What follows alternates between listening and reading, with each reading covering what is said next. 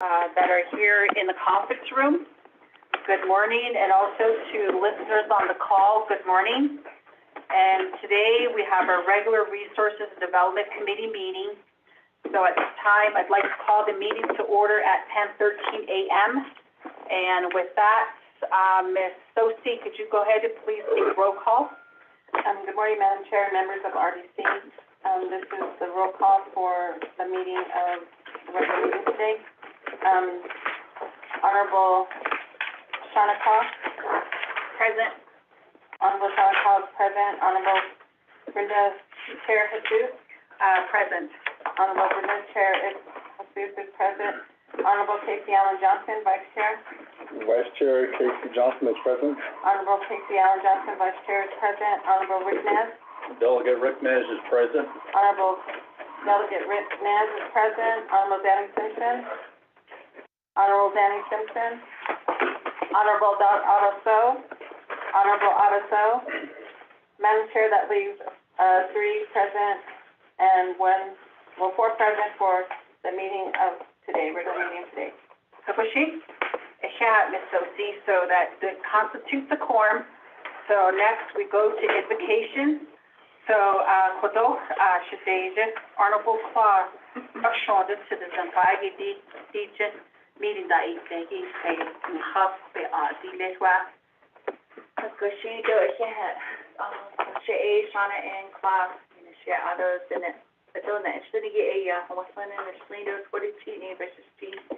Kachini da shi da kiyani da another but amado aspanishna kachini tourism afrancher be have kisole jodo le kwachama na yes kitu ta do kunjang yeah la coordinate tourism see been bio auto coordinate and ani then is long ko inanation cargo nigin idole ale ko ajo patani so coordinate chines so ko the twitter mani ado coordinate na kala na shigi asfaje na be hobe ke at ka ale man nation trago so be no ado ani ko one has agi chines chone ado ne ja nala tanzani che masane ado be haje ki ale ko Bansi case, the corded man, so some many corded the car, so Ashtana Ageston, a Nakaima Dole, the corded inside case, Nahata, because then nothing to like it.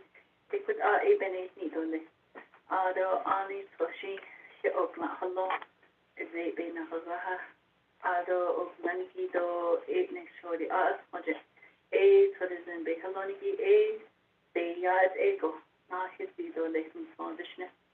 I could a tourism. Other Conan his the lot for a bene lidole. Other history dosan in Leniki. Other his Leniki so Avisado Cordis in Napitala. Other Hala Eco RDC A Bananashigi Co Kaya than Leniki Top. Other Nist Asmaja A Shako within the idole. Other yet a Baby Catholic. It could ain't a tourism. Jana has slain, audition. Jana has slain, Jana has slain, Jana has slain, Jana has slain. Ado Shadeja, Honorable Claus, Kodo Citizen, Young Kodon, the Ningin, Copy Hain, Singo, Shahat, Pago. Ado Kona, a not so he announcements. Do we have any announcements here this morning? Members of Resources and Development Committee or Mr. Tahi? Madam Chair, members of RDC, and the announcements for today is on tomorrow, for August 24th at 10 a.m. is your NABI regular meeting, which will be held at the Nomination Council chambers.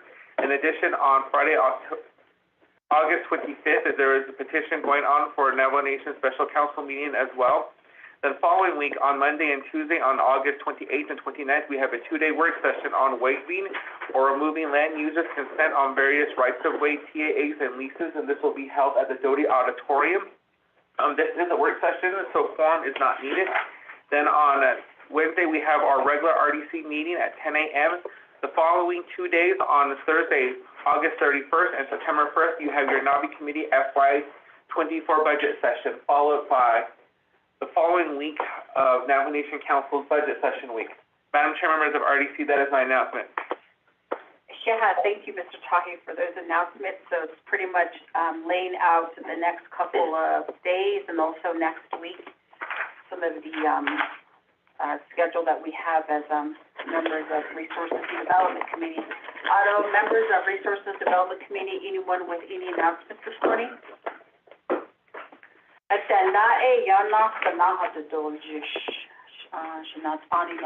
Going on to the item 2 on the proposed agenda, recognizing guests and visiting official. At this time, I'd like to go ahead and allow members of Resources and Development Committee introduce themselves, starting with Vice Chair Johnson. Okay, Madam Chair, Sue, thank you for that. I'd like to thank Honorable Sean Paul for that beautiful prayer. Just want to say good morning to everybody here, RDC members, RDC staff, council, and everybody here that's in the room. Good morning. Good morning. Morning. All right, good. Glad you guys are here today with us. So, Casey Ellen Johnson, Chef. Madeshki Ninashnu, Hashkan Hado, Bashashin, Hanami, this Che, Imagine Dishnella, Ego the Ninashna, the Beda and Nasha. So I'm from Cameron, Gray Mountain area, and my dad, Al Johnson, they're all from up toward Grand Canyon, that area. So that's where the origin story is from. So our origin story. So that's where my roots are. So just wanted to share that with you. I'm also the vice chair for RDC, as well as the vice chair for Navajo Land Commission. And I'm also part of the 25th Navajo Nation Council. I represent Cameron, Coal Mine, Tulani Lake, Bird Springs, and Loop 5 chapters, District 3 and 5. So those are the chapters I represent in the communities. So just wanted to welcome everybody here today. Let's have a great meeting, and let's all get home safely. Thank you. Yeah, Vice Chair Johnson. Next, I'd like to go ahead and allow Honorable Clough introduction. Good morning, everyone. My name is Shauna Ann Clough, the council delegate for Chinle, and I just want to say good morning to all of our staff here, our legislative council, as well as our legislative staff, and then also those online.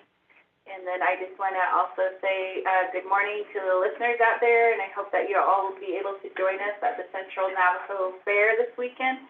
We did start with our pageants. The baby contest tonight is a preteen. Tomorrow will be Miss Central Teen, and then Miss Central Navajo, as well as the parade. So we are also hosting a live stream view of the U.S. NS Navajo ship, and that will be held at Wildcat Den starting at 9:30. So we are encouraging our veterans to come and join at the Wildcat Den. And then for myself, I will be also attending the event in person in Louisiana, and we are also hosting a dinner recognition for our Chinle native, also former Miss Navajo, Miss Jocelyn Billy Upshaw. So they will be honoring her with the work that she has done with CDC as well as the U.S. Navy. And so I am pleased and also honored to be a part of that and to represent Chinle, which is her hometown, as well as being a part of the DDC as a shareholder. And then also being a mother of 3 active duty. I have a son in the Air Force, one in the Army, and then one in the Marines. So this is a very historic moment for the Navajo Nation, as they are recognizing the Navajo Nation for being a longtime partner. We have held our veterans in high regard, as well as they have been warriors in every battle the U.S. has fought in. So I just wanted to take time to thank our veterans this morning. With that, Madam Chair, I'll turn it back over to you. Honorable Clough for recognizing veterans again, and great job to previous Miss Navajo Nation, Miss Jocelyn Billy Upshaw, her name now, huh? Great. Ado Shanai, Honorable Ness. Of course, Rick Nez in Shiawasanan, or zay touching the chin the knob in the shadow. Here on it, the Shinala Hodoid, and then Schneidos found the chapters, the National Shigay, said that on a alphabet. I wrote Session Money and the Nation one. I don't need Nazar, alcohol, ghetto, upper full and a door, clay, burning 8 piece toss of card, Newcomb 8 piece in the skis for you. So, yeah, back to you, Chair. Yeah, Ado Konashi,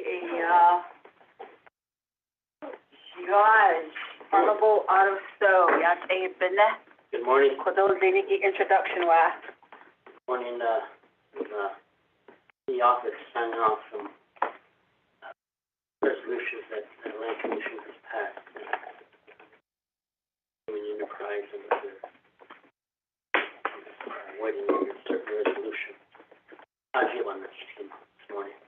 But, again, she also, and she had all, now couldn't and she had all, and she had a couple of, but she look at and that she thought it's not really that she but I and she go 20 minutes to the day the page one and she know but gosh it was just so I don't members of the Resources and Development Committee, she was Madam Chair, I did Vice Chair, do I much of my fun and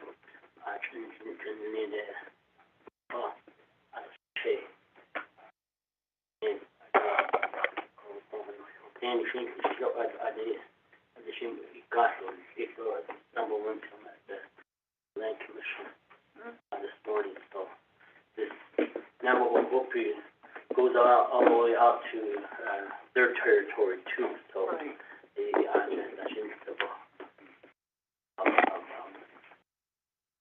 the Kenya and that Navajo Land Commission that has been inherited through the Navajo Hope Land Settlement Act. I just wanted to with that so yeah, thank you. Hagwashin Yaha Shiar, Honorable Otto Stowe, Otto Konashi, That they think that A. Bennett, good morning. Shea Brenda Jesus in Shiedo, Tnarjin, Shlon, Twittering, Bashin, Wanagani, the Shado, Hane, the Shinala, Akota, Son and the Shlan. And I humbly represent the communities of St. Michael's, Oak Springs, and Pine Springs, and serving on the 25th Navajo Nation Council. I just want to greet everyone. Good morning, and thank you for being present here today. Otto, next, I'd like to go ahead and take it to Legislative Services staff, Mr. Tahi. Good morning, Madam Chair, members of RDC, those present, those online. My name is Rodney Tahi. I'm the Legislative Advisor for Resource and Development Committee. I'm Kiani and Central Kenneth, and I'm originally from Arizona. Thank you, Madam Chair. Yeah, Mr. Tahi, Mr. Mose. Morning, Madam Chair, and all the members of RDC and guests here and online. Sherry Leonard Moses, she has to say that, I'm sure, she's not going to get anybody change. And she does take that to a part, that's not like one with one. Yeah. Otto Masosi. Yes, and Madam Chair and members of RDC. Leslie Sosi, Sohoklini, but it's being set up at the state, focus on additionally, and I work with legislative branch. Yeah. Ms. Quinn. Good morning, Madam Chair, Honorable Delegates, and everybody else in attendance. My name is April Quinn. I'm with the Office of Legislative Counsel. Yeah, thank you. And then, Jalissa? Good morning, everyone. Jay Jalissa Johnson, Shannon, Kiani, versus Chief, Ogan, versus Hana, versus Nala, and the Altianos, Thank you. Ms. Jimwell. Yes, good morning, everyone. My name is Samasa Jim. I'm with the Office of the Speaker as the Legislative Staff Assistant, and Shanigi Aya Tanabis Management. I'm going to Thank you. Mahayo? My name is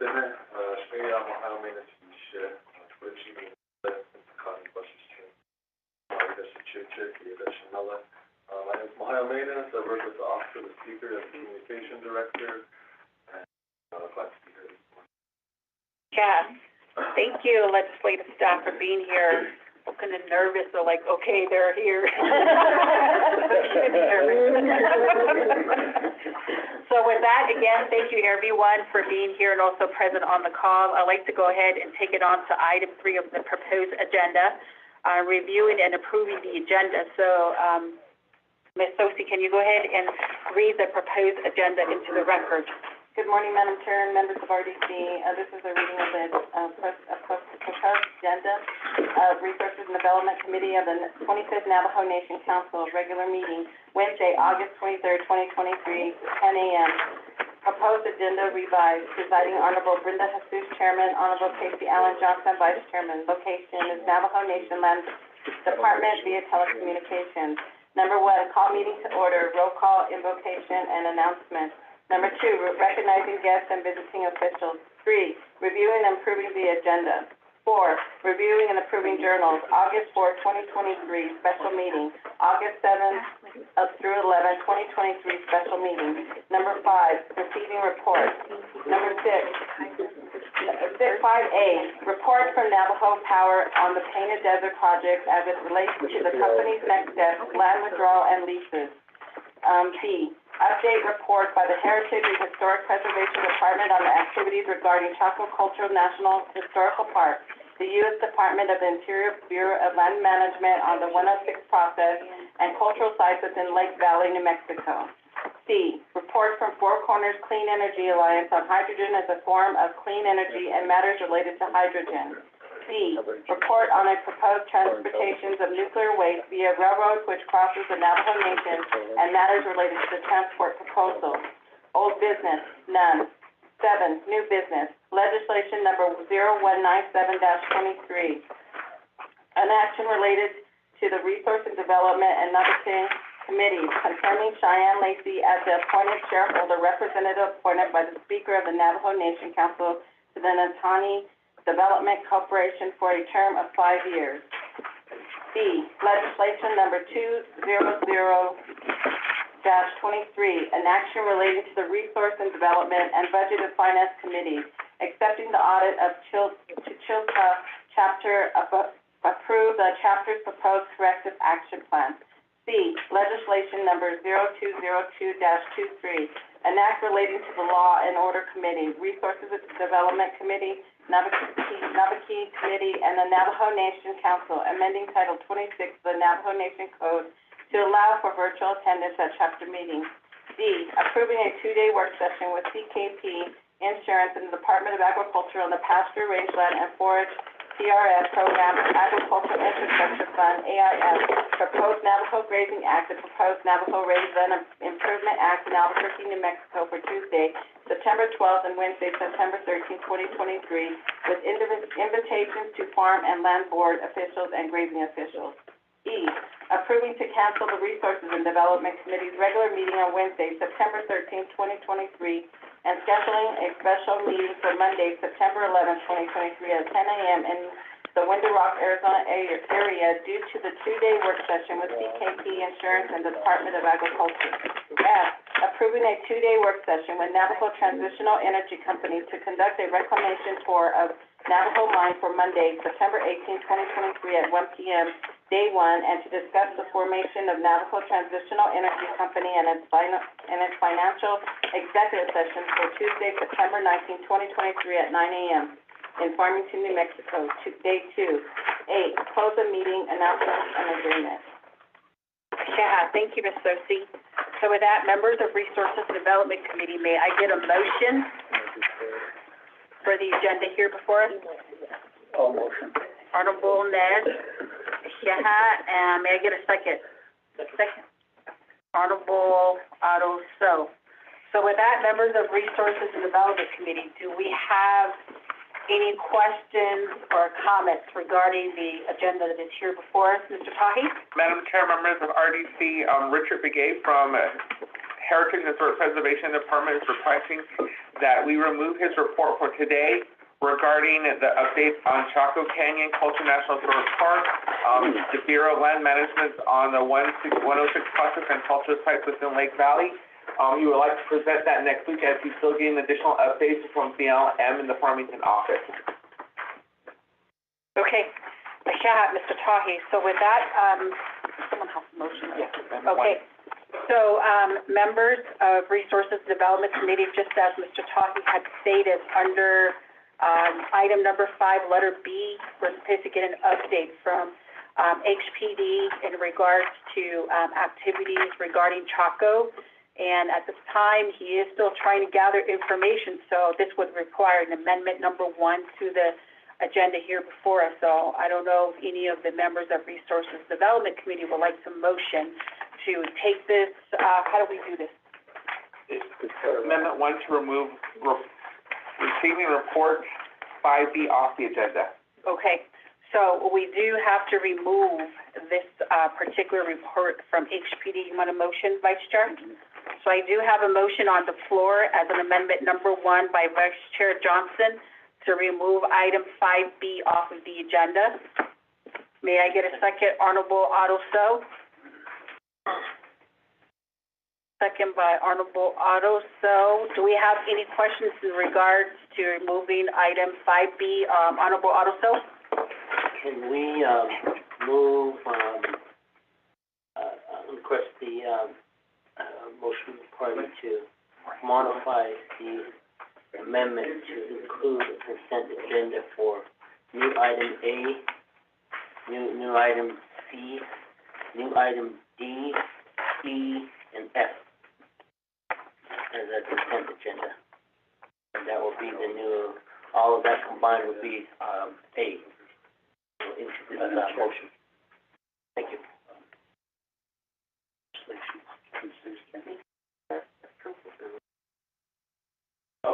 Okay, so, Go into uncharted territory.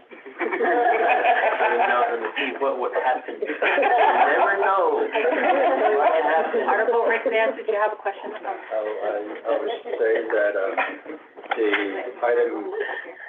the agenda items D, E, and F cannot be part of the consent agenda on legislation. Thank you, Honorable Nance. Ms. Khan? Madam Chair, I was going to state the same thing. Okay. With the consent agenda as regards legislation. So, members of Resources Development Committee, we've heard from Honorable Otto So to, do a consent agenda, but we've heard from legal counsel that for items, under, which one is it? New business, D, E, and F cannot be, added as a consent agenda. So technically, that leaves, letter A, legislation 0197-23 and legislation 202-23, as consent agenda. I don't know if you still want to go ahead and proceed with it that way. Honorable Ness? You do follow up with them? Yeah, I want to follow up with Otto. Just with that, I'm gonna go ahead and, withdraw on the consent of, So you're gonna withdraw, okay. Thank you, you made things a little bit more simple for me. So, if we're still doing the consent A, B, and C, right? He said he's gonna withdraw. Yeah, withdraw his request, right? Yes. Oh. So we're gonna leave it as is with the exception with amendment number 1 just being, removing item, 5B. 5A. Okay. Honorable Ness? Madam Chair, honorable members of Resource and Development Committee, I would like to request modification to Amendment 1 from the motioning party, Vice Chair Johnson, as well as, Honorable So, to,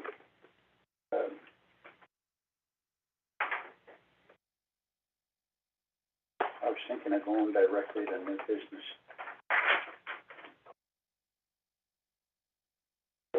Going to new business, okay. So with that, motioning party, Honorable, Vice Chair Johnson, there's a request here to also modify amendment number 1 to go straight to new business. It's okay with you? Otto in the Otto Shiaj, Honorable Otto So? Yes. Okay. So with that, we do have amendment number 1. Number 1 is to remove item 5B off of the agenda. Otto Aya, we also have a modification to amendment 1, adding that new business, item 7, from letter A to F will be taken care of before, item number 5, receiving reports. So with that, any other questions on members of Resources Development Committee?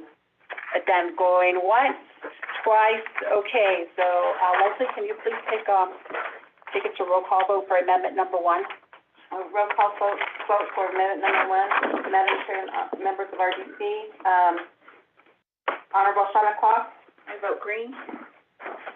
Honorable Vice Chair Casey Johnson. Vice Chair Casey Johnson votes green. Honorable Rick Nez. Delegate Rick Nez votes green. Honorable, Danny Simpson. Honorable Otto So. Present, or green.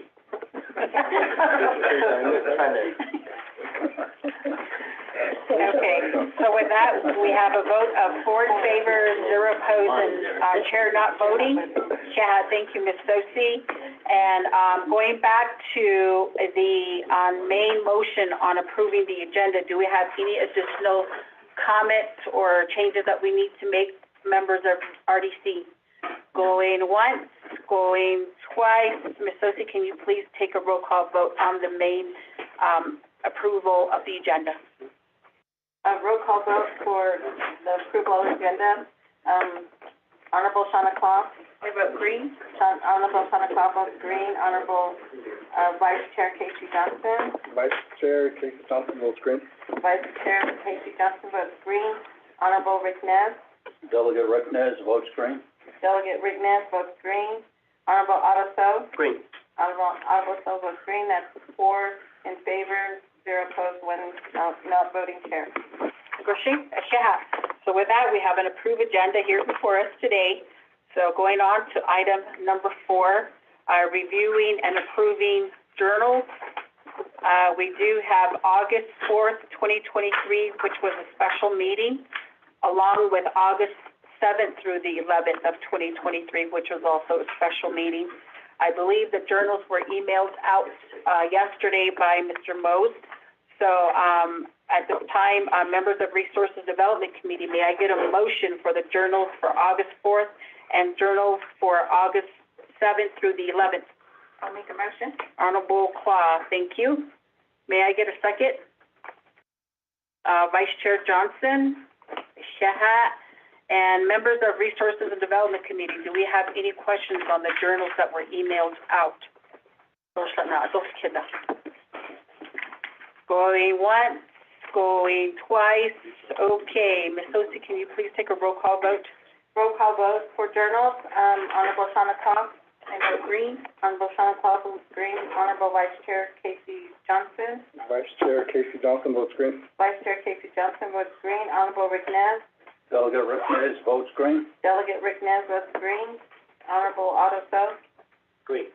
Honorable Otto So votes green. That leaves 4 in favor, 0 opposed, 1 non-voting chair. Hagoshi? With that, motion carries. We're going on to item number 7, new business. Letter A, legislation 0197-23. Okay. Mr. Tahi, can you please read the legislation into the record? Madam Chair, members of RDC, you have legislation summary sheet for tracking number 0197-23, date July 26, 2023.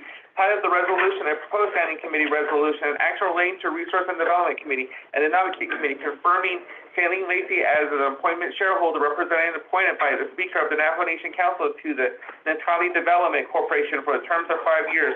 The purpose of this resolution is to confirm the appointment of Shailene Lacey as the appointed shareholder representative to the Natali Development Corporation for a 5-year term.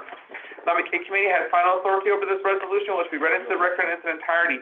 The primary sponsor of this legislation is Honorable Crystal Curley for tracking number 0197-23, an action relating to Research and Development, and the Nominee Committee confirming Shailene Lacey as an appointed shareholder representative appointed by the Speaker of the Navajo Nation Council to the Natali Development Corporation for terms of 5 years.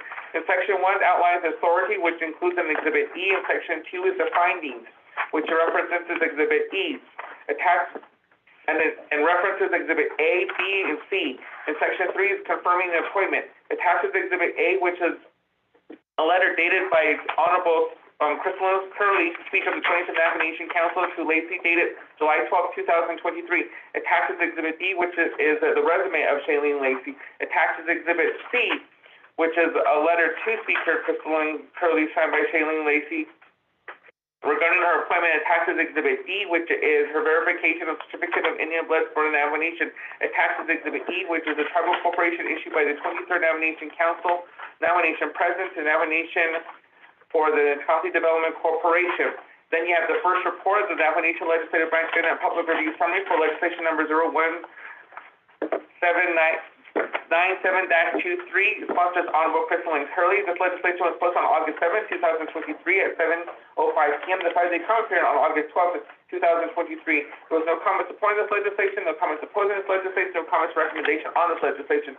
Madam Chair, members of RDC, that is legislation number 0197-23 read into the record. Mr. Tahi. So with that, members of Resources Development Committee, may I get a motion on legislation 0197-23? Vice Chair Johnson, may I get a second? Do we have the sponsor? Right here. I'm the co-sponsor. Do we have, that's what I was gonna ask, do we have an updated copy of? So that was sent out yesterday from legislation, Okay. I'm not sure if you guys received a copy. But it was emailed and updated. It wasn't emailed out.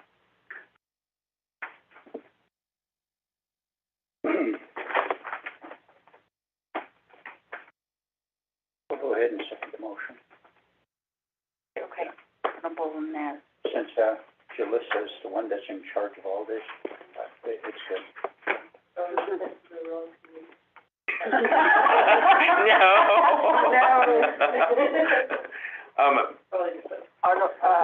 Mr. Tahi? Madam Chair, members of RDC, just to get verified, to confirm, Shauna Enclaw is the co-sponsor of this legislation on 0197-23, and is on the DIPS website as well. Kushi? Shah. Thank you for the confirmation. With that, Shadeja Kushi Nathan Sha'ato for 20 minutes on this legislation 0197-23. Kushi, to everyone in the room, honor those that are online, and I am the co-sponsor, Shauna Enclaw, and our sponsor is our Madam Speaker, Crystal Curley. So as you can see in the legislation here, this legislation is coming before the RDC Committee and also Nabigiyas Committee and Navajo Nation Council in regard to our Title 26 of the Navajo Nation, for the Nandani Development Corporation. And here I do have our appointed proposed individual, Ms. Cheyenne Lacey, and she is also here today to also give a little bit of background, her education, and then also she is being appointed by our Madam Speaker, Crystal Curley, to serve on the Nandani Development Corporation. So with that, I will go ahead and allow her to introduce herself, and then she can also share her experience, her education, her expertise, and what she hopes to bring in representing the Navajo Nation. So Cheyenne, I will turn it over to you. Yeah, day everyone, honorable delegates and committee members, thank you very much for having me this morning. My name is Cheyenne Lacey. I'm from Gallup, New Mexico, currently living in Santa Fe, New Mexico. I work as the finance coordinator for the Southwestern Association for Indian Art. My background is in business management and specifically finance. I own two companies. One is Land Object, which is a clothing brand, and the other is Hosa Management, which is a digital strategy firm, in addition to my role as the SWIA Finance. I'm really excited about this opportunity because I've read through the charter. I think this organization is a really great idea, and we just need some help getting it off the ground, and I think I'm the person to do it. I have a master's degree from Harvard in management, where I really honed my skills in learning about finance and compliance and ethics and you know, all the great things that we need in order to run a successful business.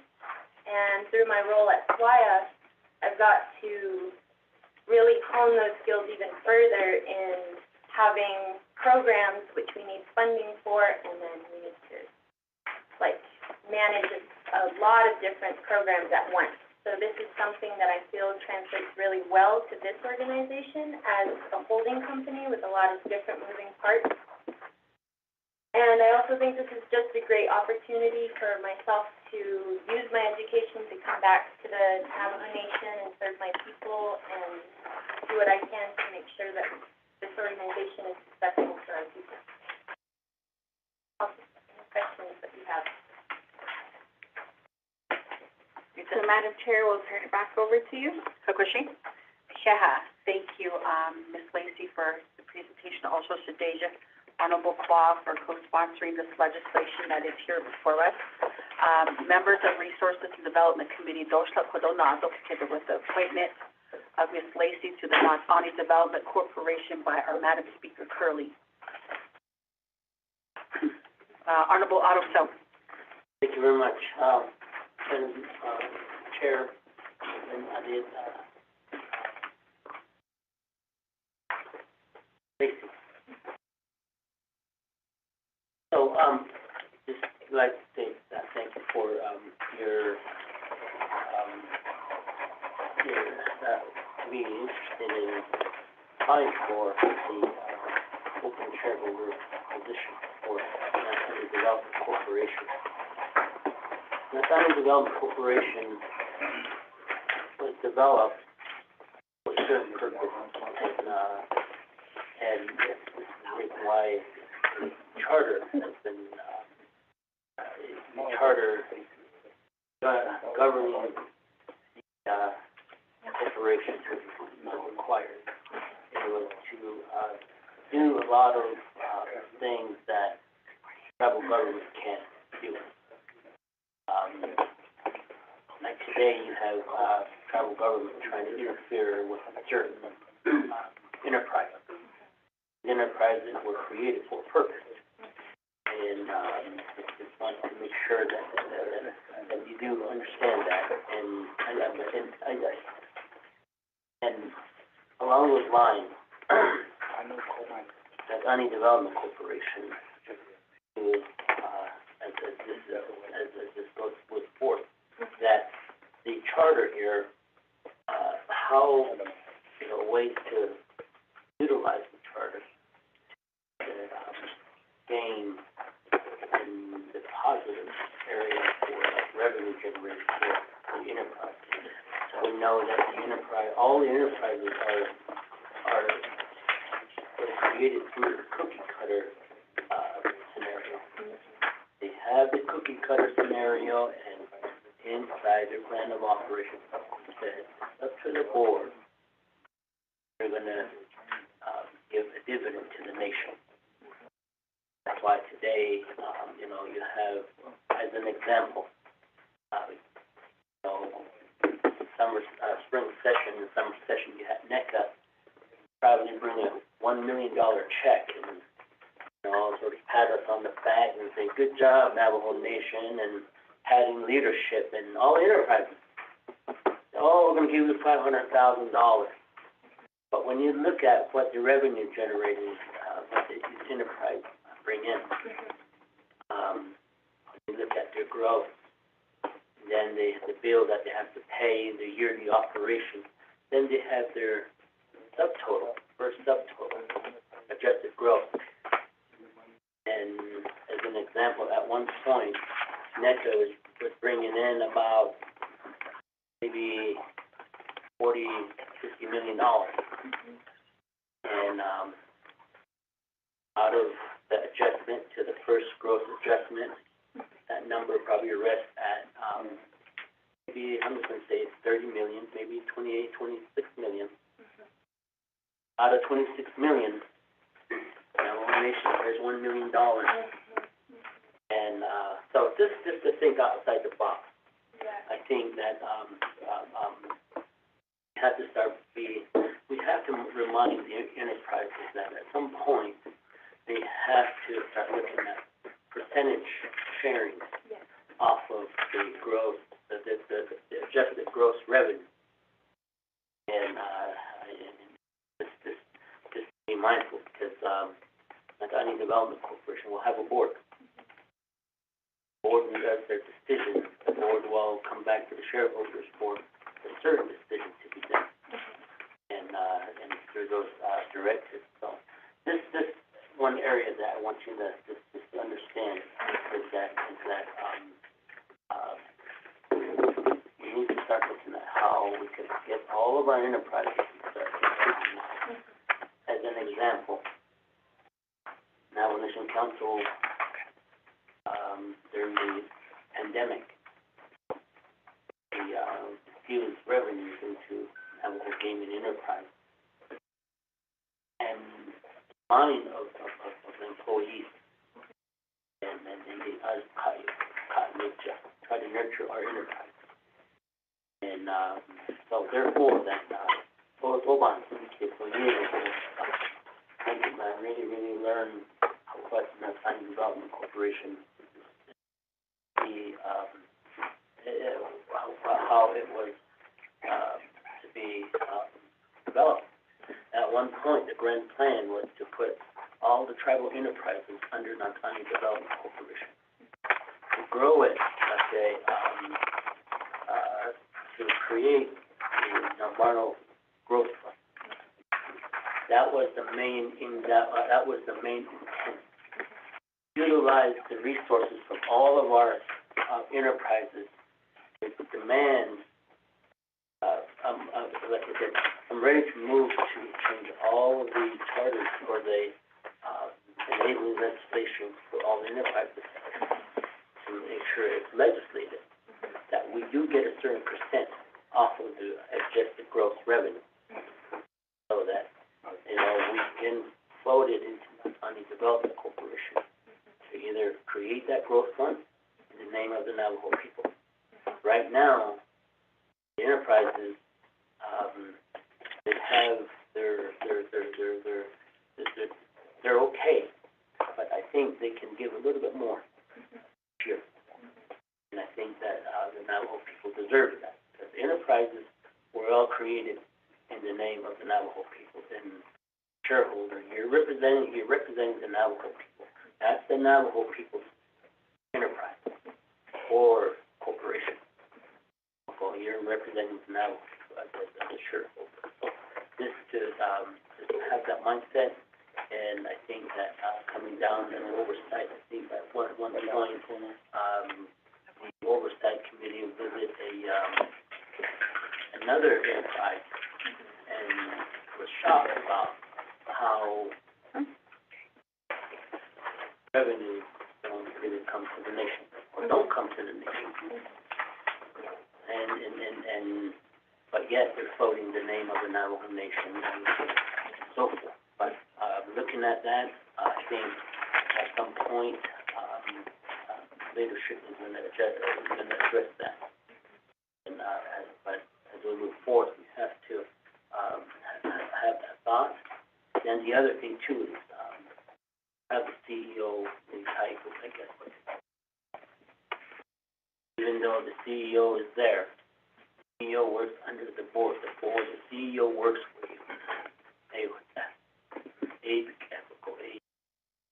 Because your interest is representing the Navajo people directly.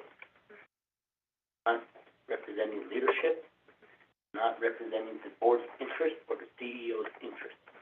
The interest is the Navajo people, whether you are a board member or whether you are a shareholder. So, this is some that I picked up over the course of 9 years. So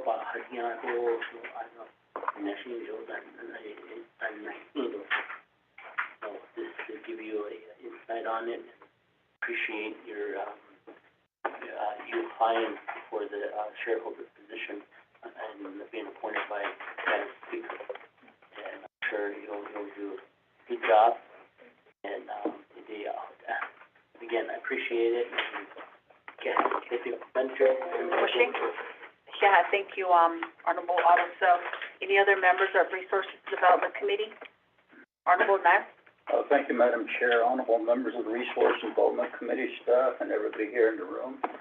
Thank you, Cheyenne, for taking the time to come before the Resource and Development Committee. And I just want to share my experience with you.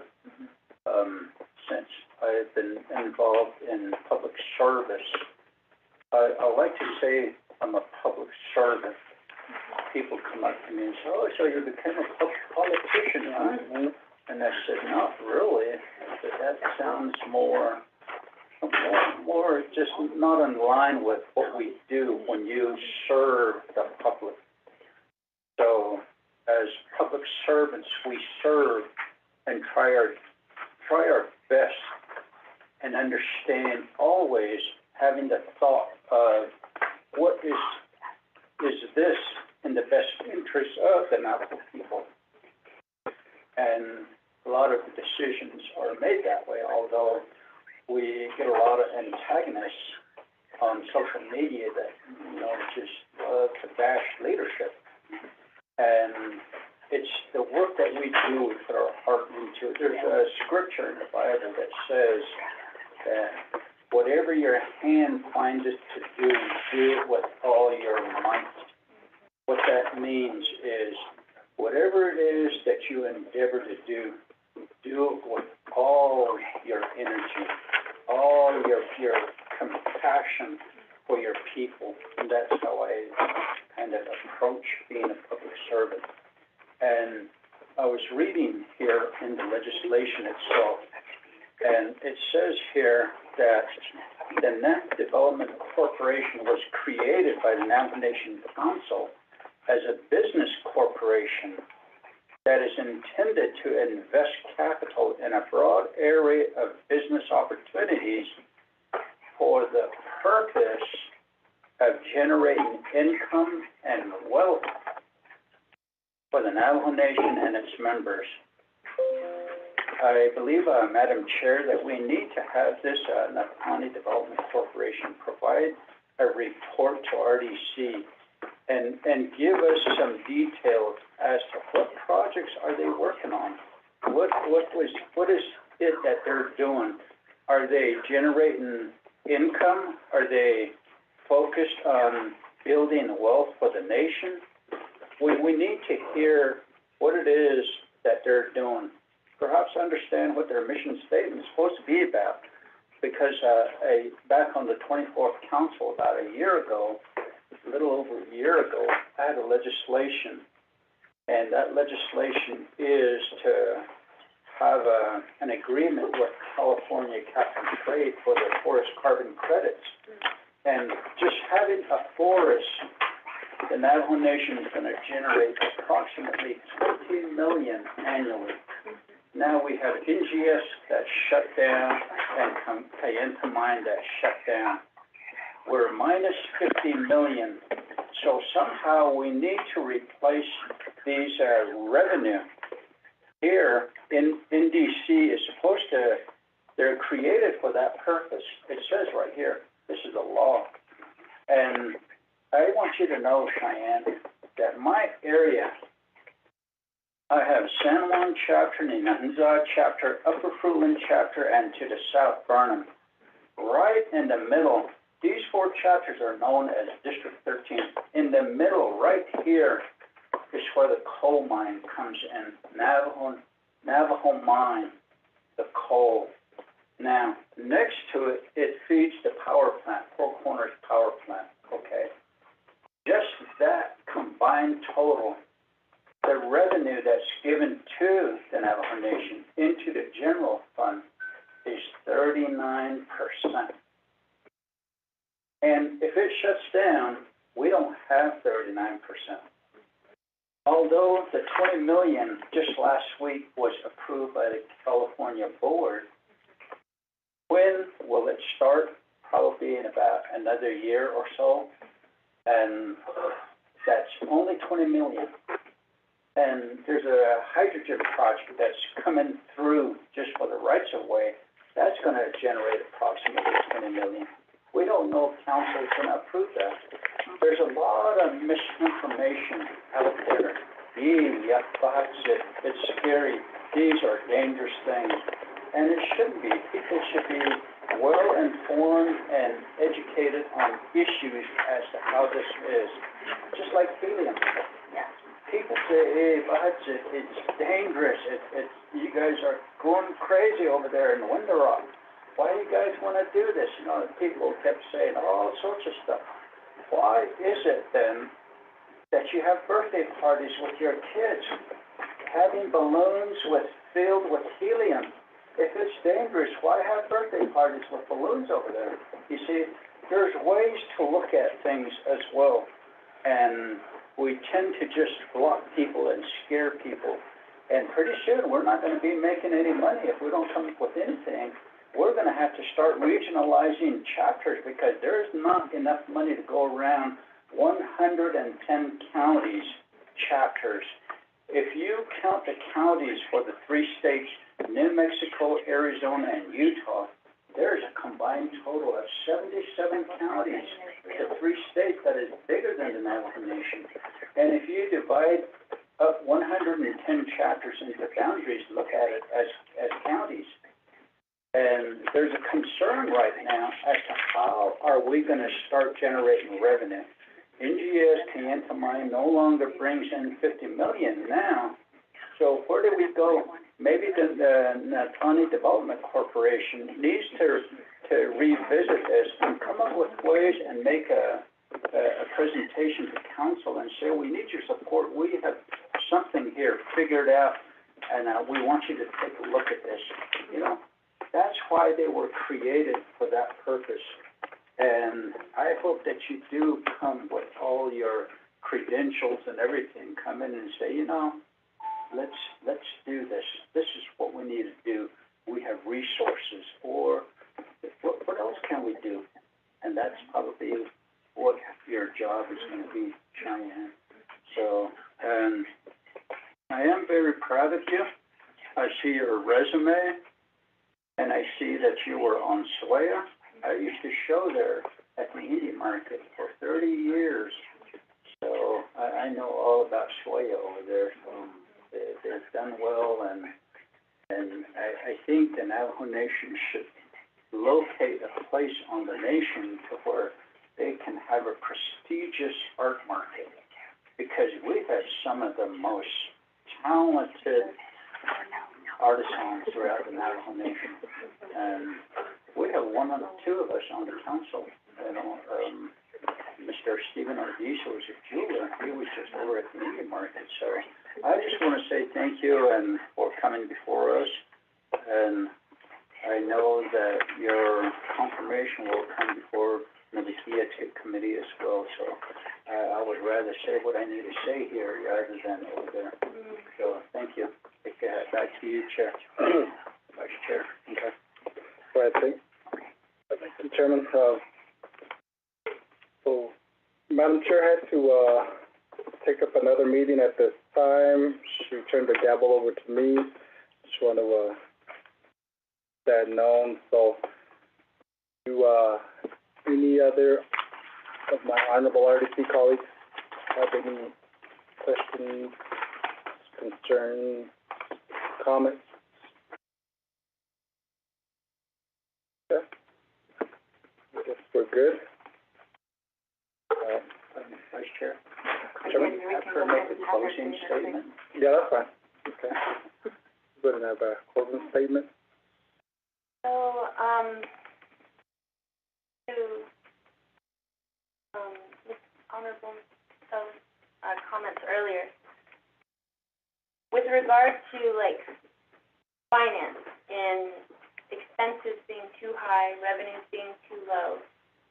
I came on at SWAYA in December, and we were not in a great financial situation, and in those just in the first quarter, 4 months, we were able to reduce expenses by 13% and increase profits by 33%. So I do understand the mechanisms behind effectively, but also strategically managing those expenses without taking the wind out of the organization or not preventing them from doing what they need to do.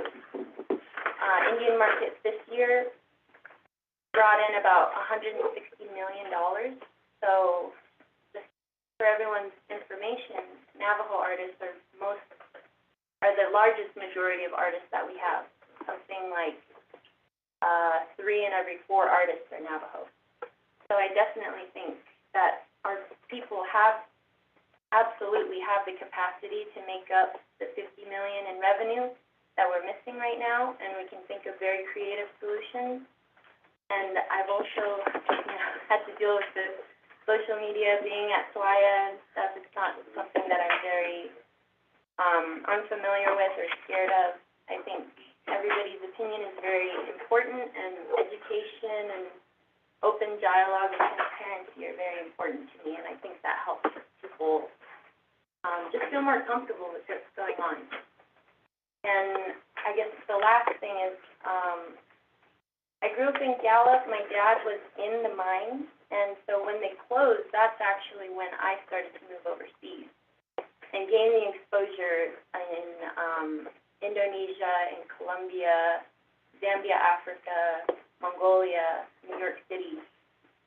And I think it's just time for me to come back and kind of fill that hole that so many other families have felt and hadn't been as fortunate as I was to be able to move away and, have a education like I've had. So I'm really honored and thankful for your time and for being at this meeting, and really appreciative for the advice and perspectives that you've shared. Thank you.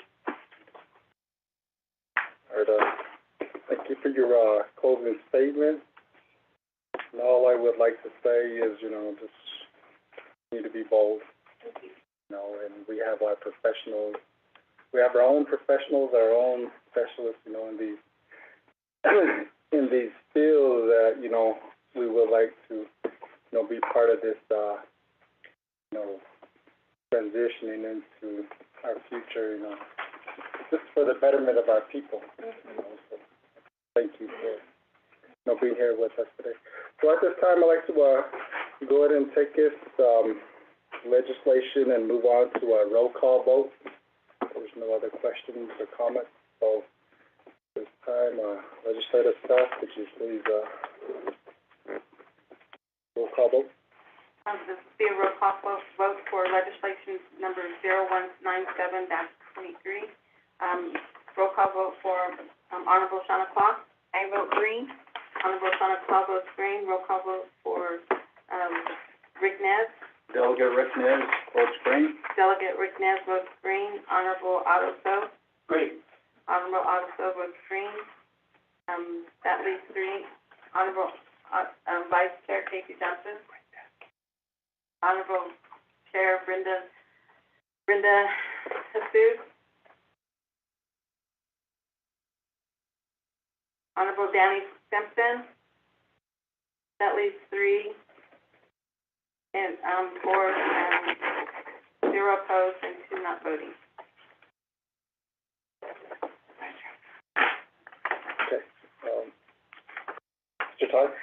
Vice Chair Johnson, members of RDC, just for clarification, it's 3 in favor, 0 opposed, and Vice Chair not voting, just for the record. Okay. Thank you, Mr. Tahi, and thank you, Ms. Sophie, for taking that roll call vote. So, motion carries. Legislation passes. RDC, we'll move on. I'm very excited. Honored.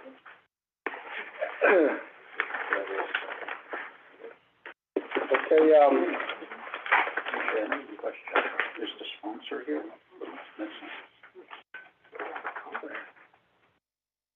sorry? Vice Chair Johnson, members of RDC, sponsor for legislation 200-23 is not currently available. The Budget and Finance Committee is still going on as they're still doing the comprehensive budget as well. So the sponsor's not present. The same for the next legislation too? The, recommendation for the, proposed corrective action plan. We addressed this in a regular committee setting there's a timeline that's in place. The minutes and the, so forth, and then with whatever's on the agenda. If it's okay with the committee, maybe we could have if we have another corrective action plan coming up, maybe have like a leadership meeting just on asking questions on this. Mm-hmm. That way, when it comes back to the committee here, we just motion seconds, all taken care of. The discussion at the leadership meeting. The recommendation, I'm not saying, but if you guys are okay with moving through like this, and I'm okay with that too. Just the recommendation. Good. Thank you. Thank you, Speaker Stowe. Ty? Vice Chair John Towers of RDC, I will arrange a work session, on a corrective action plans, and I'll invite all the additional parties that are responsible for these corrective action plans as well as the audit firms that they utilize, so that way you get a better understanding of how they do their corrective action plans.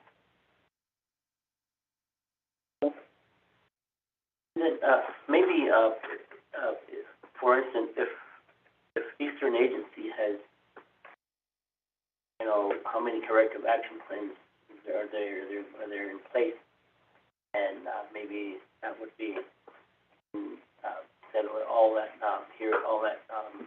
Fire Rock or something like that come up and that one day discussion with them. Whether we go through one or two, we know it's a long discussion, but as we take care of them, and that way a lot of that discussion, because a lot of what's being right now, it's being aired, and people are over there and getting their darts and throwing it and say, oh, chapter this and they did it and all this stuff, but under the corrective action plan, it gives the chapters a chance to fix all of the audit issues and come back into compliance.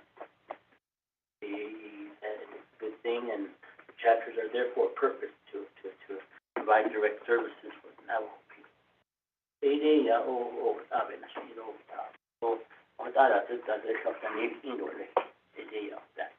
Thank you. Speaker Stowe, Mr. Ty?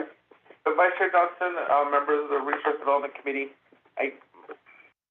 my understanding is you want to take action on all the corrective action plans. I'm going to say that would be impossible as of now, because each of those corrective action plans requires audit individually. In addition to that, it requires the sponsor from that area to sponsor it. And then it needs to go to Office of Legislative Counsel for drafting of those legislation and to be posted for the 5-day comment period before RDC and Budget and Finance Committee can review the audit plans and ask questions. Since these are audits and they're public document and it goes to Office of Legislative Counsel, it's open to the public automatically. The only solution I can think of, if you guys want to have this discussion in private, is to go all into executive session regarding all the audits. Mm-hmm. But that would be up to the committee, and since all the information is posted online, it's already public information. Thank you, buddy.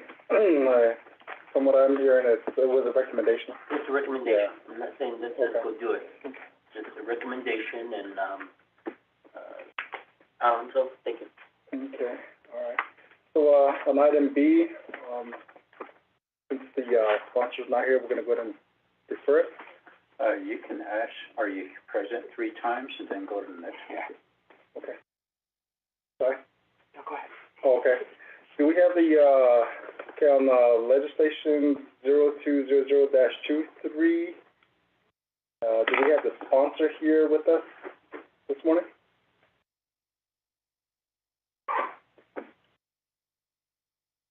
Do we have a co-sponsor?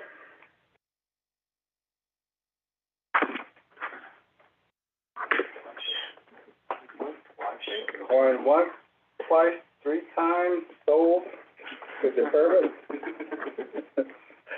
So, okay.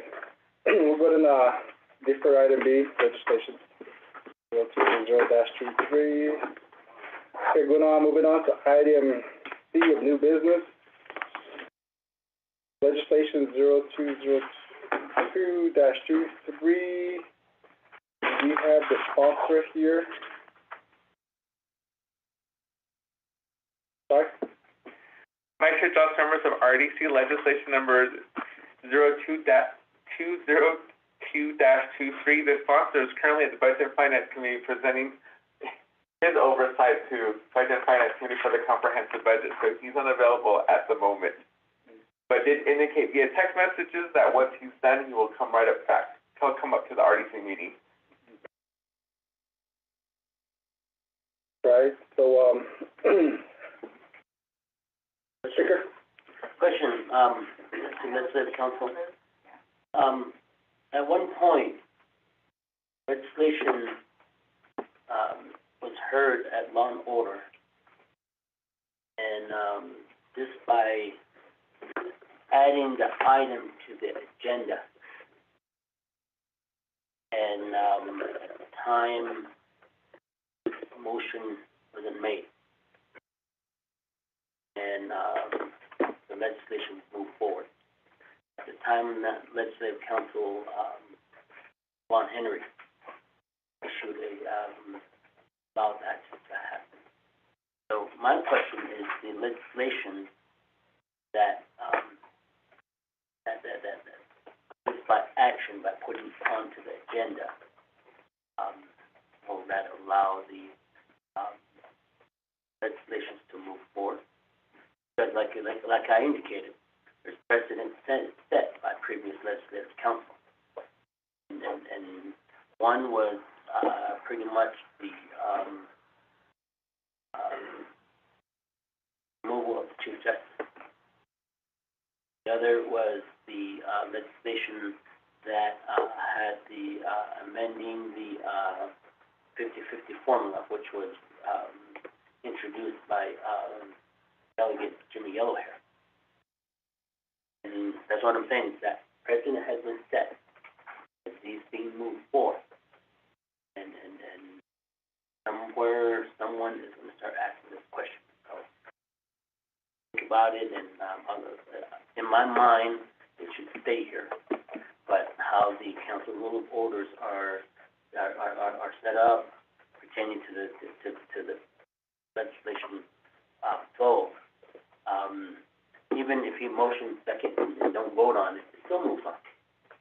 Or if committee tables it, it still moves on. But we're not the final authority. That's just some to see if we could expand on that. Thank you, Paul? Yes, I'd like to add into that. For myself, I have a question on the legislation. So I would prefer that the sponsor be here, and this is regarding Title 26. So, RDC does have oversight over that, and I believe that we do need to have the sponsor present. And then in addition to that, that was a requirement made to delegates, is that if you have a legislation, that you need to be physically present to, present your legislation. So I just wanted to say that, and I'll turn it back over to you, Vice Chair. Thank you. John Woodclaw, Chairman. Thank you. This is why, as sponsors of legislations, that it's very important that they ask for a co-sponsor as well. And both of these legislations, one, the audit of chapters under DCD, we are the oversight as well for that. And the last legislation we just passed, if you'll notice at the bottom, it says, the Office of Legislative Counsel requests each council delegate to review each proposed resolution in detail. And that's why it's important, because we're creating a law. We're enacting a law that will become a law. And sometimes it's good that we do consent agendas, because it moves forward, and there we have some serious discussions about it. Yeah. And as oversight, sometimes we need to dig deeper and have a good understanding, like Title 26. Okay, what does it say in Title 26? It says the majority of the chapters have to present a resolution. So all of you sitting here as lawmakers, you need to go back to your chapters and ask for a resolution first as well. See whether they support this legislation or they oppose it. And that's where we need to do our jobs, because it is our jobs as delegates, even though some may say we don't need to attend meetings at the local chapters.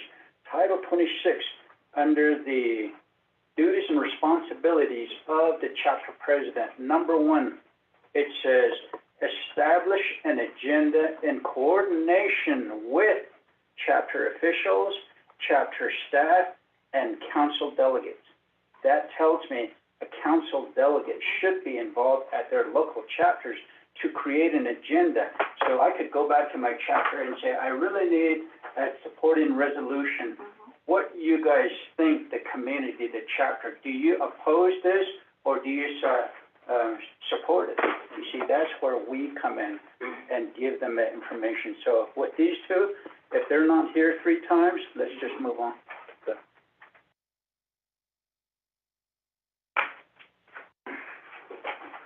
Thank you, Chairman. Do we have any other questions? I'd like to give it the floor to our legal counsel. Good morning. Good morning, this is Mariana Khan with the Office of Legislative Counsel.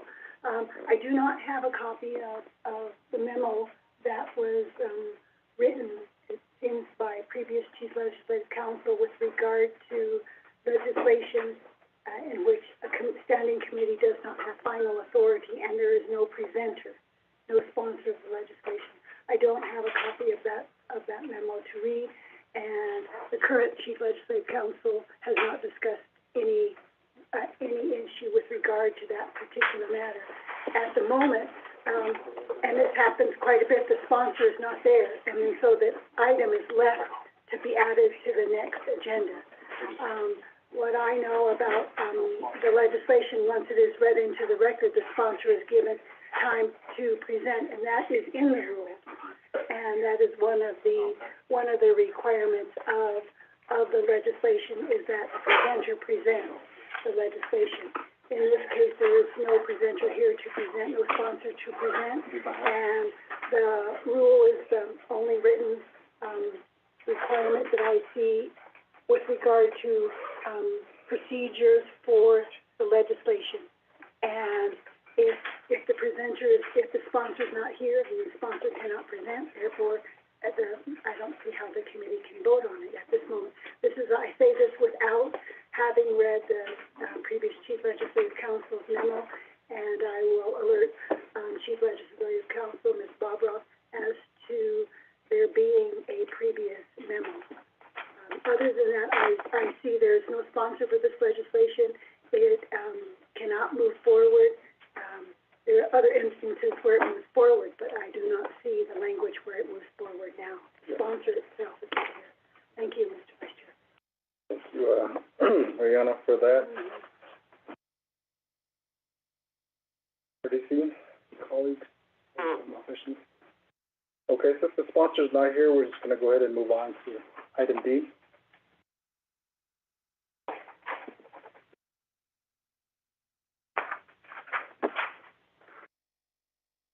All right. Move on to item D.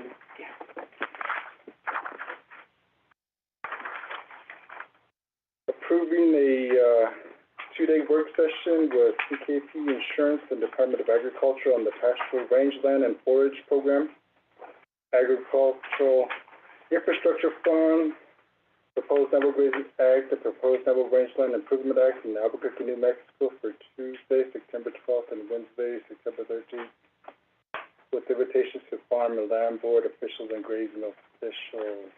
Mr. Ty? Vice Chair Johnson, members of RDC, regarding this work session,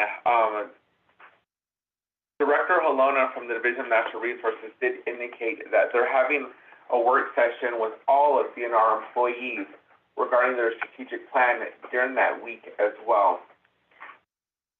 They're going to be sending out an invitation to the Resource and Development Committee to attend this work session. Will be held in the Farmington area at the Civic Center.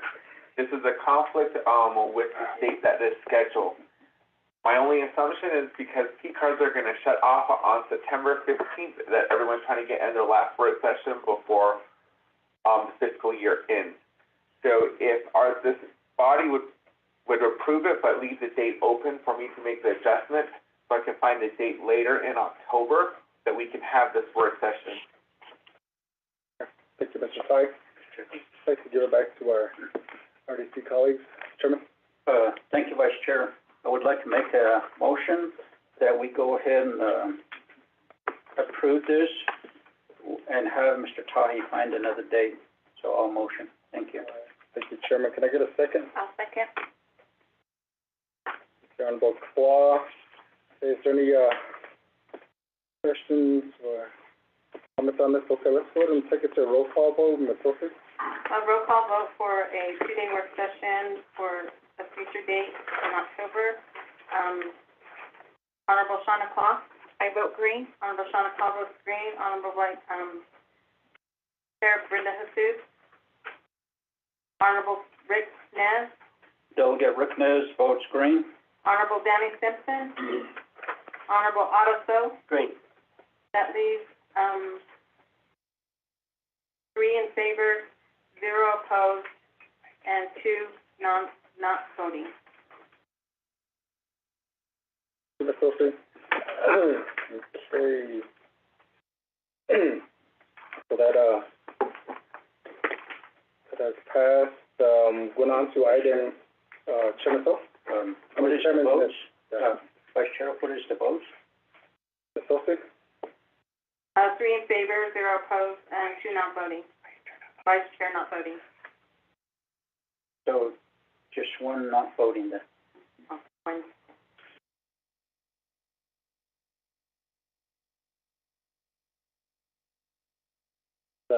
Clarify your question, Chairman? Yes. Okay, thank you.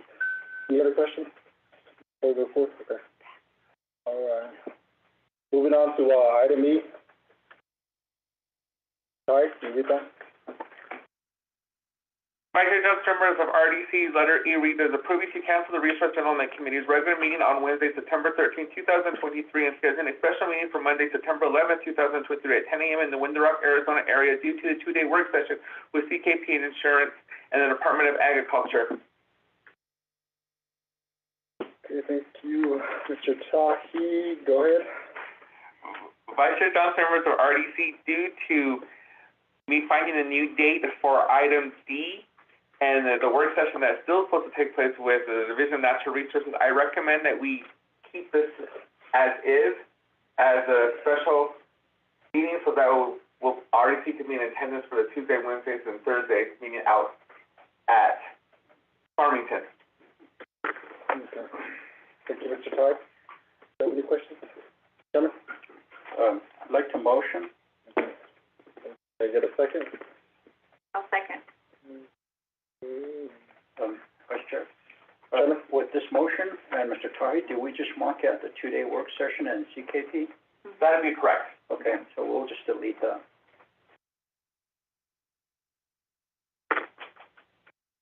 Any other questions? Ms. Sophie, let's go and take it to a roll call vote. A roll call vote for item E, special meeting to Farmington. Honorable Shawna Claw. I vote green. Honorable Shawna Claw votes green. Honorable Rick Nez. Delegate Rick Nez votes green. Delegate Rick Nez votes green. Honorable Otto So. Green. That leaves 3 in favor, 0 opposed, and 1 not voting. Vice Chair. Okay, thank you, Ms. Sophie. All right, moving on to item F. Vice Chair Jones, members of RDC, item F reads as follows: approving a two-day work session with Navajo Transitional Energy Company to conduct a reclamation tour of Navajo mines for Monday, September 18, 2023 at 1 p.m. day 1, and to discuss the formation of the Navajo Transitional Energy Company and its financials. Executive session for Tuesday, September 19, 2023 at 9 a.m. in the Farmington, New Mexico area for day 2. Vice Chair Jones, member of RDC, that is item F. Thank you, Mr. Tahi.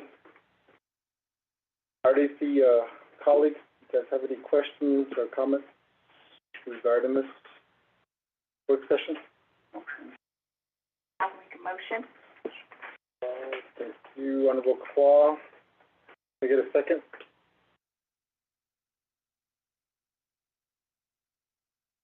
So, all right. Any questions or comments on this? Folks, let's take a roll call vote. A roll call vote for item F, work session with Navajo Transnational Energy Company. Honorable Shawna Claw? I vote green. Honorable Shawna Claw votes green. Honorable Rick Nez? Delegate Rick Nez votes green. Honorable, Otto So? Vote green. Honorable Danny Simpson? Honorable, Chair Brenda Jesus? At least 3 in favor, 0 opposed, and not voting vice chair. Okay, let's go through, okay. Going on to, number 6, receive and report.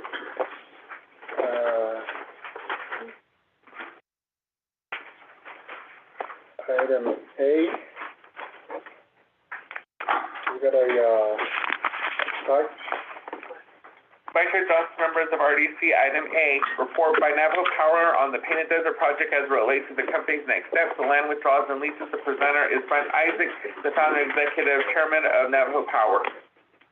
Thank you, Mr. Tahi. We do have the, presenter, Mr. Brent Isaac here, for Navajo Power.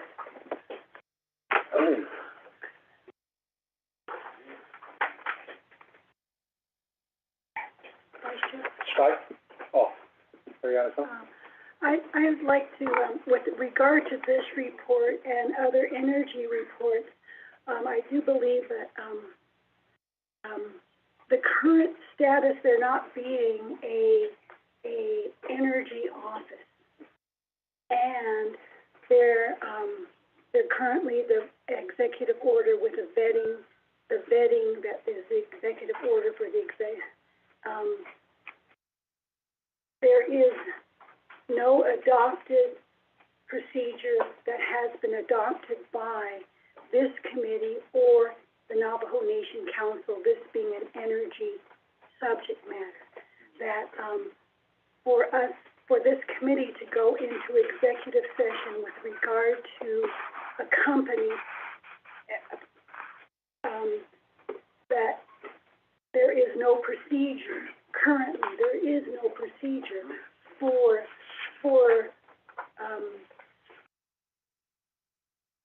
the company or any of the energy companies to follow with regard to energy proposals.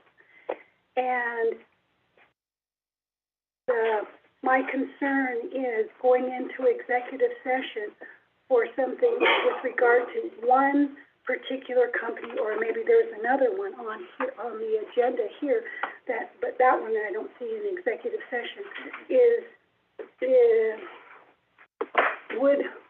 I think the next company that comes up, and there are several companies that have an interest in Navajo Nation lands with regard to development of energy.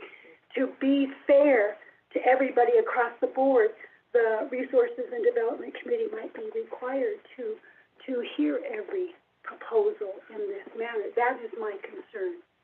I do want, I offer that as a concern,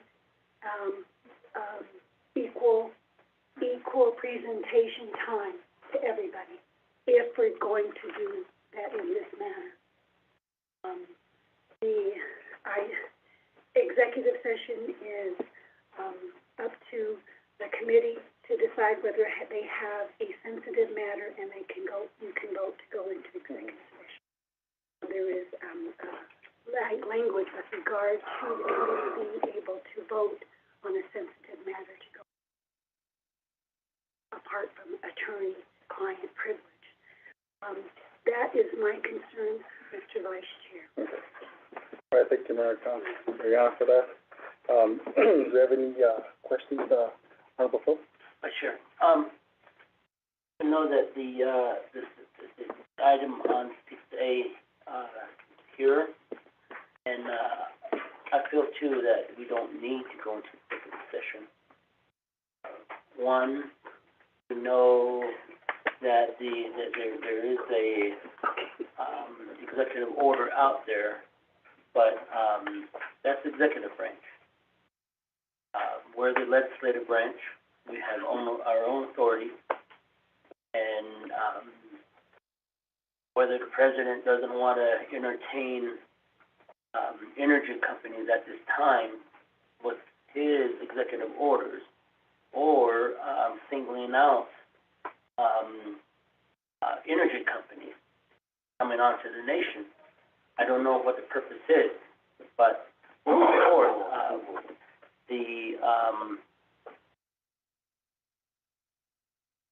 I would like to move forward to go ahead and just hear out, Navajo Power on the Painted Desert project, because it relates to energy. We are the oversight, and, again, the proper steps have been made to the committee to, allow, Navajo Power to be on, regarding Painted Desert Energy to be on the agenda. So, just like to move forward this regular reporting mechanism. Thank you. Thank you, Speaker. So, okay, do you have any other, questions or comments? RDC colleagues? Go ahead. Ms. Mariana Conigan, Mr. Vice Chair, members of the committee. I was, I'd like to say I was reading the A very carefully, very quickly, and I saw executive, and right away I saw executive session, and I see it is not an executive session, so that concern with regard to going into executive session, I'm taken in that light as Ms. Thank you, Mariana, for that. Mr. Ty? So, Vice Chair Johnson, members of RDC, I did email out the PowerPoint presentation this morning, that I did receive from Mr. Brent Isaac. In the PowerPoint presentation on slide 12, it does say executive session. However, echoing Ms. Mariana Khan's concern, legislative council, and echoing Delegate Otto So's concern, I recommend that we go forward with the presentation, but do not go into executive session, and the executive session be omitted from the report, as they did make the time to come out here. And if this PowerPoint presentation can be amended and updated and sent to me so that it does not reflect that there's an executive session that RDC will go into. Okay. Thank you, Mr. Ty. Okay. Are there any other questions, comments, Chairman? Thank you. Vice Chair Johnson, honorable members of the Resource and Development Committee. Ms. Khan is correct that, the President did issue an executive order and to create an energy vetting team. And the vetting team is all very professionally, done, established. Their job is when energy companies come and do their presentation, the vetting team diligently reviews every bit of those proposals. Now, at the end, they will decide and make a recommendation and let us know as the Resource and Development Committee, because we are the oversight over energy matters. They are not an oversight, but they are a vetting team which pretty much reviews everything and says, okay, this company here is not what they are, or there's something incomplete about this, therefore we're not going to move this forward. So that saves us time to review and go through what their proposals are. And in a way, it's set up okay, but I wish the President never did create a vetting team, because from the very get-go, we are, as the Resource and Development Committee, the oversight over energy matters. And like this, if we're gonna set a precedent and start allowing companies to come directly to us, then we can only listen, we can only hear, but we cannot make any decisions. We cannot be biased, but we can look at it and say, okay, this is what they're doing. But my question also is, who is is Painted Desert a different group of people, different from Navajo Power? That would be my question, Vice Chair. Then I would know, because if Navajo Power is here on behalf of another company for Painted Desert, then they should be here as well. It is what I think. So it's your decision here, Shenandoah Flanagan. Okay. Thank you, Chairman. I'd like to, I appreciate all your, comments and your input on this. And, sorry? So Vice Chair Johnson, members of RDC, to answer Delegate Nez's question regarding the Painted Desert Energy, that was a question I did ask of Navajo Power.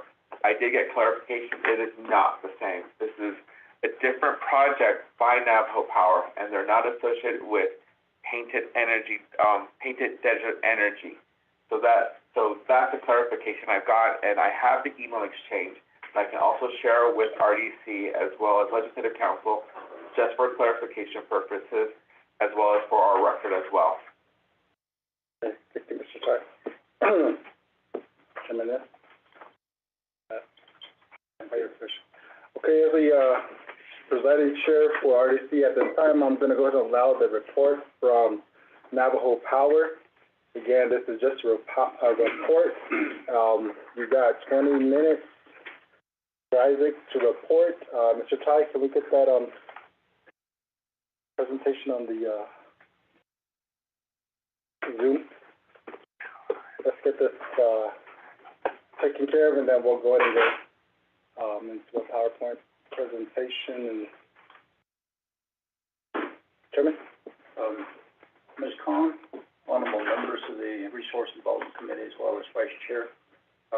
During this presentation, I see that there's only one name on here, Mr. Brett Isaac. So if he has agents, do they need to be identified?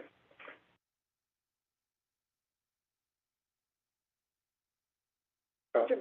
Vice Chair, members of the Resources and Development Committee, Delegate Nez, for record-keeping purposes, it is always a good idea to whoever is presenting to state their name and their affiliation with each other, or whatever title that they have, so that our Resources and Development Committee record may reflect the statement of the individual and attribute it to the correct person or correct company.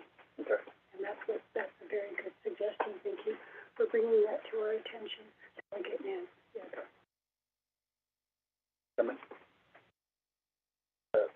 Any agents? Yeah. I should be. Okay. Are there any? President? Thank you, Shenandoah. I do have two gentlemen here from AES Clean Energy, but I will be doing the report. Yeah. If there was any questions to ask, they're here. Just clarifying questions need to be, but Justin Succo and Mike Dow are with me here today. But I'll be doing the report. All right. All right, thank you. Good? All right. All right, Mr. Isaac, you got 20 minutes starting now. Yeah, Shenandoah. Shea Isaac and Shea. Kiani and Shenandoah, but just seeing Kiani, that's your state. Toba, Shenandoah. Good afternoon, everyone. My name is Brett Isaac. I'm the founder and executive chairman of Navajo Power. To provide just clarity up front, Painted Desert Power is actually a project that has been in existence since 2019. Painted Desert Energy is a company that is doing a project near Nahatazil that we are aware of, but we have no affiliation with them, and I have yet to meet their principals. But we have had this project in essentially queue positions on the Navajo Nation for the various different regulatory offices. Painted Desert Power is a solar and storage project in the Coal Mine and Cameron chapters in the western area of the Navajo Nation. The project is a 750 megawatt AC solar farm and a 376 megawatt power battery. The picture on the screen there is just a rendering that we have of the location. For references, the project is located north of the Little Colorado River, near the bridge that crosses over from Cameron to Coal Mine Chapter. The area that we're looking at, currently has no, inhabitants in that area due to impacts from AUMs. So we looked at the area and we have some information about that. Next slide, please. So Navajo Power is a clean energy developer. Myself and a bunch of not a bunch. Myself and professionals from Navajo got together to form a company to develop projects, because, you know, the closure of NGS and all these other things that were happening in Western Navajo impacted us just as much as the nation, you know, due to our families and, you know, our communities working in those areas. So we've been working on this project and talking with the communities of Coal Mine and Cameron since 2019. We initially got a land withdrawal from the land department for 5,000 acres when Division Director Mike Colonna was at the head of the land development office. That was reconsidered after Coal Mine Canyon Chapter came in and asserted that that area was actually underneath their chapter service area. And so we returned back to the Coal Mine Chapter and the Cameron Chapter, and have recently got resolutions of support, as well as completed the field compliance checklist to get the consents from all the permittees that were listed by the Bureau of Indian Affairs, as well as the grazing representatives from both chapters. So that work has been completed. One of the main reasons we're here today is just to, you know, put on record, but also to ask for guidance on the next steps. We have submitted the vetting form to the President's executive vetting team, as well as we have been in the process prior to the vetting team's creation for land withdrawal for that area that's shaded in pink on the map up there. We have completed the biological compliance form. We completed the all the compliance requirements from Navajo Historic and Heritage Programs. And all those documents have been submitted to the land department. Mr. Stephen Chischili is the lead environmental reviewer for the Navajo Nation. And we have been meeting with him for the last 4 years over the project just to verify all the different aspects of the Navajo Nation Code, as well as all the policies enacted by council and all the other parties involved in energy development on the Navajo Nation. It is our understanding under the 2013 General Leasing Act of the Navajo Nation that RDC is the oversight committee for renewable energy projects on the Navajo Nation.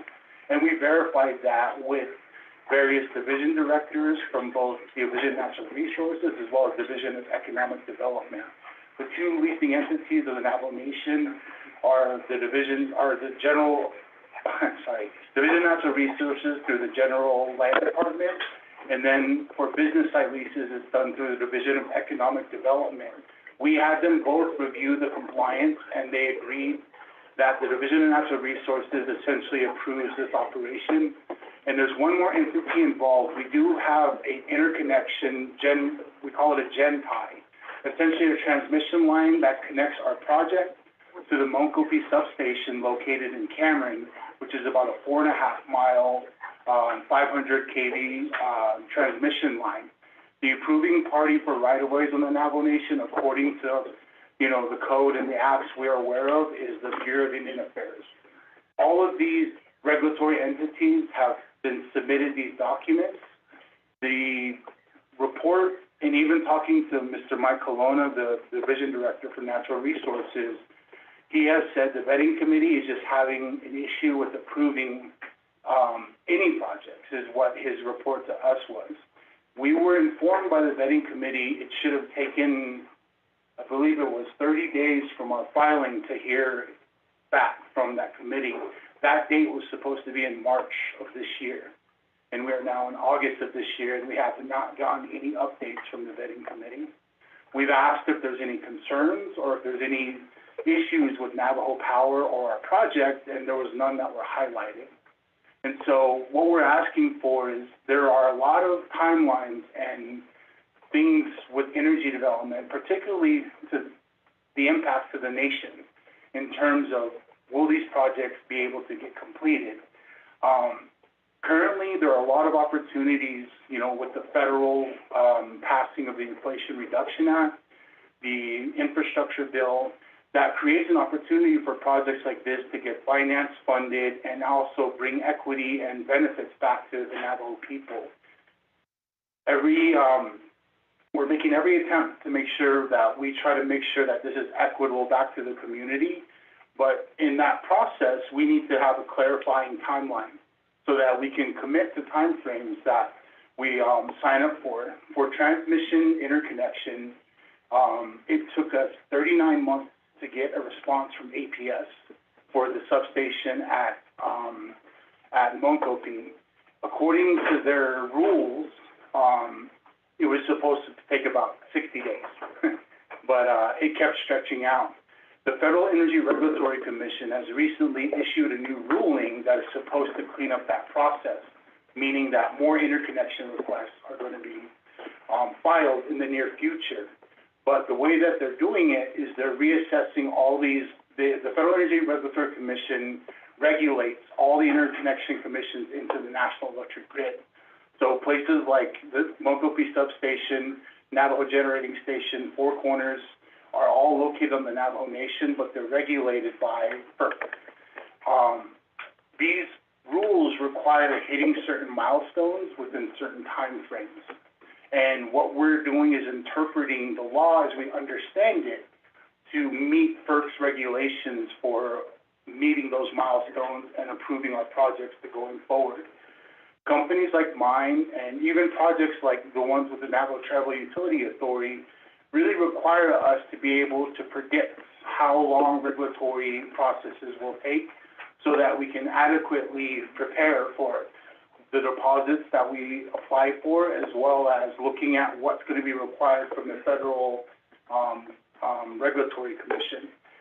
The other part of this is the utilities that formerly bought power have issued RFPs that specifically name the Navajo Nation as a preferable site location, but without a process for us to predict when we're going to be able to get projects into a buildable, constructible position, you know, we're really hesitant to apply for these RFPs because those timeframes come with penalties if we fail to meet milestones or meet the commitments. APS has an RFP due in September of next month for a 250 megawatt project that could be located on the Navajo Nation and bring resources and benefits back to the Navajo people. But again, that's, you know, I believe there are a lot of projects under the vetting team that are still under review that could potentially compete for that RFP with APS. Next slide, please. So just the technical highlights of what we're doing, as well as, you know, we've done a lot of the diligence, the modeling, the forecasting for this work, and we're actually in a position right now to be ready for what, under the General Leasing Act, would be the lease negotiations with RDC. What we're waiting for, and what Mr. Chischili at the Land Department is waiting for, is the okay from the vetting team to be able to process our land withdrawal and then enter the project into the process for lease consideration. That has been on hold, I believe, since May of this year, and we check in with them every 2 weeks to see if anything has changed in that, and there has been no movement to date. He does have all of our documents in our files, but he cannot process them until he's given the okay from Director Mike Colonna. Next slide, please.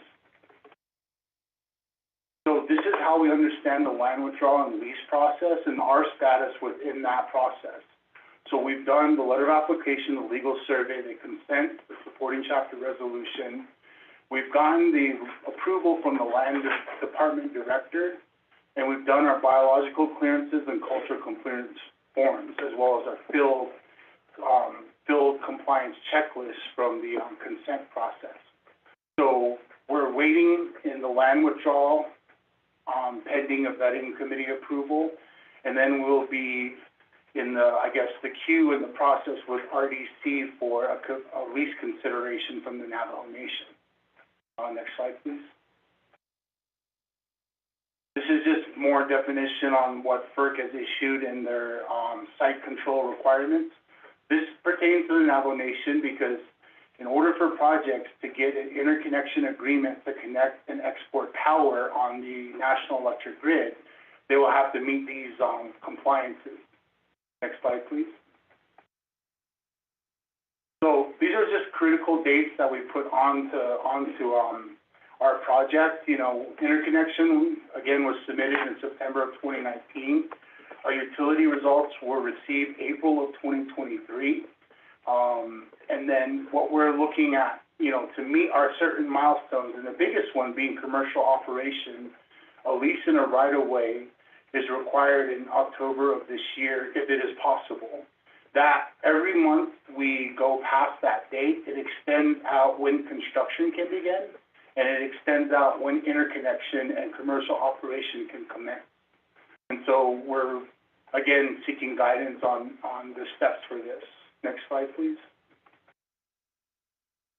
So we have AES Clean Energy as our partner in this process. Part of the reason we brought in AES is a lot of the standards that the utilities make for these projects will essentially need, you know, the expertise from operations and maintenance. They are an international power producer, as well as completed, you know, gigawatts of projects internationally. And so their expertise brings the assurance to off-takers like APS and SRP that we have the technical capabilities to get our project to operation. We do all the work from Navajo Power, so all those development milestones and stages, as well as continuing to develop the process. Next slide, please. So this is AES, just to understand what we're, you know, what our partnership with them looks like. They have 4.9 gigawatts of operating projects and a 51 gigawatt pipeline. Next slide. And they've also, with us, have committed, you know, to working with, you know, indigenous communities. Navajo Power doesn't just develop projects in the Navajo Nation. We also have projects with AES in other parts of the country. And so one of the things that we're really committed to is seeing that benefits reach the communities, especially when we're talking about an area like Coal Mine and Cameron, which have been impacted, and, you know, and designated as a former Bennett Freeze area. There's a lot of initiatives that could really help regenerate the economies there. Next slide. And the last thing I'll point on here is Navajo Power has created a residential, you know, one of the concerns brought from constituents in the ground when we were working with chapters was that there are still a lot of unelectrified homes in that area. So Navajo Power Home is a residential solar as a service that provides affordable energy systems for residents on the Navajo Nation. We currently have 127 homes installed in the Western Navajo Nation, and we recently received, in partnership with the Navajo Land Commission Office, a $2 million USDA grant to provide systems for 100 families in the former Bennett Freeze area that will be starting this fall. So we wanted to make sure that we weren't just building power and exporting it, or also making it usable for the communities that are located there. And so part of our commitment was to making sure we also address the electrification issue that we know is, you know, really prevalent on the Navajo Nation. Next slide. I believe that's the end of it, so ask that one. So at this point, you know, we're really just here to request, you know, or not request, but I guess we're here to state that, you know, we're ready to move our project forward. We have been in a waiting process for a number of months here, and so, you know, really we're looking for any guidance if there's any available, as well as, you know, any way that we can help alleviate or showcase the project. We do have all of the internal documents for the economics, the things that we can share with the council, if they choose, you know, if they want to see that information. we have all the modeling as well as, you know, the, forecasting that could happen, should our project, be successful. But, you know, I appreciate you guys taking the time today, and, that's the end of my report unless there's any questions, Mr. Vice Chair. Thank you, Mr. Isaac, for your presentation. At this time, I'd like to give it back to our honorable RDC colleagues. Do you guys have any questions or comments? Chairman, motion? The motion, get a second? Second. Okay, any questions?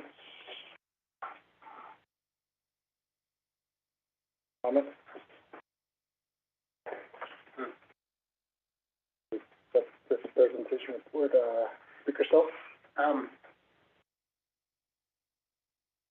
Know that,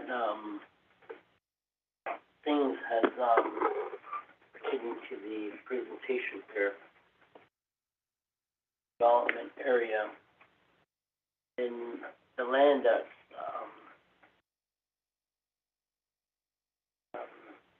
questioned there. Navajo trust land that was, put into trust utilizing the Navajo Land Settlement Act. And, know that, the vetting process, meaning that, we're going through the land withdrawal designate checklist, community and industrial development. An application process. You are going through that process, which, policy requires any company to do. And, you're so far in trying to move forward with the withdrawal, and, at one point you end up hitting a stumbling block. And that stumbling block there is not in the law, but it's cleverly, vetted, saying, oh, we're gonna use an executive order to counter this and stop this, or, I don't know. It would probably be different if, the Nagana, what they've done with Dodd, or maybe then and there we would jump and say, yeah, let's give it to them. What I'm getting to is that you are following what the process is, how the process is laid out by law. And that aho is just how the needs stayed. As the executive order has been put out and the vetting team has been put together, and don't know if the vetting team has built a power plant or if they have background in that field. We have attorneys that may not have built a plant or something like that, you know, but looking at the legal aspects of it. Aro Benjiyado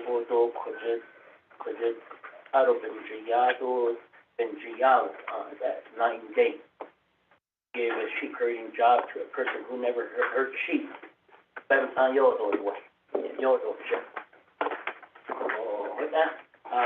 But one is that I'm grateful that you are following policy, and that's the application process. And that part is something that I am, my concern is there.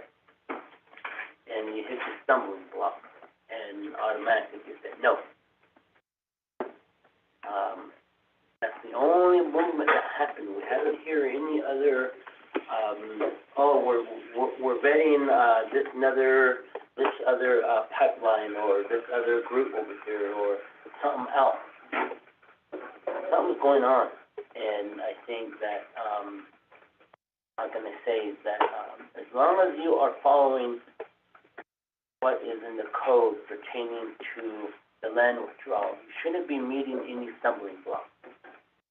Land surveys are required, chapter resolutions are required, grazing consents are required, archaeological clearances are required and all this stuff, you know, you're shelling out the dollars to do that. And at the same time, you may have investors sitting there waiting, and all of a sudden, it's just a no. This vetting team, all of a sudden, have said, hey, we're going to vet this. And you hit that wall. This vetting team should have been set prior, before any company applied and picks up one of these sheets from General Land Department. You are a tribal citizen. That process that's laid out, to me, it sounds like that they're picking and choosing. Whether the company is, I think that the term that has been floating around was that it's shady, Jeanette. They're shady, that's done, you're holding it. The vetting team, I did not talk. That's the way I see it. Maybe if it was a Lagana over here and they would say, oh yeah, let's give it to the Lagana, sign it away. You heard a lot of the political campaigning going on. We want to bring our young people home. They're out there and leading that way. You did that. You came home. Anywhere you would have went into the country to work or to build a company, but you chose to come home. And it's whether the executive branch is on the line, I really, really oppose you overstepping your authority. Here you choose to allow a Navajo citizen to say, no, we're not going to give you the Navajo, we're not going to give you a lease and have you try to build. You're contradicting yourself. We want to bring all our educated people back home to provide their resources back to the nation.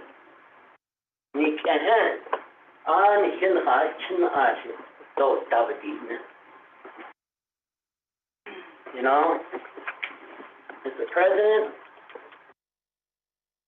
our conversation, we talked about this. Let's bring them home. Right now, your executive order is in the way here. Should be Ashina or Sicily. Diego should be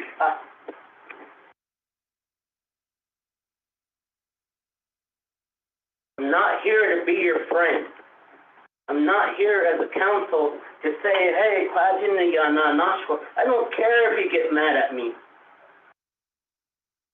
I'm here on the interest of the Navajo people.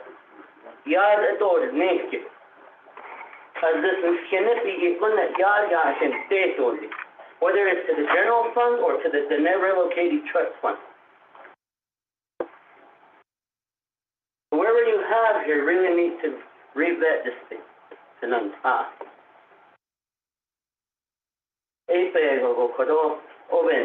Yeah, you can go ahead and say, I don't want to talk to Otto So. Stick on T. Bottom line is, the vetting team has pushed away a Navajo citizen who has a Navajo census number.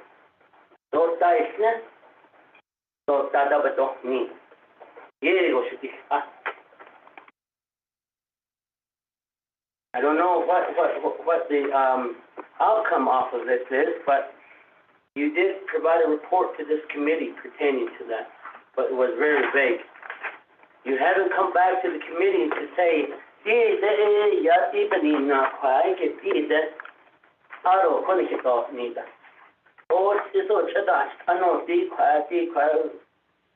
something of just surfing the internet. That's what I got out of that presentation. So with a Gana Edala, the Nan Lila, the Kagish Fish, or the Kagish Krida, Senan A. Even now, I'm glad that Mr. Isaac is here to try to bring these resources to the nation and that expertise. If you don't want our people to have these opportunities, put an executive order out to say, we don't want our Navajo citizens to do this, to bring in power companies or to be these lead capacities as engineers and so forth to provide service to the Navajo people.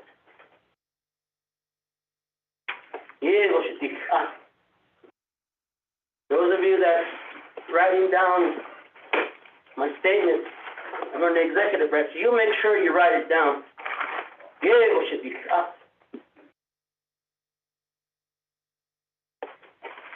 I'm not here to be your friend or to be a buddy system.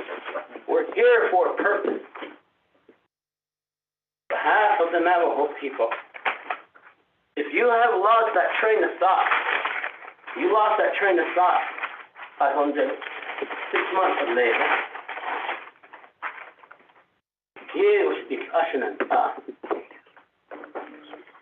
I just advise you that you come back to the table and get down to the nitty-gritty, talk to them.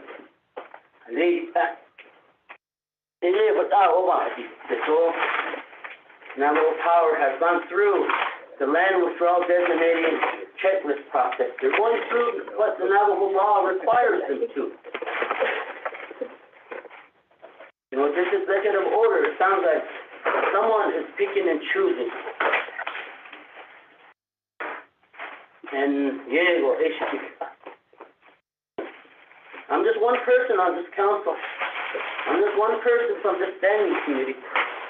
But you and I know that there's a shortfall that's coming that we have to try to close the gap. Oh, what's up, man? I even try to text you and you don't respond. Now I know that you're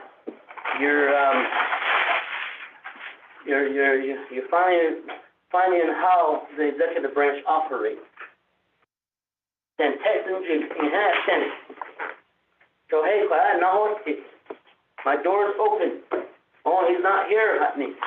You call over there. He's not here over here. I text you. I said, where you at? And to talk.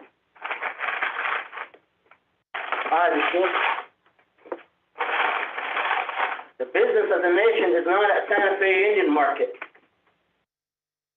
The business of the nation is here, Shannon.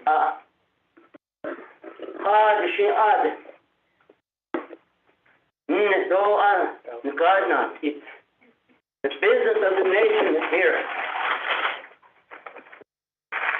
Even now, without open habits. Whether you continue to stay on your buddy or what, don't care. But we're here for a purpose. It is without habits. The soul of without yes. It's been too long for me just to sit quiet and sit back. Somewhere we have to start moving forward in the interest to benefit and enhance the nation. Non-things and company that is proposing this field here is in an area where non-nishadat then. The it has not Ozev Kayafada de Tango, Aju Chitahasna, and then Ashhodena Nishabada the construction job. Or whether it's O&M when the plant is done. Ako the chaos the uneat the next cake. Never drink no the non-nishdings and oh, what's up, man? So I didn't hear could all start Isaac could all the talk day I did Kenya. forming your company from your home. There in Shanto. Company has originated on Navajo, not from Phoenix, not from New York or anywhere else. The Nebuchadnezzar, the Tahiti. Even no, I just kept. Is it what I? Yeah.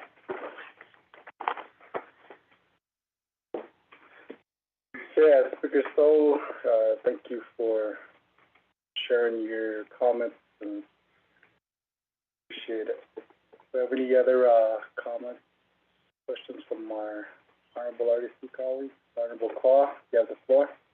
Thank you, Vice Chair Johnson, and then also members of RDC. I just want to make a recommendation that we have the vetting team give a report to RDC during the next regular RDC meeting. If we could put that on the agenda, that would be my recommendation, and that's all I wanted to add, Vice Chair. Thank you. Thank you, Honorable Claw. Mr. Tark? Noted. Thank you. Any other, questions, comments from our Honorable RDC colleagues? At this time, I'd like to go ahead and recognize, Honorable Simpson. Introduction and... Yeah, Mr. Vice Chair, members of the Resource Development Committee, staff, audience'e, take it, Dishni. Say, Danny Simpson, Dishne. Hanarbein aşka, ağır tuğçinin içine. Başışçı, naşaşışına öteşçi. Amerika, İçaçlan aşka, Kerpo, Nayizi, Big Valley, Sintu, Manskish, Crown Point, Big Valley, and also Standing Rock. Thank you, Vice Chair and members of RDC. Honorable Simpson for joining us today. At this time, is there any other comments, questions for the presenter? Honorable Simpson? A quick comment or question. This will be going to DOJ and on this event, it was established under executive order. How much authority or law is this executive order? How much authority do they have as a vetting team to say that this company for this Naval Power to, I guess they were told they're not a real reliable company to start on nominations. They were vetted out. I know there's a policy in place or a law in place. That's what we have to follow. But this is a vetting team that was established under executive order. If the committee wants to move forward, or the Navajo Nation Council wants to move forward and support Naval Power, their Painted Desert project, how can we pursue that? Again, the vetting team is established under executive order. A law in place that they're there. I don't know if you guys need time to research that or... I just asked that question. So. Thank you, Mr. Simpson. Vice Chair, yeah. Thank you, Mr. Simpson. Mariana? April Quinn will answer. April? So let me make it clear that, I'm not at DOJ anymore. I'm now with the Office of Legislative Counsel, but, I was involved with the executive order when I was at DOJ. So the purpose of the executive order was to help implement the 2013 energy policy. If you look in the energy policy, there's a chart that lays out the process if somebody wants to do an energy project on Navajo. And on the left-hand side of the chart, it says due diligence. There's no details about what that means and, who is supposed to be doing what in terms of potential due diligence if someone wants to build a project on Navajo. And the reason for the executive order is that the executive branch is just being inundated with project requests. And was just basically drowning and didn't know what to do. And that's why the president's office decided, look, we got to do something because nothing's going to get through if we're just drowning and jumping from this issue and this project to that project. And so that's why the executive order was created. There was a lot of discussion. I can tell you there was a lot of discussion on who has the authority to do what, based on plans of operation and other things, because we as the people putting together the order didn't want to overstep. You know, this was limited to the executive branch when it was created, and of course, you know, RDC would have final authority on things, or if it needed full council approval, then those authorities remain, you know, and anything that the departments were supposed to be doing remains intact, you know, under their plans of operations and all their other authorities. I want to make it clear that it was never the intention of the executive order to give the vetting team the authority to say no. If you read the executive order, all they're doing is performing initial due diligence, which is consistent with the energy policy of 2013. May not agree, may not believe that's the best approach, but that was the intent. Because there were so many projects, the team needed a way to figure out what to prioritize and what to work on. Right now, I think there are 20 proposals with the vetting team. The executive branch can't work on 20 proposals at one time. They don't have the capacity. So the team was trying to figure out, okay, what can move forward? What do we have questions about? You know, do we need more information from these people or these people? And so that's what the team has been trying to do. They have also brought on the legislative branch. So now that I'm in the legislative branch, I'm still on the team. Mariana's on the team. Delegate Rick Nez is also representing RDC on the team.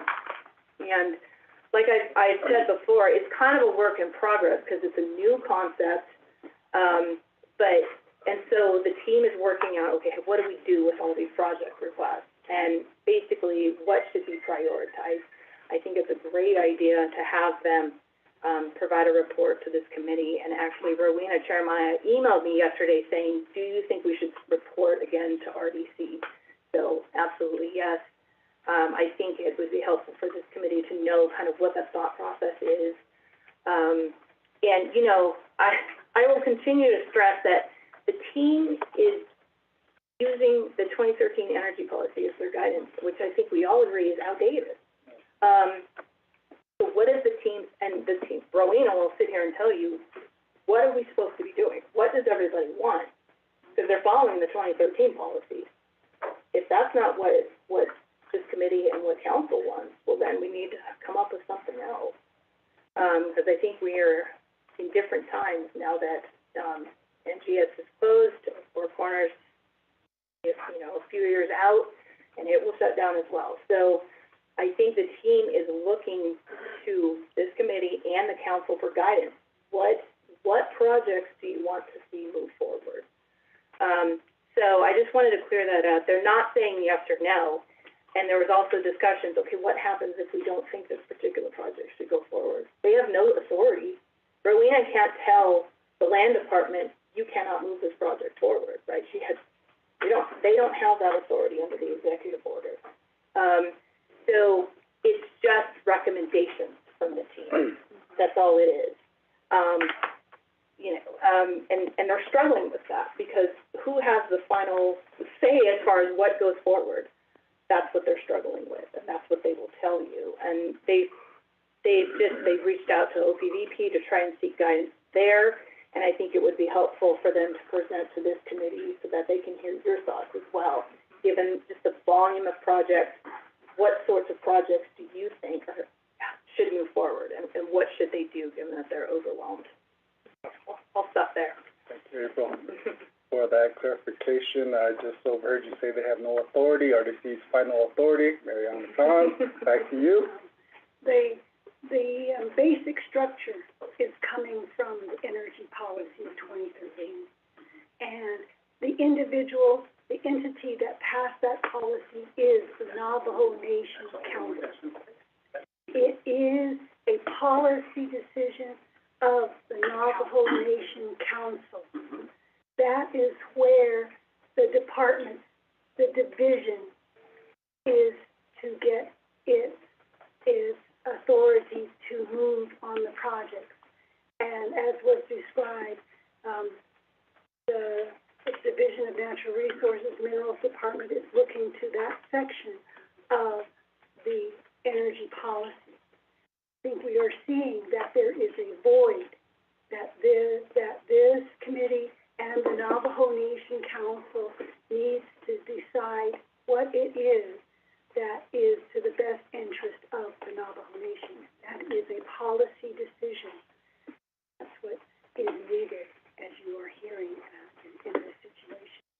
In addition, this committee, RDC, as you know, approves regulations with regard to home site leases, and then with regard to right-of-ways, with regard to those, and then we were in the process of looking at telecommunication ones, and then that way the nation sees what must be provided to start a project, and that is what I believe what I'm hearing is missing, is not set in stone, and is using the 2013 policy to find that those requirements, and with regard to due diligence is a concept that protects the nation. That needs more refining by the Navajo Nation Council delegates. That's where we need direction.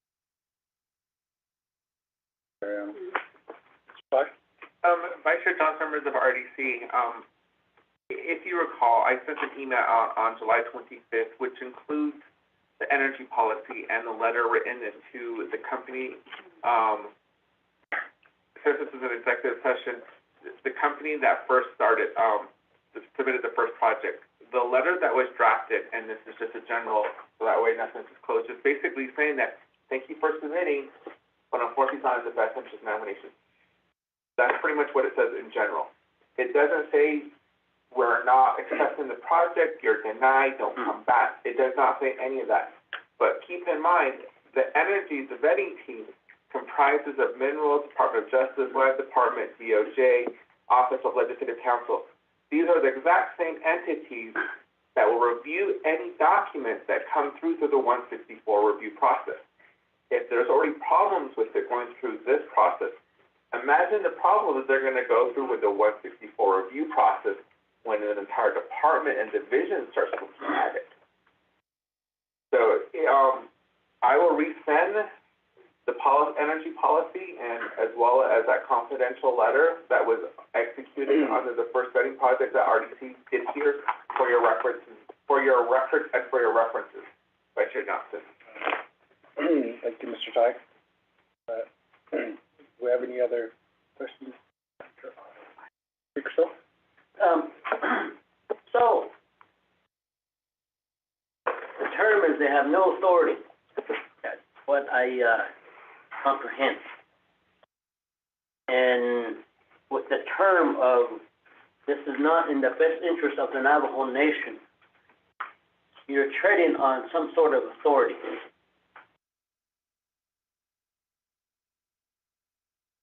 It's basically saying no.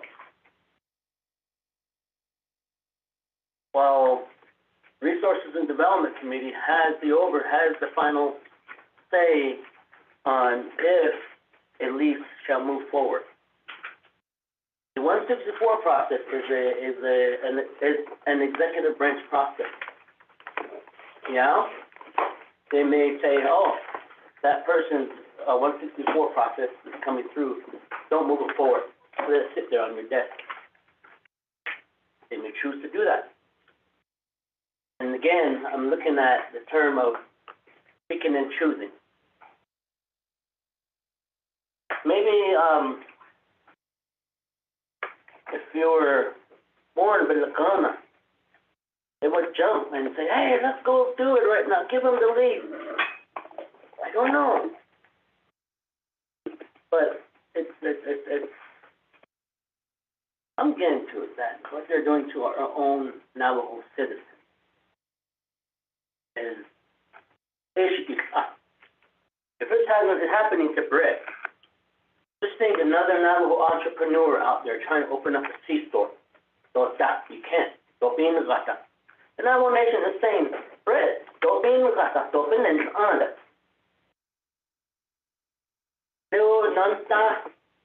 Do some else. Go into the public work and work somewhere. They want someone else to do that. Whether they are already in contact with another company, I don't know. I'm just thinking outside the box.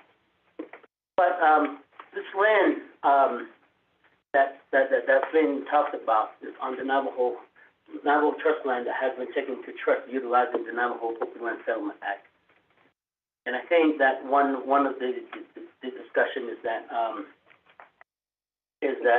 the nation does the vetting, and I believe this particular lease will come before the Navajo Hopi Land Commission because of the new land. Any type of development on the new land development, land taken into trust utilizing the Navajo Hopi Land Settlement Act, whether it's the Arizona portion of the settlement or the New Mexico portion of the settlement, any revenues generated from their lease shall be deposited into one of the two trust funds. One is the Denary Located Trust Fund. Second is the Navajo Rehabilitation Trust Fund. Whichever land status applies will occur. Number two, a certain percentage will probably be negotiated to come back to the nation. Because in the Navajo Hopi Settlement Act, it indicates any financial benefit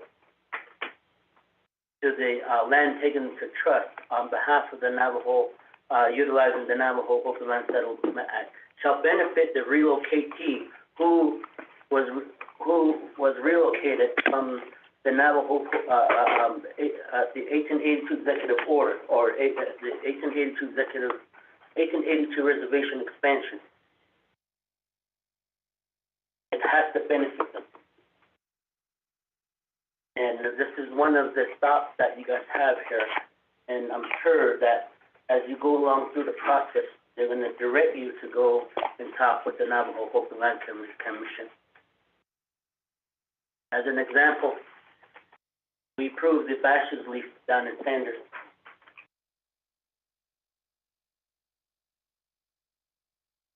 We approved the Bashes lease there that the Department of Economic Development has.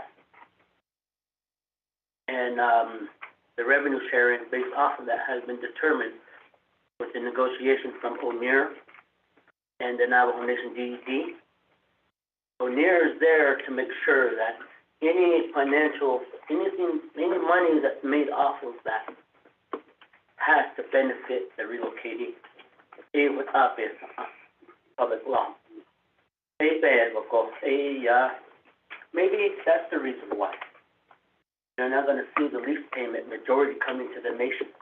I believe it's a 75-25 structure split. I don't know. I'm just thinking about it, and it really makes me think because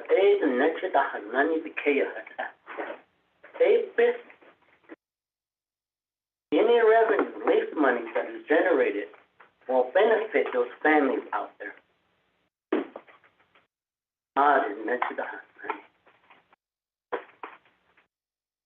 All they have.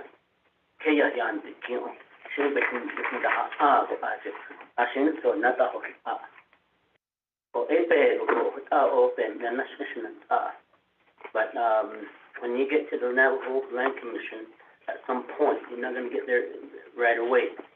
But we'll be there to work with you on this. But the General Land Department, this process, there's nothing that shouldn't hinder you. Tribal operations should continue to see, and if they have an issue with something, we need this and that, as all they need to say. Get me this document, Dinan, Khalid. And I believe that they're thinking that, then, Lagana,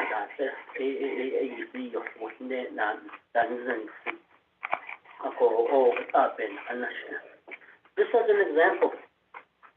I've been asking the minerals department, the lease at, that's the sand gravel, that lease payment is going somewhere. I keep asking the nation, where is the money coming in? And at some point, somebody from the Navajo Nation signed on the dotted line to allow preferred sand to operate. That money is not going to the Denver Located Trust Fund. And I'm trying to figure out where that money has been going. Because that money is not the Navajo Nation. It's based off of the settlement that goes into the Arizona portion of the Settlement Act. Como AO tape benasha. Enna ayush nakin lipaje khalis ala na yan sa kisto dos anida. No, you got this far. You fell, blew over, and things that fell over, and you got back up, started climbing again. You didn't stay down. It tells me that. I don't like it. It's shriek out.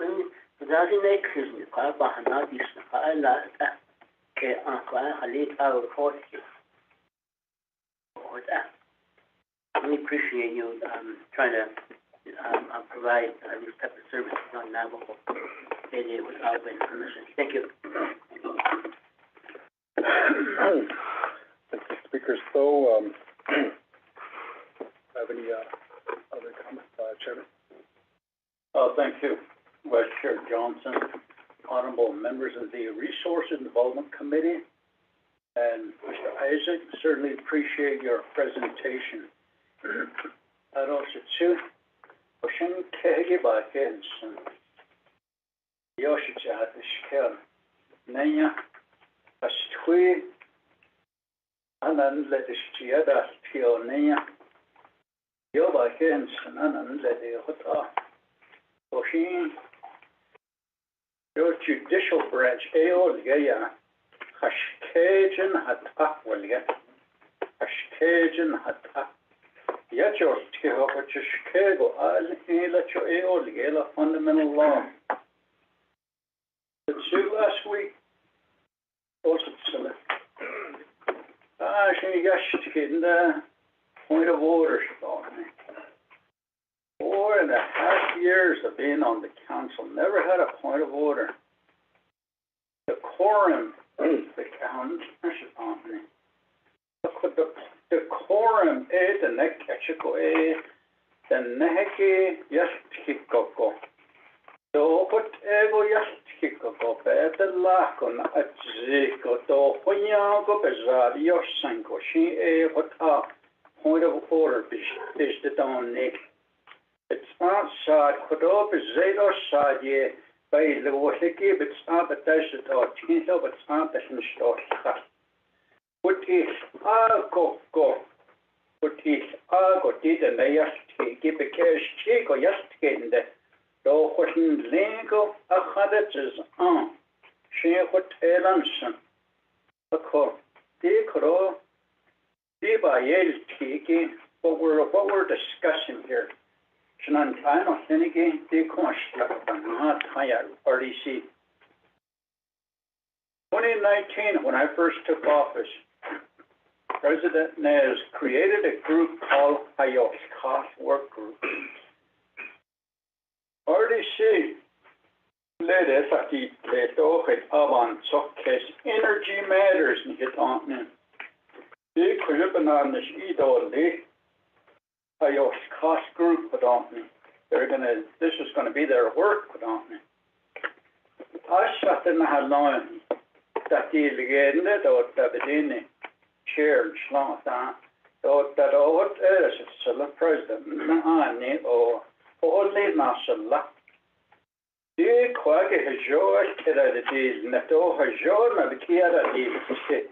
Kera di nisi little did we know there was a pandemic coming. We had a few meetings and we even talked about having an energy summit.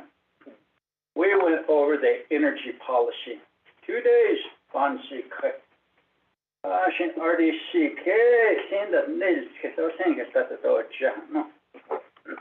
we got everything.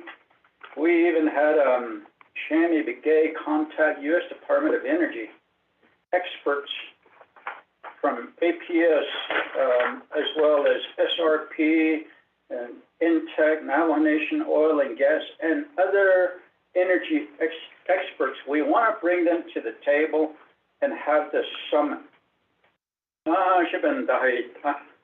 Under 2020, now we're going to really move forward. It is named COVID-19 structures. Oh, and we couldn't move forward, and he's anyways, we never came around to it. We said, let's try it again. The last year of the 24th Council, my colleagues started campaigning out of anonymous lane. Just kind of fell by the wayside. Now, campaign promises is something that I won't do. The only promise that I'll make is I will do my best. That's it. I won't promise you a land withdrawal. I won't promise you goodies or anything in exchange if you do this for me under the table. I'm just not that kind of person. But the way that it was done now, it opened our eyes because we're the oversight. What we need to do, Vice Chair, committee members, is Mr. Isaac gave us this report now. The next group is going to give us clean energy, hydrogen related discussion here. The next group is going to give us a report on transportation of nuclear waste. All this is energy related. We can just listen and accept the report.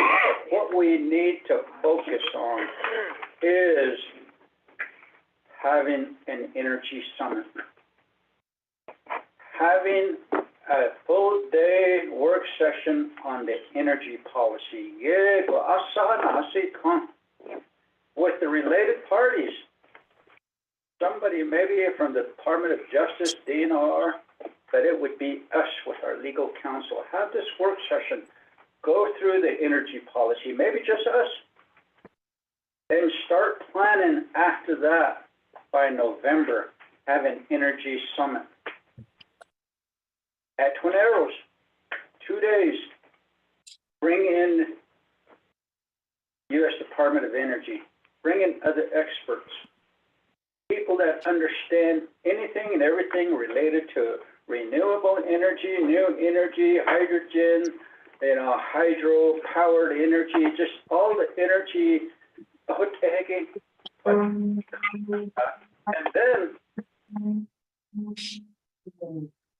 And then we can check mark our checkoff list, RDC's priorities. We're going to get something done. That's my recommendation, Vice Chair. Thank you. Thank you, Chairman. That's a great recommendation. Honorable Simpson. Thank you, Vice Chair, members of RDC, staff. Good afternoon. Okay. Brother Hati, Honorable Delegate Ed Hati. I support that huge summit policy. And me with this report that's being given us today, I just don't want to listen to the report. I think one of the recommendations that Honorable Delegate is making something, we're getting something out of the report today. Yeah. Couple people move forward with what they want to do on the nomination. Well, I see this as an entrepreneur. I went to a White chapter meeting last Monday, and an elder actually spoke up. Hajishan, economic development. The only entity that are right in economic development is the enterprises. How about our entrepreneurs? Patient. Entrepreneurs are now entrepreneurs want to do something. When it comes to enterprise, take over those projects. Who do we see out there? Have these solar projects? Ain't you getting it? About that, what Grandpa said out there. Give the entrepreneurs a chance. Give them a chance. They can give a strong economic base to our Navajo Nation. No, it's not high. This Grandpa was 81 years old. So, when we all ran, especially the president, what is economic development?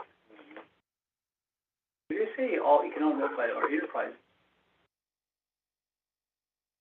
We're not or contractors.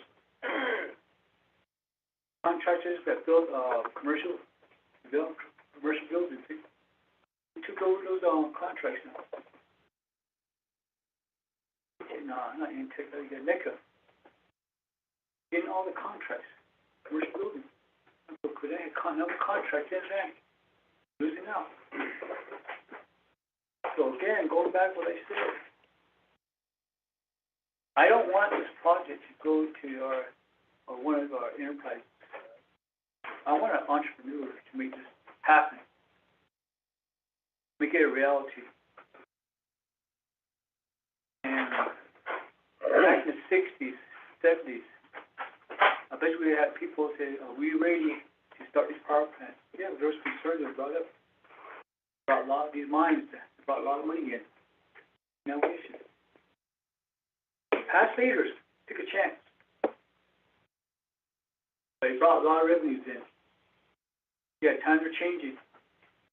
We still had to support certain things in the past that they agreed to or passed that would bring revenues in. This is transition.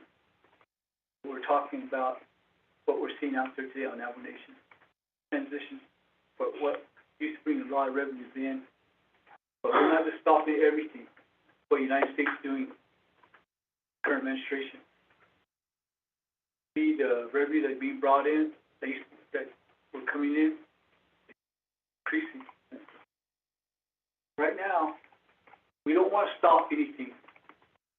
We don't want to stop anything for our Navajo entrepreneurs to bring something that we see that we need to have.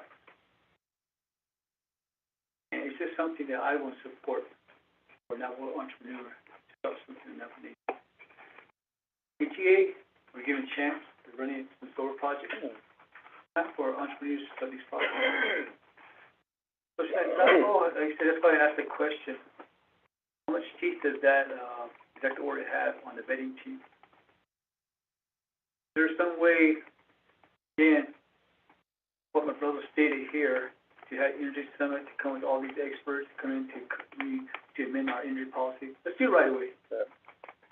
We can do it in October, let's do it in October. And we can do it in September, let's do it in September. It's just me just move quickly on it. To get what we want to do for our Navajo people. I think if we have a strong economic base within Navajo Nation in the next 4 years, we can take some of this, what revenue we're using for that nation. So I do support my brother. We can do it in October, let's do it in October. Stop for long. So, we're not, this question, my brother, Doug and I think, we're not serious report. It was something. Work something out. So, yeah, so, I think we can have something in place this first part of October to get this thing done. That would be our recommendation. I really appreciate that. My brother, Amadou, getting that brought up. I feel it's not wait till November. Because this day here is moving quickly. Look at August already over again. What, another 7 days, 8 days? so fast that, by the time, we say we're gonna do something, it comes about. So since, if we can do it before the end of November, I would appreciate that, so we can get something done and we can get this thing resolved, or, we don't keep asking what the bed team, what authority they have, what is the executive order, how much team they have. I got so my plug, I see, I told that you say that. So again, one last thing, we got something out of this report, to make people start moving in reference to these projects we're talking about. Thank you, Vice Chairman RDC Chat. Thank you, Honorable Simpson, appreciate that. Shahi, got up the first week of October. Energy Summit. So, but yeah, I really do strongly agree to that we do need to update our energy policy and, again, bring the experts to the table. That will definitely benefit us. So at this time, are there any other questions? Honorable RDC colleagues? Mr. So. Thank you very much. And, those are exactly great ideas. Get this, rolling. And, the energy policy on the 2013-2014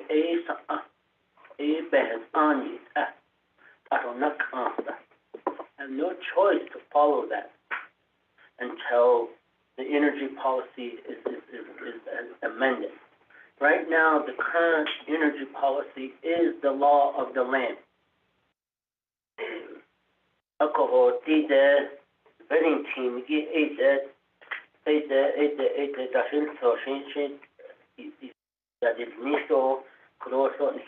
need to be a part of that as oversight, having the work session on this, because times are different.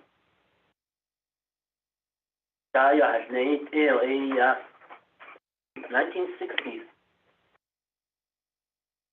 Council took a gamble on coal.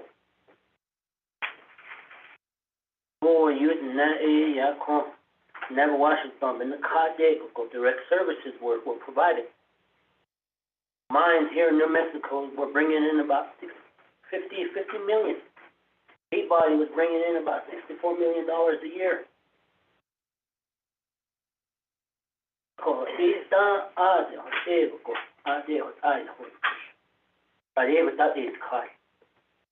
I remember the discussion when the vote happened to close NGS. What's our plan? What is our plan? How are we going to replace the $34 million shortfall? Oh, we're going to go green energy. We're going to go green. We're going to go green. It's going to be easy. No. 2019 to today. It's not easy. And even now, there was an offer to phase out coal. Maybe approve the lease for another 20 years and decrease the revenue to get off the dependency by coal by 20% at a certain amount of years and replace it with solar, with planning money. That would have been good, but it was closed. William, we were there. I think we really need to tackle the solar field. Now we need to bring in NTUA pertaining to the solar fields that they are building.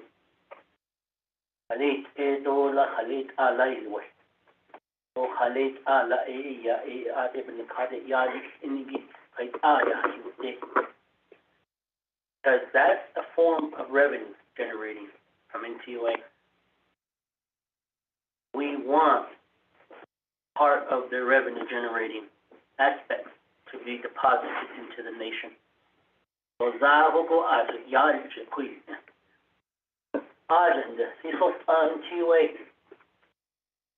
You're on the line. You're on the line. You're an enterprise. Too long that we've been pumping money into your enterprise. So, maybe if we pump money into our entrepreneurs, maybe it's different. Maybe they can build it. Maybe they can build a sewer line. Maybe they can build a home. So,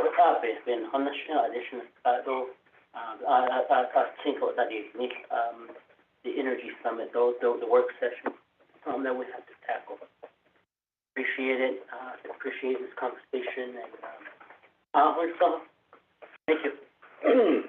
Thank you, Speaker Stowe. Okay, do we have any other comments or questions, honorable RDC colleagues? Going once, twice, roll call vote, Ms. Sophie, accept the report. Roll call vote, next up, item A, report from Navajo Power. Honorable Shana Clark, vote green. Honorable Shana Clark, votes green. Honorable Rick Nez, Delegate Rick Nez votes green. Delegate Rick Nez votes green. Honorable Danny Simpson, Agree. Honorable Danny Simpson votes green. Honorable Otto So, Great.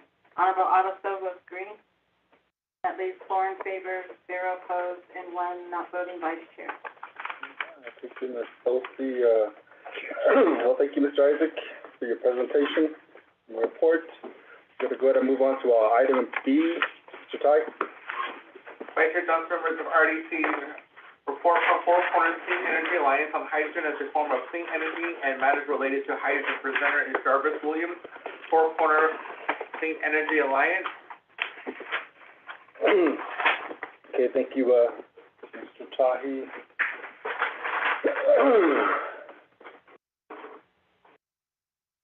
We have our presenter here today. Okay, we're gonna go ahead and move on to item B. Can I get a motion?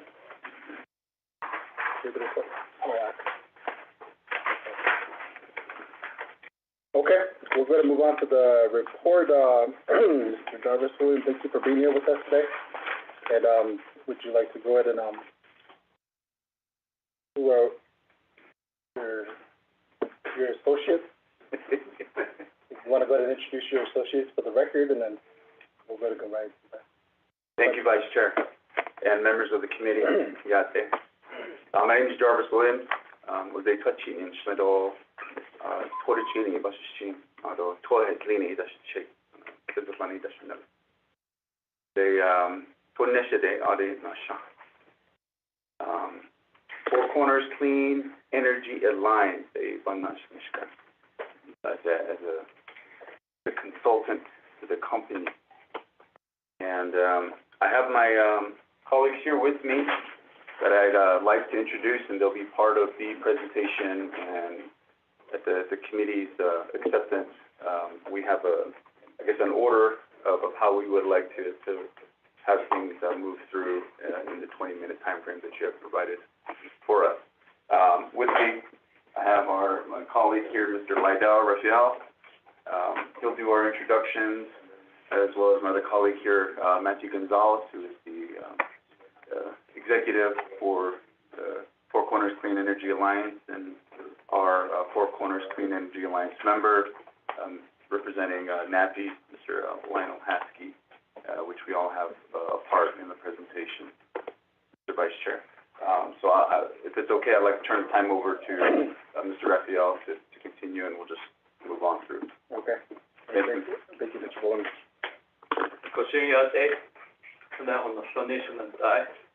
Honorable members of the Resources and Development Committee, Vice Chair,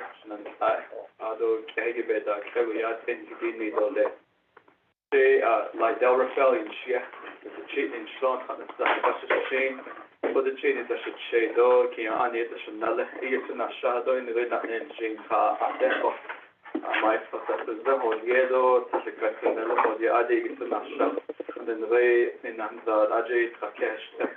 Kudo, the Banash Shigido, Kudo, and then the Tahigi Four Corners Clean Energy Alliance, the Hini Town, Kudo, Nantiendo, Adon, the Dide, نشتغل كوندو هالشنيجي بدي نو أي نيجن كيف هيدروجين بدي نيسه so ko ba na tinido na bikiya kiigit ani ado na khanda kiigit jo e kwa khada la e yad na do tas khada na tas ti do ado se nada ani ta basta han se do ayen fan klehi tak khada ado de ja no e kwa ge ho asibin e ni re nilcha se kone do shna ad in do ado bot vi do ano den do ado be kitis las in the bus at the holoni ad and the kodo pawis nepenia na khani khay ado khe kodo dan bisno sangi chinan sai kodo na kid ado bi gasli da kodo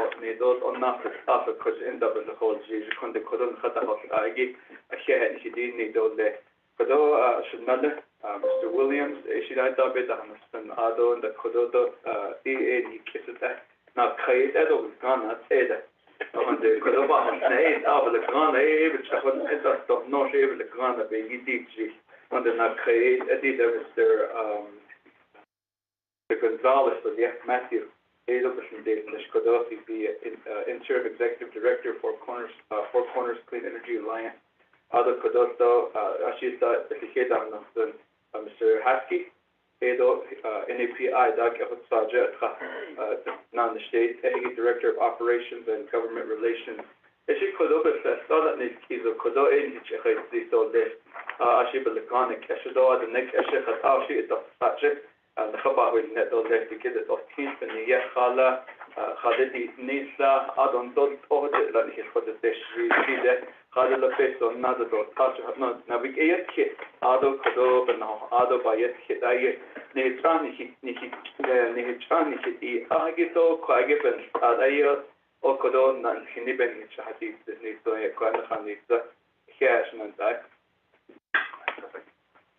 Honorable Vice Chair, honorable members of the committee, thank you for the opportunity to present to you today. I've had the privilege of presenting before the U.S. Congress, before various state legislatures, and I will tell you that this is a key moment in my career for me to have the opportunity to present before you today. It absolutely means a lot to be here to visit with you, to share our presentation. This is a presentation that we're providing across the nation right now. Sharing it with chapter houses that have interest in the potential for a hydrogen economy within the Navajo Nation.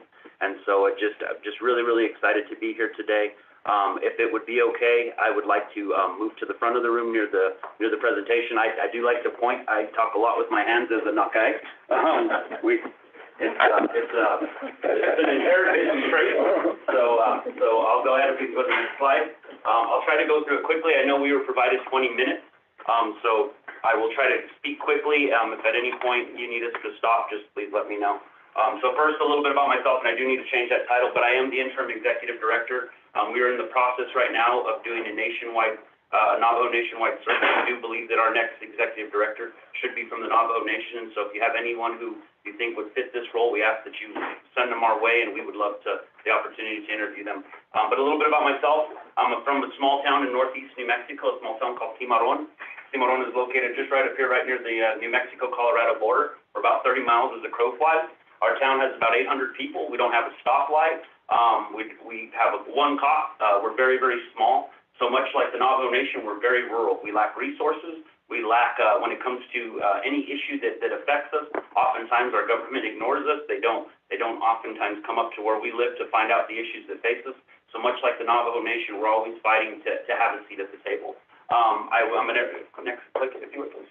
I'm also an Air Force veteran. I was a senior when 9/11 happened, and I knew that service was in my future. So I served in the military. I had opportunity to serve in support of Operations Iraqi Freedom and Enduring Freedom.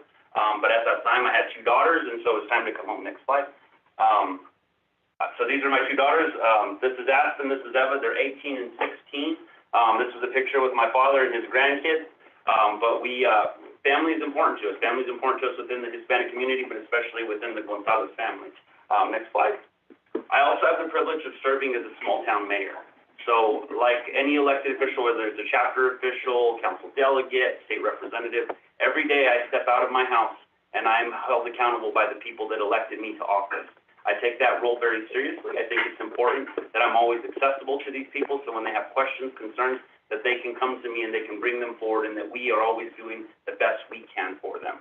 And then lastly, I've been working in energy and environment policy now for almost 15 years.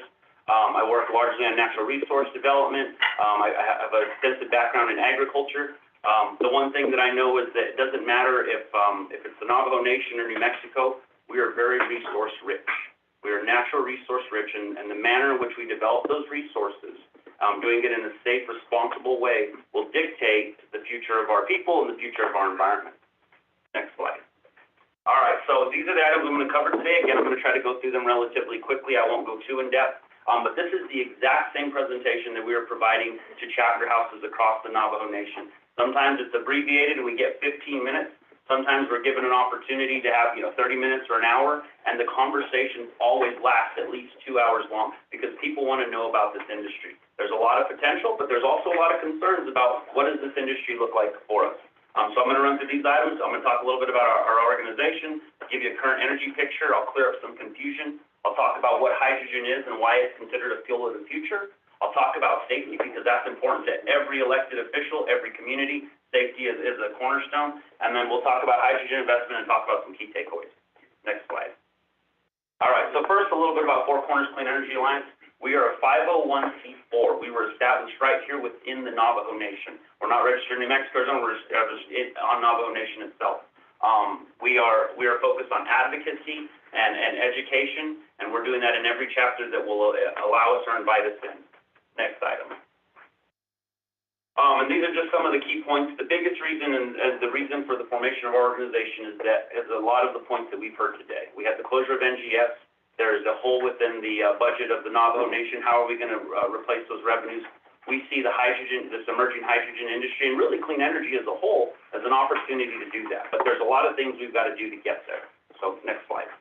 And I'll make sure that we provide this presentation to you so that you can read through it because there is a lot of text, and I want to make sure that you guys have it. So first, let's start with an energy snapshot. Next slide. So first, world population, click it. We have 8 billion people in the world. We just surpassed the 8 billion mark.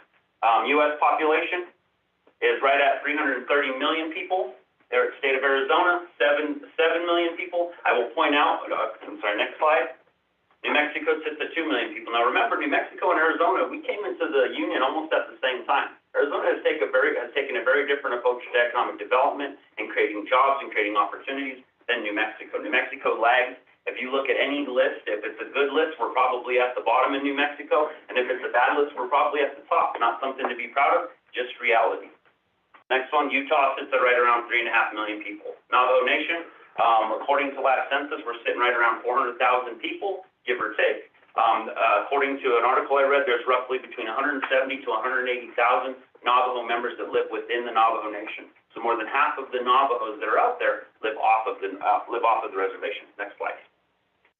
So these are the energy types, and I always like to run through this because, again, I know I'm speaking to the council today, but as I'm out there in the community, a lot of people don't have a general understanding of energy.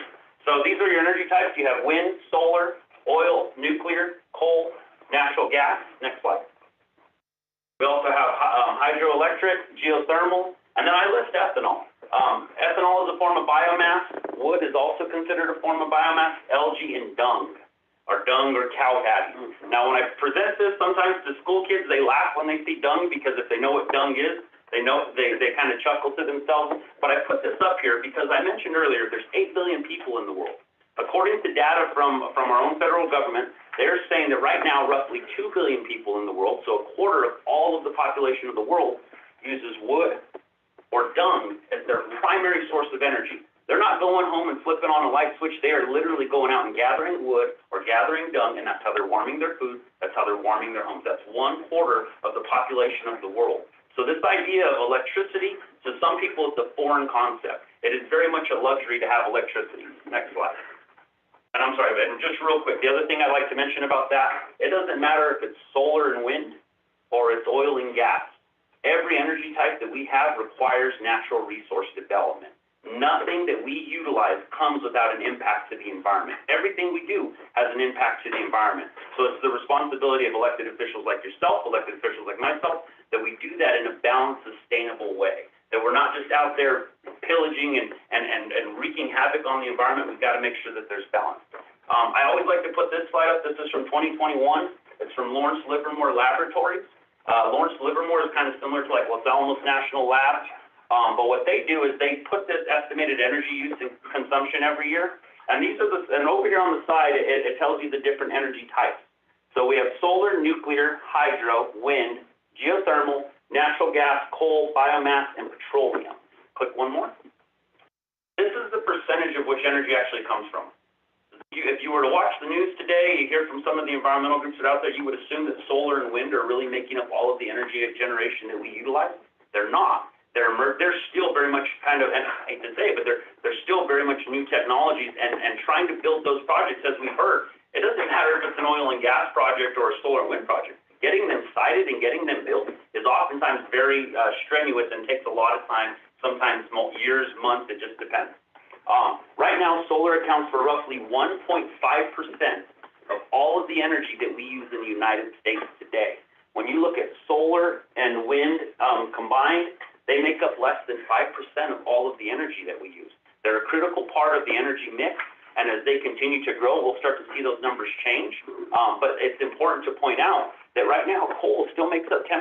Coal still doubles the amount of energy that we use in the United States today. Coal is making up that difference. The other thing I would point out is all of these are largely used for electric generation, natural gas included. But then when you look at things like petroleum and natural gas, they also go into industrial processes, and petroleum largely is used for transportation. You really don't see petroleum used for electric generation. The reason I say that is because we need all energy types. Solar is not going to do everything for us. We can have all the solar energy that we want, but it's not going to create the plastics that we utilize. It's not going to create some of these other processes that we do. So we need all of it. Solar, wind, oil, gas, coal, all of it needs to be part of the conversation because all of it can be developed in a safe and sustainable way. Next slide. All right, click again. All right, so first I'd like to show Mexico. Mexico right now, according to the same year that last slide showed you, Mexico used roughly 7 quadrillion BTUs of energy. We use 97 quadrillion BTUs in the United States. Mexico uses only 7 quadrillion BTUs. Next slide. Next. Canada, our neighbor to the north, 14 quadrillion BTUs. They use twice as much as Mexico, but they still pale in comparison to the amount we use here. Next. Matt, you have 7 minutes. Got you. India right now has the largest population in the world. India has over 1 billion people alone. China also has 1 billion people, but India only uses 31 quadrillion BTUs. They use a third of what we use. Next slide. Next. Click again. And then there's China. China, the biggest economy in the world. Right now they're using 165 quadrillion BTUs. They're using energy at a rapid rate. They're using more and more every year. We're seeing that number rise. Click again. When President Biden was elected to office, before he did anything else, he wanted to show his commitment to the climate, fighting climate change. So he rejoined the Paris Climate Accords, which President Donald Trump pulled us out of when he was in office. And making the point that climate is going to be a cornerstone of his presidency. Next slide. All right, so talked a little bit about coal. We talked about the closure of NGS, some closure of the mines. Right now, the United States is on track, according to the Institute for Energy Economics and Financial Analysis. Right now, the U.S. is set to close more than half of its coal capacity by 2026. So while we're stopping coal here in the United States, click next slide. I like to put this slide up there because the issue we have is that around the world, they don't have to take the same look at policy the way that we do. China right now, last year alone, China added 2 coal-fired power plants online every single week. They are still doing that today. Today, they are still, every week, they're adding new coal-fired power plants. So while we are watching jobs go away from places like Arizona and New Mexico and the Navajo Nation, we're watching countries like China use coal at a rapid rate. Now, they're still trying to use other things like solar and wind and natural gas, but coal is their primary source of energy. So, well, I personally believe we could, yes, gotcha. So while I believe there's options for us to look at, we're seeing coal still being used around the world. Next slide. I'm going to try to hurry up. Click again.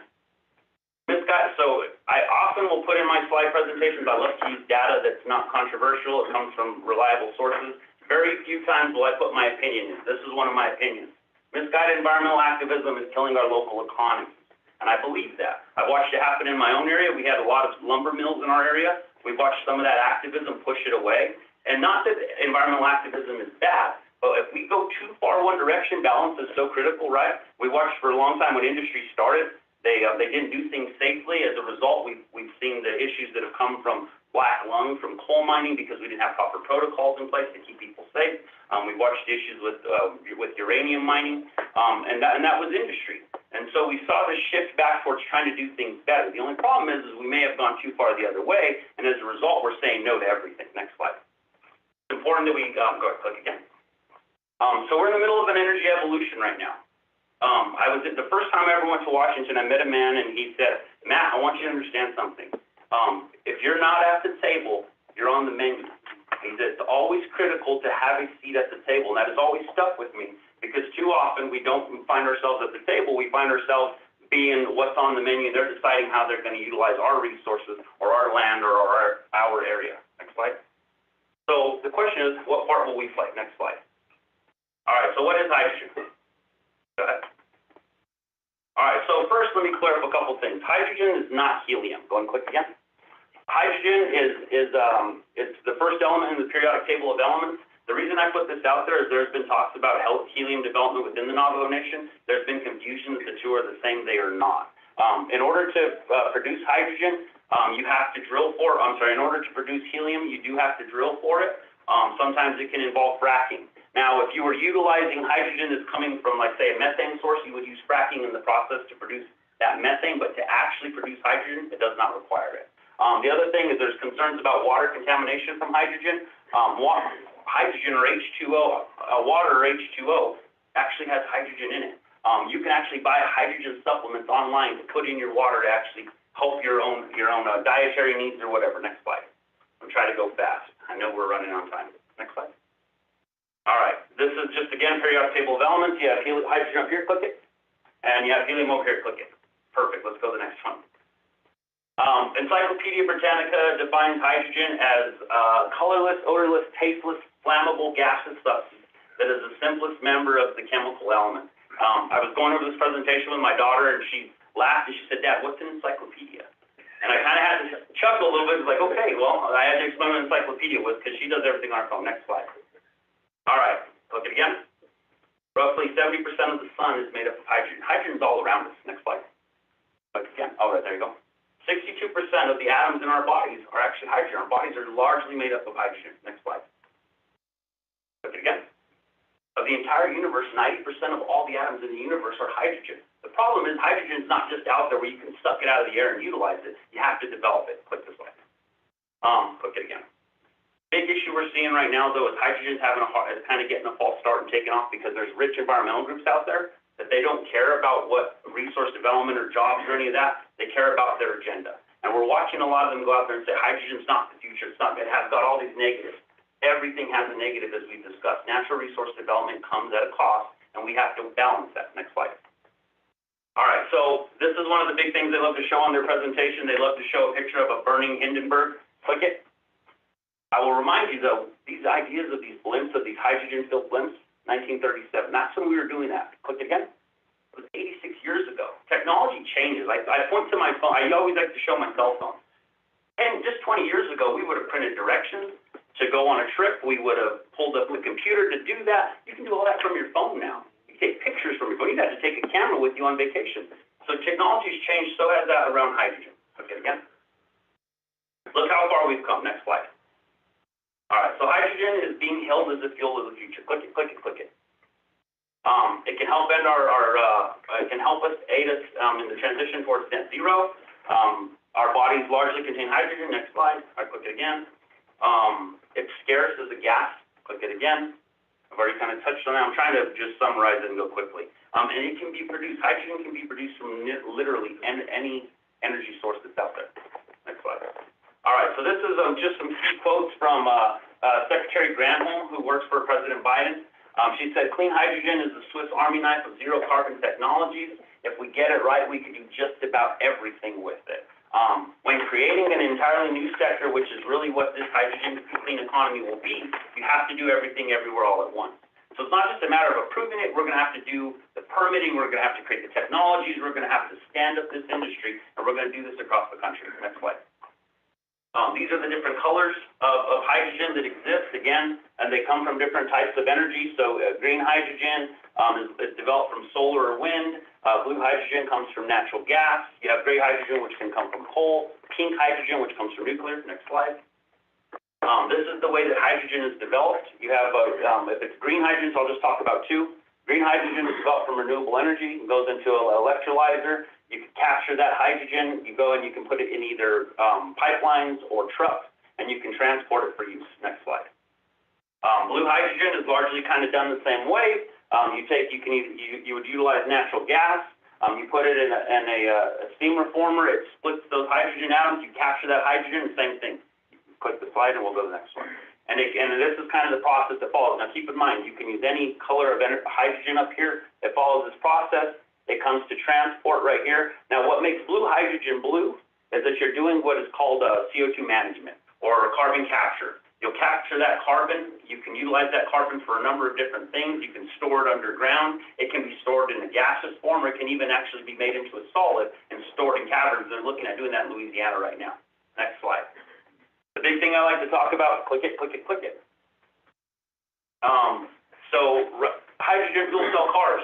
They're the wave of the future. They actually already exist in California, though. You're seeing right now there's about 15,000 hydrogen fuel cell cars on the road today in the United States, but they're all in California. Right now, all of the fueling stations are all in California. Let's go to the next slide. But the big thing about hydrogen fuel cell cars, they fill just as fast as a gas-powered car. When you're at the pump, it takes you a few minutes and it's filled up. If it's an electric car, my girlfriend has a Tesla. It will literally take us 45 minutes charging every 100 miles to get down from northern New Mexico to southern New Mexico. What is typically a 6-hour trip turns it into about an 8-hour trip. So if you got a lot of time, it's a good investment, but again, they're very, very expensive. Hydrogen fuel cell cars roughly cost you right around $50,000, and we're going to see that price continue to drop. Next one. And I know we're probably out of time. I'm trying to wrap up quickly. I apologize. Hydrogen can be easily transported via truck or pipeline. Pipeline is by far the safest. You look at the accident that happened up in the Midwest with some of the trains that crashed. Had that been in a pipeline, it would have been a different circumstance. Next slide. Now, pipelines scare people but then I like to show this slide because pipelines are everywhere. Now, when you look at New Mexico and Arizona in this Four Corners area, we don't really have a whole lot of it. If you were looking at a roadmaps often dictate what kind of opportunities you have for economic development. Anytime they're looking at projects, they're looking at rail, they're looking at, can we get truck traffic in? We need to be looking at the same thing. Click it.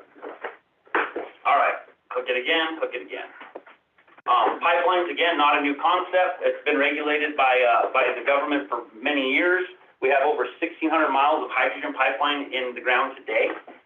They've been regulated since 1970, so we've literally seen regulation happen for over 50 years. Okay, I'm wrapping up. Okay. Let me just close it off. Click it again. All these agencies will have to collaborate together to think about how we can do regulation. Next slide.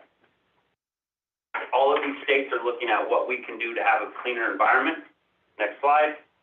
The Navajo Nation, before anybody else, the Navajo Nation in 2018 adopted the Navajo Climate Adaptation Plan. Y'all have been thinking about this. You guys have been the leader on this for a long time, and other states, I would say, are following your lead. Next slide. President Biden signed the Infrastructure Investment Act, and next slide, worth $1.2 billion. In that, he put money towards the regional hydrogen hubs. $8 billion in total. New Mexico, Arizona, we're all looking at trying to bring those hubs to our state, and we're doing everything we can to leverage it. Next slide. What opportunities lie ahead? And that's the question before y'all today. What will that look like? What will a hydrogen economy look like for New Mexico, for Arizona, for the Navajo Nation, for Utah? Our leaders are thinking about this, and it's important that we have these conversations. It's important that we bring stakeholders together. That's why we're out there providing these presentations, so that you have an informed electorate, so when they ask you questions, you're hearing the support you need from your community that this is a good thing. And this is the last slide. So, Navajo Nation, Utah, and New Mexico, we're all uniquely positioned, but we can't hesitate. This has always been, unfortunately, the issue with any state that looks at bringing a new industry in. They hesitate, and others get to the table first. Next slide. Next. Closure of the mine promised this wave of green jobs, but they never came. This is the opportunity to retool people in this area, in the Navajo Nation, within Arizona, New Mexico, Utah, to train them in these jobs and and bring back, and I heard this, and I hear this continuing in the communities. We want to bring Navajos back to the Navajo Nation so they can be tied to their culture, they can be around the elders, they can be raised within the Navajo Nation. This is our opportunity to do that. Next slide. And then we're at questions. And that is the fastest I've ever done that presentation. So I apologize, normally it'd be more in-depth, but I know that we were limited on time. Thank you for allowing me some grace. You're gonna stop here. All right. We'll move back. Thank you for your, report presentation. At this time, can I get a motion to accept this report? I'll make a motion. Okay, Honorable Clark, can I get a second? Second. So we can have it translated in Navajo. We need the 40 minutes to do that. Okay, thank you, honorable colleagues. At this time, do we have any, comments or responses or questions for the presentation? Waiting for auto so to start.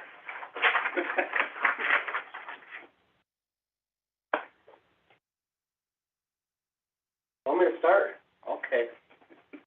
Honorable Phil? Well, you know, first of all, appreciate the, conversation and, the presentation. There's been a lot of,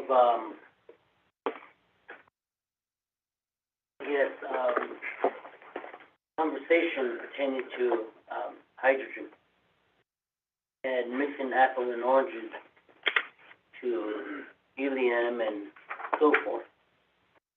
And, also talking about, green carbon and the blue carbon and so forth, or the hydrogen, They're already out there pushing the scare tactic on that. And in the Navajo, when you say somebody, especially at the local level, why they say that's the scare tactic that's out there. And as you laid out the information pertaining to the types of carbon, the blue hydrogen and the green hydrogen, and what they're based on, in Navajo, how it's made up. So you have the green portion made up from off of renewable electricity. Dissect it, taken apart, and right that you create that energy. The other is the blue carbon off of natural gas and putting it through steaming. And as that conversation, as you were talking about it, I thought about the moonshiner. How they boil corn and create that steam evaporation and created the moonshine, But, this concept that I have, and I've been just thinking about it. But what I'm getting to is that I really appreciate that the information of high level, what truth is about hydrogen. And took me to a whole different level. Because if this is really conveyed to the Navajo people indirectly, and this was easy coming down to the issue of the proposal. I know there's a proposed pipeline that already we have a group that's out there opposing it. That same group is opposing another development that's gonna go on into Chivito. And what I'm getting to is that there's more of opposition going on Navajo, and there's no solution to come back to the table. Well, we're saying no because of this, but what about this? This is what we could do, because at some point we are gonna have to complete, or when is the nation gonna tighten our belt?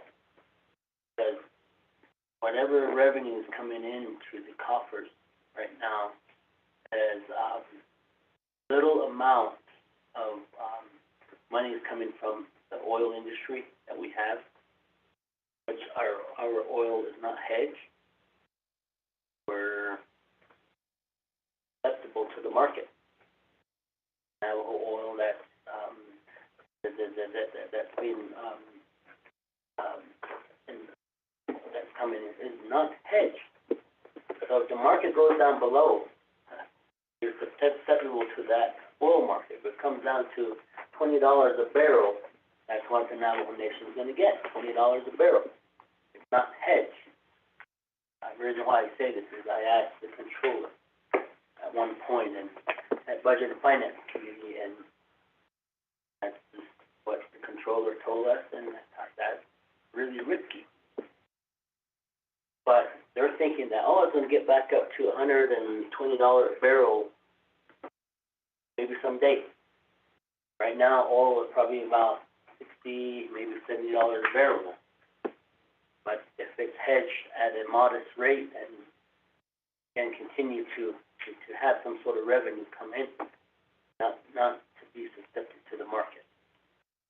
So that's just my thought. But along those lines, the public education, I think that is really needs to be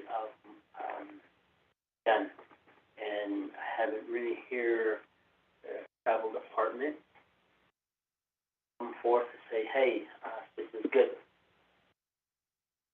bad, they're quiet. I haven't heard anything from any travel program that's dealing with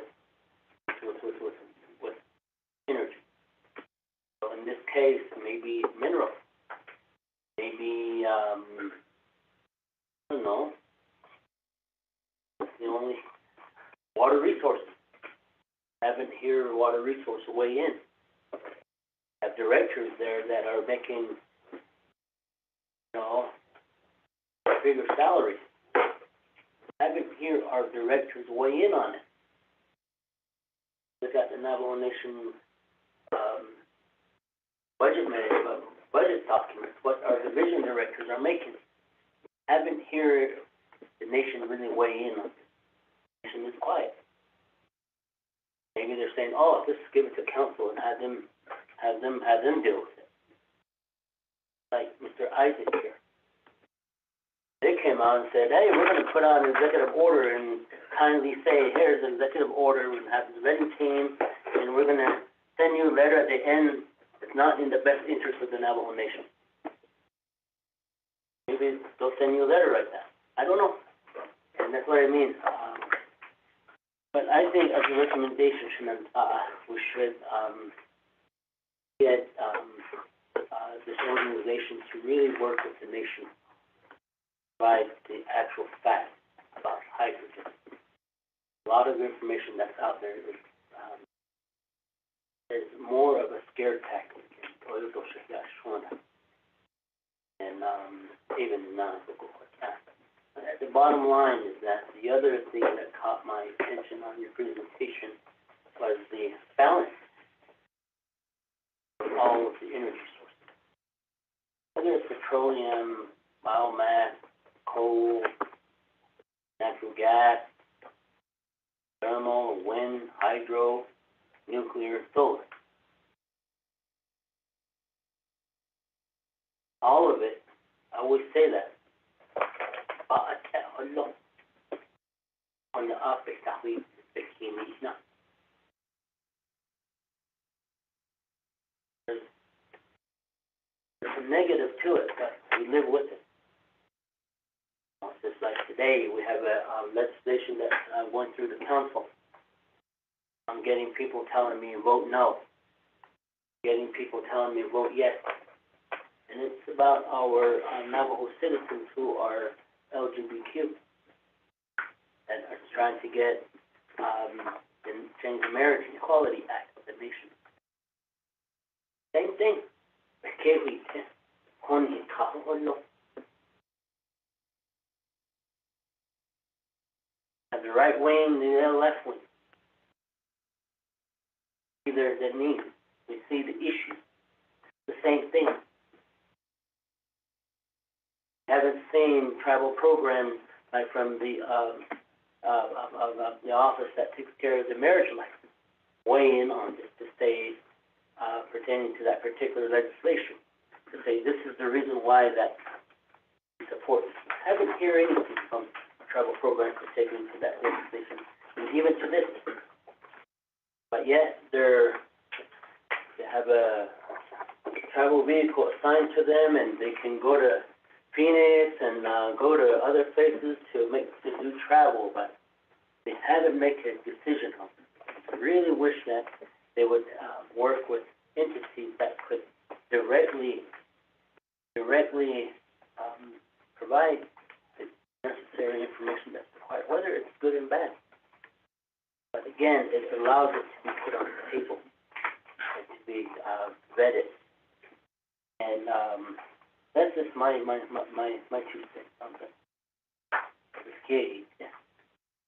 Can't live with one or the other. You can't live without it. That's scary. All of that. And as you talk to the energy type, grandmother, potter, did a saw brown clay, and she always used to say, "Chish dosa dosa."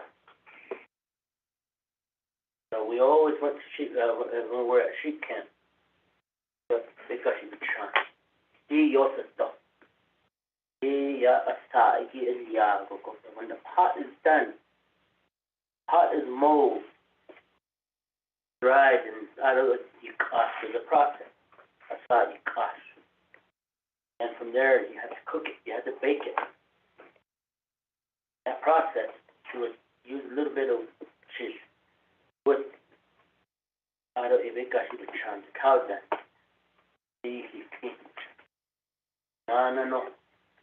And as the gentleman's pants right here, that purple color. When it's on fire, it's hot. You couldn't add that clay, that redness in it, and it's that color. That's not hot. It's burn you. 17 years old doing that. And she used to say, it's a stuff. Careful. Around it. So how she was telling me, and I listened. Even I'm very good to have it on here. Seeing what our ranchers could produce. To get them to go out and start collecting cow pies and doing a little geothermal or a plant on it, just burning that thing and get it put in there, a small turbine in there, and get that plant and do a cool down cycle and get that steam to turn that turbine, create some electricity. Just those things, but someone's going to say, but those opportunities are here. I look at this presentation as an opportunity. I really appreciate it. I know that you guys did some dedication to the chapters, and know that there's an opposition out there for this type of development that's ongoing. Somewhere leadership has to make this decision. Do we move forth with this energy, this type of energy development? It's out there. But again, we have to look at the nation as a whole. Whether I represent Tuba City, my vote, whether I press green or red, will impact somebody that lives in eastern Navajo or northern agency. Because it's dependent on their livelihood, and vice versa. Earlier, Mr. Isaac did his presentation, I voiced my concern because that community over there, I represent too, as the chairman of the Navajo Hopi Land Commission. And even, it bothers me. And it makes me think about it, begin to think about it, you know. But again, I really appreciate it, and thank you for the time, Sheriff. Back over to you. Okay, thank you, Mr. Stoll. Do you have any other, comments, to the presentation? Honorable RDC colleagues? If not, going once, twice, thrice. Okay. Okay, roll call vote to accept this report. Ms. Wilson? Item D, report from Four Corners Clean Energy Alliance on hydrogen. Roll call vote for Honorable Shawna Claw. I vote green. Honorable Shawna Claw votes green. Honorable Rick Nez. Delegate Rick Nez votes green. Honorable Rick Nez votes green. Honorable Danny Simpson. Honorable Otto So. Green. Honorable Otto So votes green. At least 3 in favor, 0 opposed, and 1 not voting vice chair. Okay. Thank you, Ms. Sophie. Okay, well, thank you for your presentation. Thank you for your time. And, sure that's, personal PR on your presentation. So, with that, we'll go on to item C. Mr. Tahi. Vice Chair John Summers of RDC, item C is a report on proposed transportation of the Nuclear Waste Via Railroad, which crosses the Navajo Nation and matters related to the transport proposal. Okay, thank you, Mr. Tahi. Is the presenter here with us? Yes, I'm here and I'd like to share my screen. Okay. Go ahead and identify yourself. Okay, Yat She'e Twitch Nishlitz and Obishni Bushish Chinkia Ani Dashache, Toglini Dashanella. My name is Leona Morgan. I am a resident right now. I'm living in Albuquerque. I'm a graduate student at UNM. I've been working on uranium and nuclear issues for more than 15 years, helping to stop the ISL mining that just recently is restarting in Church Rock. And then recently, I've been focusing on a threat from a company called Holtec. But I just want to also add, I do not believe any of this is misguided activism. I have been working as a volunteer. I'm not paid for this work that I do. So I'm not from a rich organization. I am just a Diné person concerned about Diné. Oh. Leona, hold on. We got a point of order.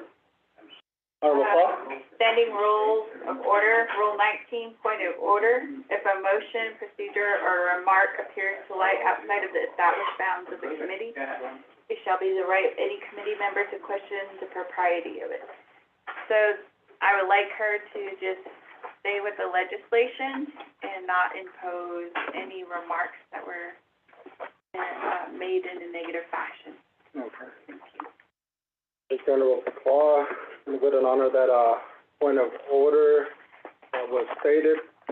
So, Ms. Leona Morgan, I would like for you just to go ahead and stay on your report that you have for us today. You may continue. Okay, committee, council delegates, members of the committee. I'm not sure what was negative. I'm just saying that I'm a volunteer and I do this work on behalf of the Navajo Nation as a citizen. I am registered at Vicente chapter. And right now I need to share my screen. I'm going to report on some work that I've been doing. And this is regarding a proposed consolidated interim storage. So I I'm going to introduce the project and then explain a little bit what's going on and give an update. So right now, there has been two proposals for nuclear waste storage in New Mexico. And I'll just back up a little bit to explain what kind of waste it is. But I want to make it clear that Navajo Nation, as far as I'm concerned, this is my third report to Navajo Nation. First, I reported to Law and Order in 2016, and then later to the Diné Uranium Remediation Advisory Commission. And so this would be the third report. And I'm not aware that the Navajo Nation has taken any action on this, such as tribal consultation or any nationwide statement. So anyways, so the type of waste, as you can see on the slide, it comes from the nuclear power plant. So there's all kinds of waste, and waste is classified in all different ways. Most of us are dealing with uranium waste up here. This is what we call the front end of the nuclear fuel chain. And this waste here, this is what we call the back end of the nuclear fuel chain. So just so you know, the nuclear power plant here, we don't have any in New Mexico. And I'm speaking, my family's from Eastern, so I'm speaking a lot about New Mexico, but this is concerning the whole Navajo Nation. The high-level radioactive waste, right now, there's about 35,000 metric tons in the country with nowhere to go. So recently, there's two companies that propose to store this waste, and both of those proposals have already gone through the EIS, the permitting process, and have recently been licensed. So again, this is waste from nuclear power plants. And I just want to explain that the waste here, it's called high-level radioactive waste, and it's different than weapons waste. This is from nuclear power plants. Okay, so right now in the country, there's about between 60 and 70 sites with nuclear reactors at various stages. Some are operating, some are in the middle of decommissioning, and some have already been shut down. So these numbers represent, if you zoom in, there's that's the number of reactors in that location. So there's nowhere to put the waste from all of these reactors, but they're proposing 2 locations to store it temporarily. So consolidated interim storage, or CIS, it means these are only temporary sites because there's no permanent place to put it. So the risk, of course, would be because the transport is by rail. One possible route is right through the Navajo Nation. Another route would be around Tucson. The trains would either come from either direction, east or west in the country, and then from Clovis, come down south to the sites. Right now, there's no railroad to the actual site. The sites are not built. But they've both been licensed. So the one in Texas, it was licensed in 2021. And the one in New Mexico, it was just licensed in May. So that's basically the update on the sites. There's a lot of risks and concerns to Navajo regarding, well, this violates the Navajo Nation Transportation Act of 2012. There could be up to 13 accidents per 20-year period is what the NRC estimates in their environmental impact statement. These accidents, we don't know what the impacts could be in reality. Of course, there's environmental contamination, but this has never been done before. So there's really no studies, and we wouldn't know until something happens, the extent of it. Right now, the transportation routes are unknown. And again, I said these facilities are temporary. So if they build a permanent facility, that means the transportation would happen 2 times. And I think, personally, I think one of the biggest risks is if the trains are transporting anyone within about 10 feet of the rails while the train is passing for the whole train, could get a dose equal to about a chest x-ray. And so there would be multiple trains every week for decades. But the good thing is, okay, so there's a lot of concerns. I'm just going to skip this because there's a lot of information I can send you, and I'll send you this report. This is just pointing out some of the people that live near the power plants. They show that the canisters are not safe and they're already getting rusty. So those would be the canisters transporting through the Navajo Nation. There's opposition to both facilities. In New Mexico, we have several counties, municipalities, including Gallup and McKinley County, and the Church Rock chapter and the Durack, who have all passed resolutions against both facilities. And then in Texas, there's also opposition. So because of all that opposition, pretty much the projects appear to be stopped. I mean, they're licensed by the federal government, but both the states of New Mexico and Texas have passed laws to stop the projects within their states at their state level jurisdiction. And I just want to report that there's a lot of legislators that were involved. Some of them were super helpful, and I want to say thank you to them. Some of them were actually threatened because this was a really contentious issue. So yeah, there was a lot of stuff going on in Santa Fe. Fortunately, the bill passed on March 17th, and then the governor signed it into law the same night.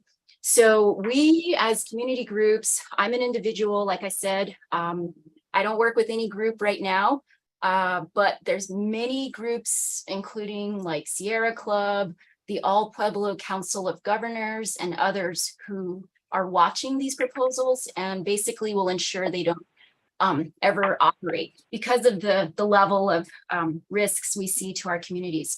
So as that's my update basically on the site. And so some of the other things as an activist, I just wanted to put on the radar. Some of the other things I work on that I'm watching with other Diné folks.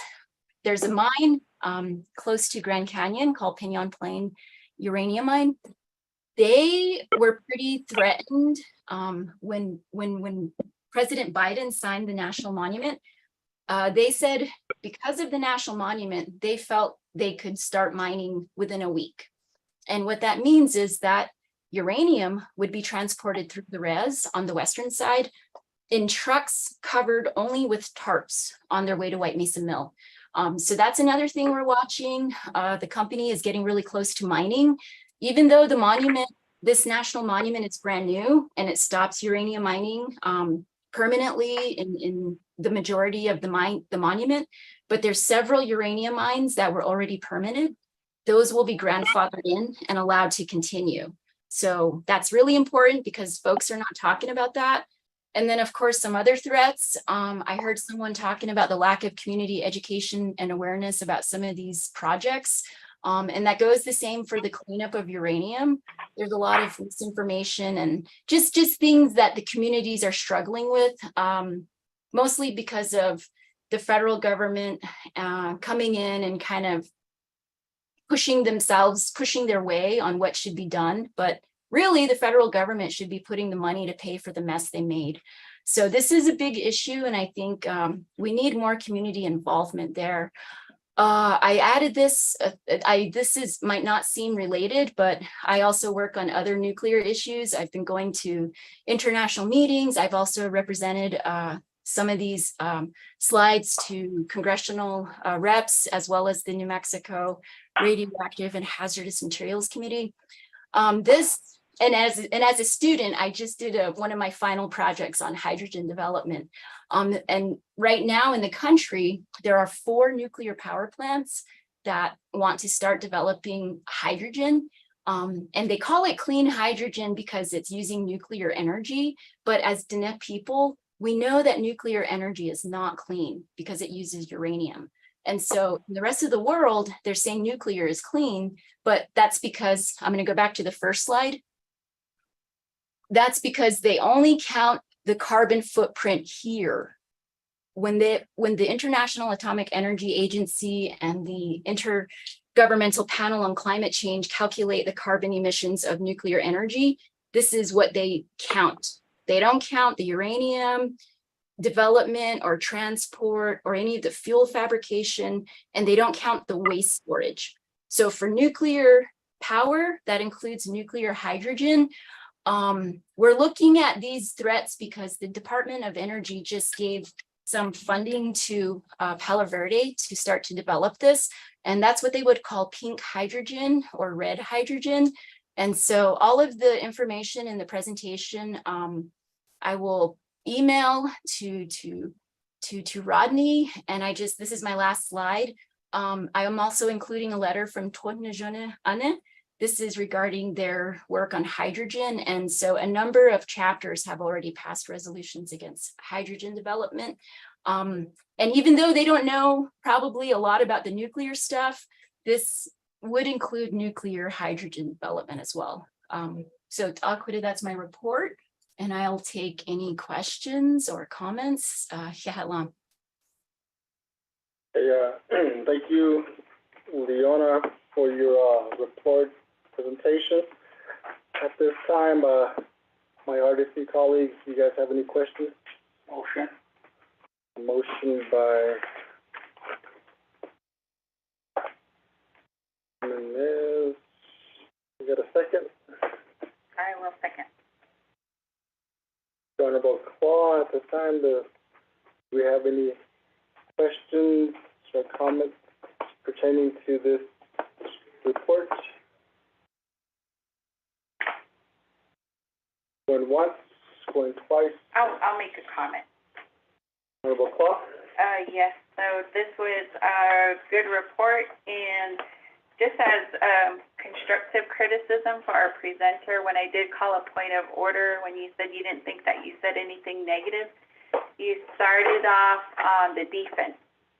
And we, as the legislators, that's what we listen to when we're hearing reports. Reports are good, but when you come off defensively, and I think the word that you said was, this is not misguided environmental activism.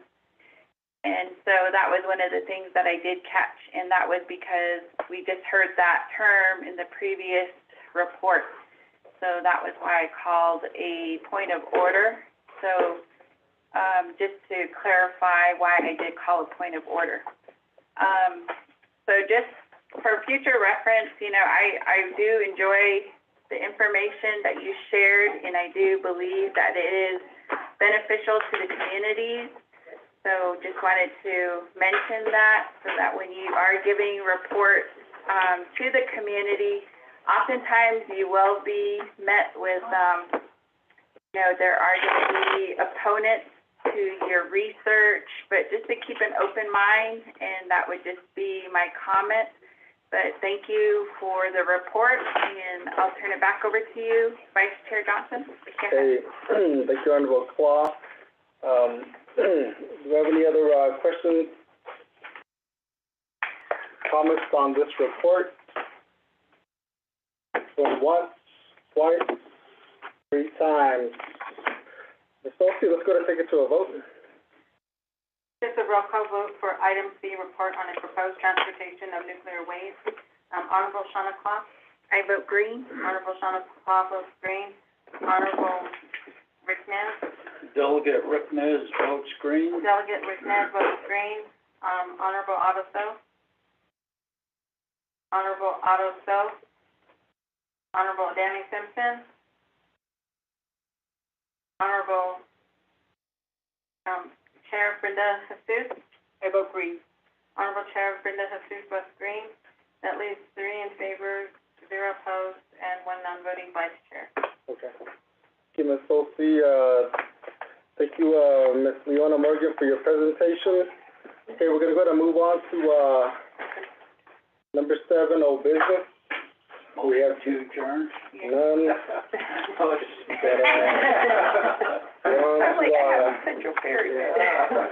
Number 8, close of meeting. Do we have any announcements? Okay. Welcome, adjournment.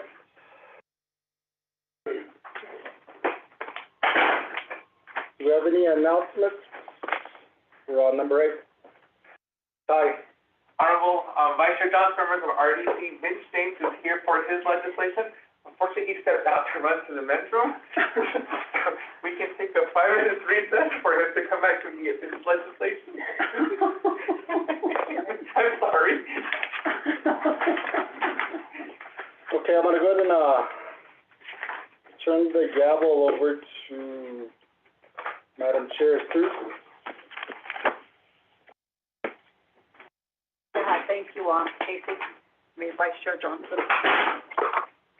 We're just got out of, Division of Community Development, revisit for their budget.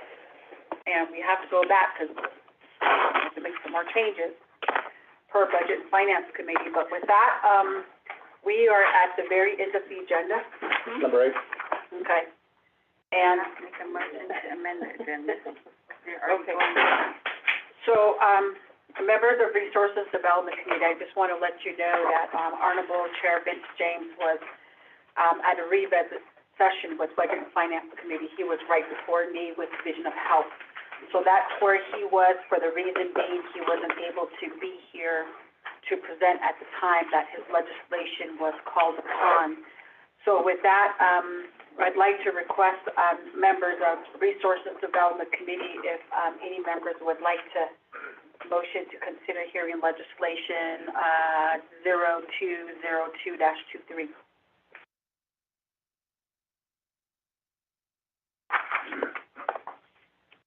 Honorable Ness.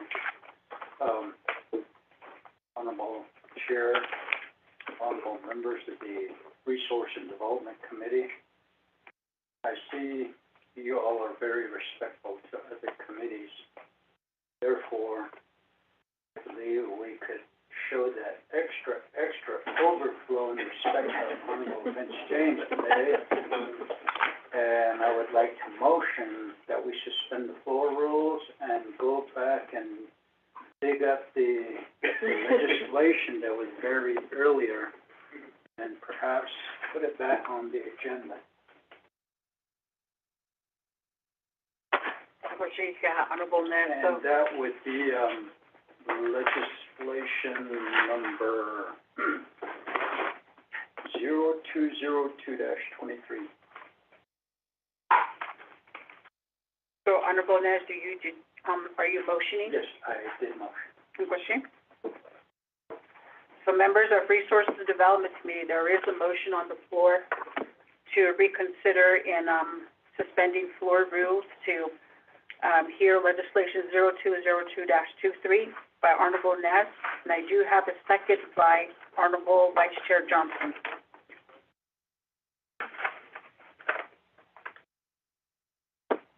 So with that, do we have any questions in regards to this request?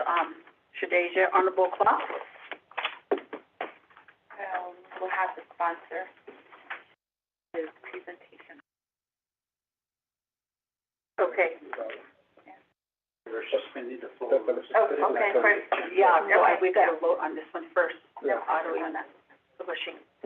So going that, so with that, I'd like to go ahead and request for roll call vote to suspend floor rules. That has a motion and a second to, revisit legislation 0202-23. So there's a roll call vote for suspending floor rules for legislation 0202-23. Honorable Shana Clark. Green. Honorable Shana Clark votes green. Honorable, Vice Chair Casey Johnson. Vice Chair Casey Johnson votes green. Honorable Rick Ness. Delegate Rick Ness votes green. Delegate Rick Ness votes green. Honorable, Danny Simpson. Honorable Otto So. Madam Chair, that leaves 3 in favor, 0 opposed, and 1 not voting. Madam Chair. Rishi? So with that, motion carries. So we go ahead and stop the floor. Okay. So with that, Kwadoshi okay, Mr. Tahi, if you can please read legislation 0202-23 into the record. The Madam Chair, members of RDC have legislation summary sheet for tracking number 0202-23, date August 9, 2023, titled "The Resolution and Act Relating to Law and Order Committee, Resource Development Committee, and Update Committee, and the Navajo Nation Council, amending Title 26 of the Navajo Nation Code to allow for virtual attendance at chapter meetings. Purpose. The purpose of this legislation is to amend Title 26 of the Navajo Nation Code to allow chapter officials and chapter members to attend chapter meetings through virtual methods, including audio and/or visual conferencing. The Navajo Nation Council has final authority over this legislation, which we read into the record in its entirety. The primary sponsor of this legislation is Honorable Vince R. James for tracking number 0202-23, an act relating to the Law and Order Committee, Resource and Development Committee, and Update Committee, and the Navajo Nation Council amending Title 26 of the Navajo Nation Code to allow for virtual attendance at chapter meetings. In Section 1 outlines the authority, and Section 2 the findings, and Section 3 is amending Title 2 of the Navajo Nation Code, which is Title 26 Navajo Nation Local Government Act, Chapter 1 Navajo Nation chapters, Chapter 2 Navajo Chapter Government. It also includes amendments to Section 1003, Order of Business. Then you have Section 4, which is the effective date, and Section 5, the codification, and Section 6, the savings clause. Then you have the first report, the Navajo Nation Legislative Rights Inter-Public Review Summary for legislation number 0202-23, sponsors Honorable Vince R. James. This legislation was posted on August 11, 2023 at 4:24 p.m. The 5-day time period ended August 16, 2023. There was 5 comments supporting this legislation, 6 comments opposing this legislation, and 1 comment recommendation on this legislation. The 5 comments supporting this legislation is 1, Ray Ray, 2 is Sina Vicente, 3 is Nellie Gilmore, 4 is Louis Watts, 5 is Melissa Teller. Comments opposing this legislation is 1, Naizi Chapter, 2, Shirley Barney, 3, Jimmy Ricardo, 4 is Curtis Berry, 5 is Virgie Baker, and 6 is June Chavez. The comment recommendation comes from Eastern Navajo Agency Council. Then you have the second report, the Navajo Nation Legislative Rights Inter-Public Review Summary for legislation number 0202-23, sponsors Honorable Vince R. James. Again, this legislation was posted on August 11, 2023 at 4:24 p.m. The 5-day time period ended on August 16, 2023. You have 1 comment supporting this legislation, no comments opposing this legislation, no comments recommendation on this legislation. The 1 comment supporting this legislation is from Doreen Reebok. Then you have the Law and Order Committee, the 25th Navajo Nation Council, the first report, 2023, the committee report. This legislation was committed by the Law and Order Committee on August 21st, 2023, and it was offered a report, a due pass with no amendments, and was referred to the Resource and Development Committee by a vote of 3 in favor, 0 opposed, and 2 not voting. Madam Chair, members of RDC, that is legislation number 0202-23 read into the record. Yeah, thank you, Mr. Ty. With that, may I get a motion on legislation 0202-23? Vice Chair Johnson, and may I get a second?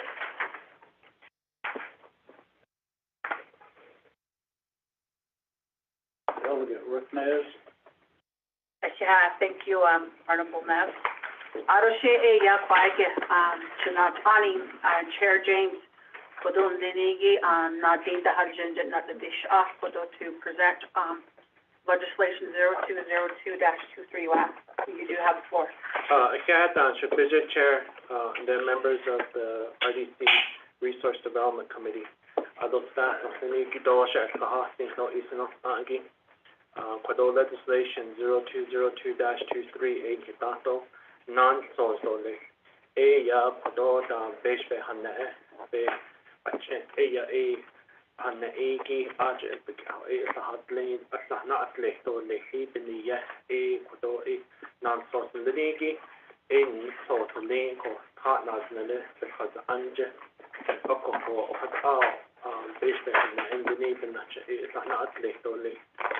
The snow doti no enough sauce leniki kodon hitaton ni sauce ako kodo ya ni hitene ni the quigo shin sa ye angle adoba tan no hot up the when jishako ako ta ni go ni kodo sato ini ka la an hayat khala ya aje na to aje na ha Akoko Nahabe Hote or Layat Etoli, Kodo, Beshbe Hana and Denigi, Ako Edi Sana Outlay or A Agent Dahu, it needs on Hapo Hanet Nadoli, bakon ni hedi san he otkat ni na stone he ina origin that is the things in the lead Portugal ke honi ko the ni na Portugal ke honi ani ki e ultra e ultra na ha chiniat e ultra de do lead the ni so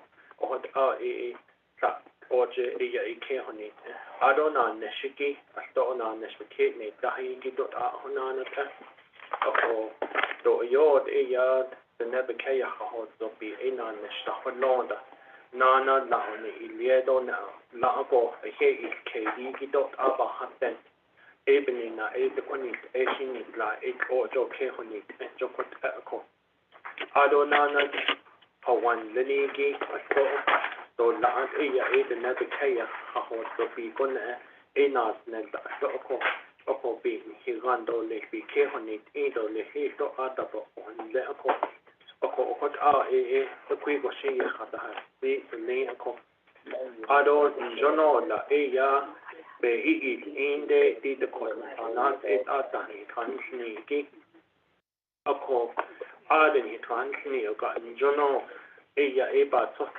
the case de achen hanne fish be hanne lini be ta hui na do na hot atahne le hola po hanne la John la akot jo akot ba ko hani ki ako ato the person sanas ni trans ni da ya ato anna da ya oyo do ako nisigi ne tahato ha de ako nisi adon his ba husband and John de hanne ya the person sanas ben nache ya cheta hui now na ha po hone das le ko da no ta hot ya da tin le ko shi de ben na che ko do na so le ni gi ta ton so ko shina ta no le ni gi ko di de na so si gi ko ha di ken sho jo ado be ke do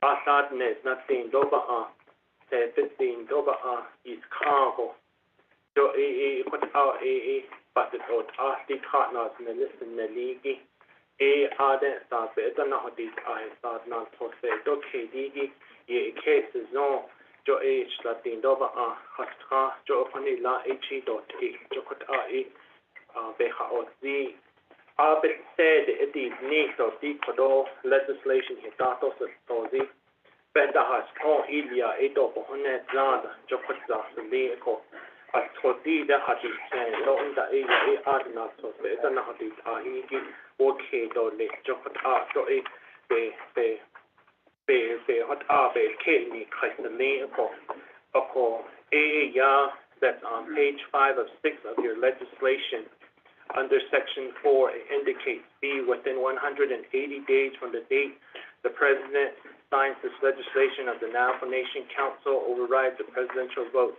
Veto of this legislation, Navajo Nation chapters shall submit a paper copy of their chapter resolution approving or disapproving this amendment to Title 26. So that don't take effect until after this legislation goes through the whole process and once it's signed by the president. So we can't do it beforehand and attach them to the legislation. So we have to do it until after this whole legislation is approved to make the amendment to Title 26. So what out or tinko ben hitchon ando le ado such a shade they no kato the yes said done in that ko what out or tinko ba hospital le chair do Quebec members of RDC Resource Development Committee put it over. Thank you. Thank you, Honorable Chair Fitz James, in regards to legislation. I don't have for the Linigi, Sabinadi, the Dr. Nings told. She began to cool Linigi, not the kid. I'd like to go ahead and yield the floor over to Honorable Shauna Claus for a question or questions. A question. There is another legislation in the docket. The Danish employer. Abazaniek Nikwa, page 5 of 6, Nikitin Inko, Nikwa Sabaka, that the chapters will submit their resolutions before our council or after it's signed. Akunde Aya, She'e, Sheshbahas, and C virtual attendance. Ziki, Ayos as a Anahot, it show Beninahi A as A voters. So I see the integrity of the vote. So I know when we were having our virtual meetings with our chapter, and this is with Chinle chapter, we had people with fake names that were on virtual iPad, some just had made up names, but they were placing their votes at the chapters. And so I do see in here that in the legislation, there is a section for order of business, page 5 of 6, section 1003, where in here it says procedural regulations adopted by the Resources and Development Committee of the Navajo Nation Council. RDC. That's going to be my question probably to our legislative council. But I just wanted to bring that to your attention, Shanella. The attachment,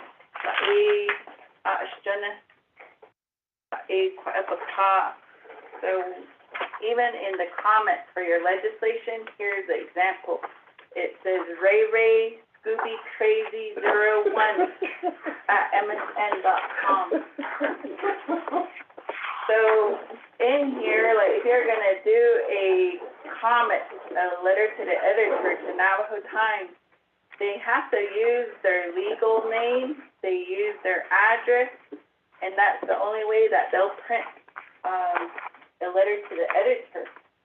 So that's just one example that I want to use about the integrity of the vote, and especially when we're doing virtual. I am in favor of allowing our members to attend virtually. I'm not in support of that. But if there is what you put in here, the combination, which is some members in attendance and some that are attending virtually, I think that's a good recommendation. And I do notice the difference when I'm in a chapter meeting, when people are, when they're actually there, physically present, they're more respectful and they actually talk about the issues. But when it's virtual, they don't enjoy it. They don't talk right, and they're kind of disrespectful. The election code is so in our Navajo Nation code. And so the election board, I would like to hear from them too. And the reason is that when they're casting the vote, so they do have to be a registered voter. And there is some ethics violations that are happening at the chapters where the employees are also voting when it benefits them. So when we talk about conflict of interest, they're passing certain things that benefit them as an employee. So we do need the Navajo Nation elections and then also the ethics office to weigh in on the legislation, especially when it's going to affect the procedures. But this is just the beginning of it. I understand that, but these are just things that I do want to bring up to the RDC, since we are the oversight of the chapters. So that's the main thing that I'm bringing this up, is mainly for the oversight of the chapters, to make sure that we are, number one, not violating our voters' rights, but just to ensure that there is integrity that is going to be ensured for their vote, and then also to ensure that it is being ethically done, and then also to ensure that we do have, the elections office who will validate these meetings, and then also the resolutions that are being presented. And then in here, I know it states in the legislation that there are, some chapters that are in different categories, such as the certified versus non-certified. And in here, the certified, we're saying that they're gonna come up with their own policy. But that's just some of the things that I read into this legislation.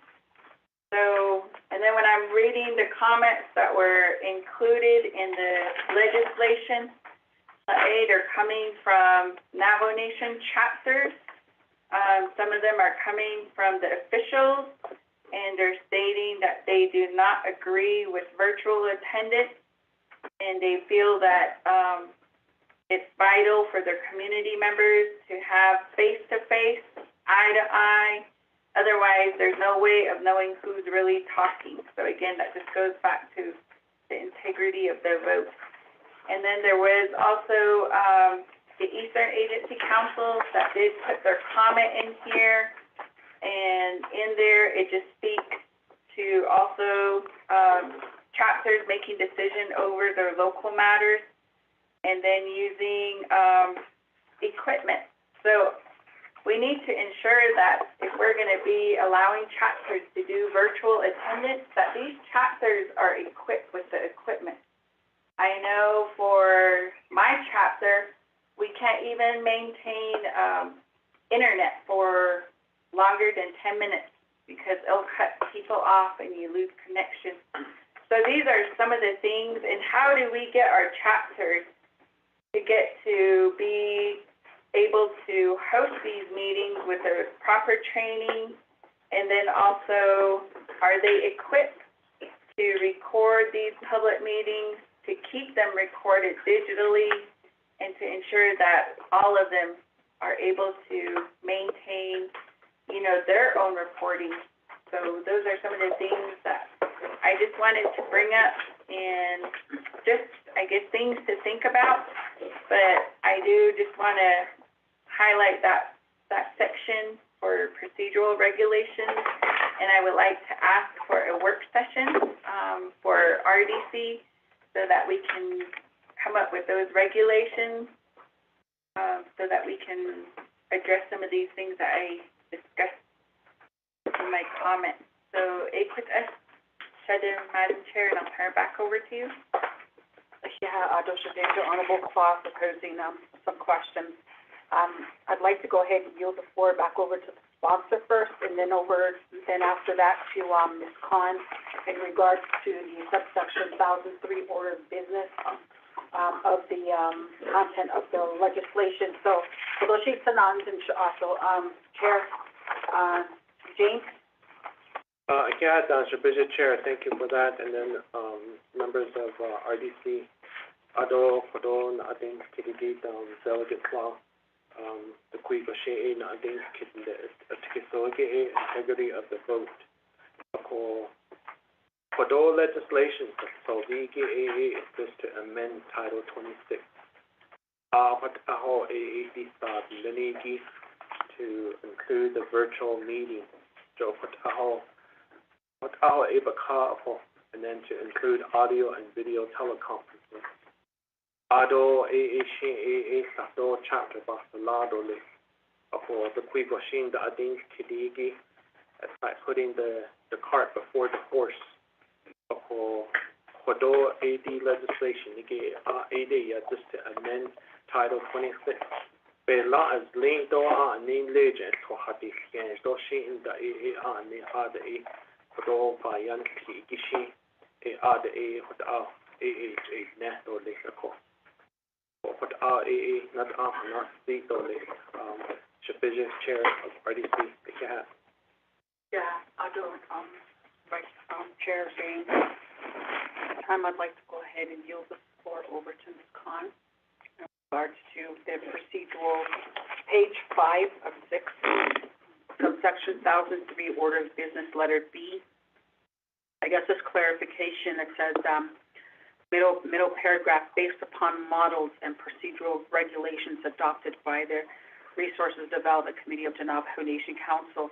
So the question was, does this require RDC to refine, or do we have to come up with new regulations if there's not one in place yet? Con? Thank you, members of the Resources and Development Committee. That particular section where it says Resources and Development Committee, prior to that time, it said TCD, the Transportation and Community Development Committee. At that time, that particular committee had the authority to do this particular provision. And when the council went from 88 to 24, TCD came within the authority, their authorities came within the Resources and Development Committee. That particular, TCD passed a resolution, I do not know what year that was, and that particular resolution set up means for chapters to have alternative forms of government. And there was a process, and it involved voting, a vote by individual members of the community to change, to have a different type of government, and the different types of government that are available are in that particular resolution. And I do not have access to my that particular resolution here. I'll put it back of my mind here to send that resolution to you, members of the committee. It would be, I would offer this as a suggestion, is to address certain questions regarding those alternative forms of government to the chapter, DOJ chapter unit, Mr. When that time, when you have that work session with him. Yes, that's all, that has been set up, and it has a resolution, and I will try to remember to get you that copy of that resolution. There could be more, but that's what I've always understood that section to be. I will remember to get you that resolution when I get back to the office. Yeah, Ms. Khan. So now, go ahead, yield the floor over to, Honorable Aroso. Thank you, Madam Chair. Members of the Resources Development Committee. Right now, legislation that Shananda Kodoni, so the amending Title 26 of the Nomination Code to allow virtual attendance at the chapter meeting. And I look at both sides, the yin and yang. You have the right wing and you have the left wing. And chapters try to make corn. The chapters make corn. The chapters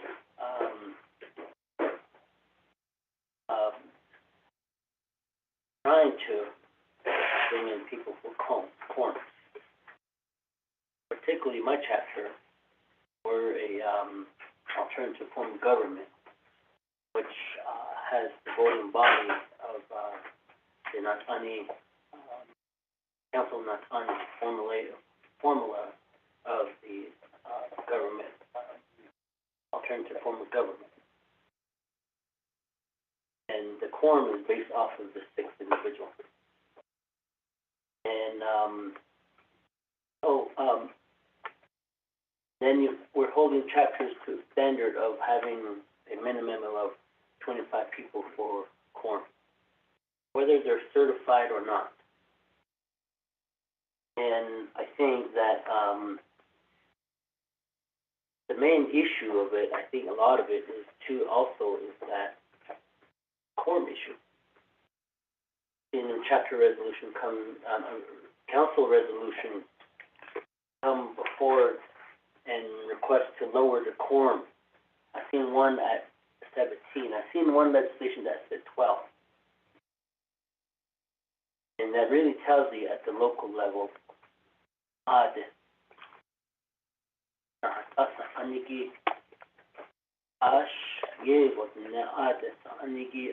local level, the Washington Eagles, see,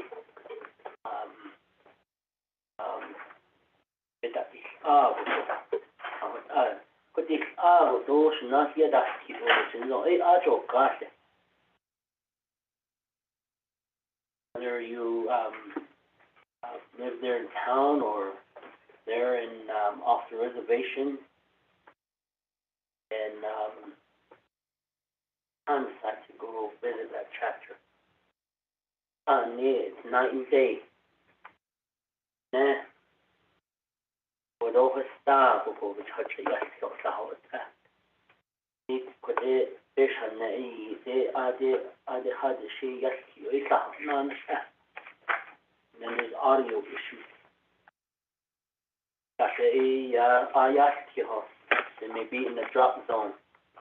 And what did you say? No. Until they come back into signal area. I was still talking to Danica. They laid off this kid earlier. What's that? Somebody pressed star 6 and unmuted themselves, and you could hear them talking. Could you get that kill? Could you allow one get that kill? Could you have these last? Another other bunch of and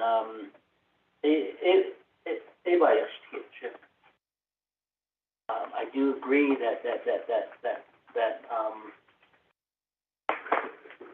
we have to address this issue, and is it time that we move forward to reduce chapter?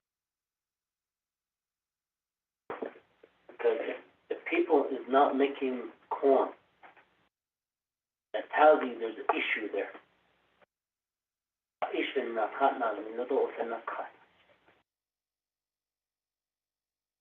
An example, my chapter, that's 3,400 voters. Form is made at the chapter. There's only like about, at the most, 18 people to 25 people sitting there, listening. Staff included, chapter officials, myself, and the audience.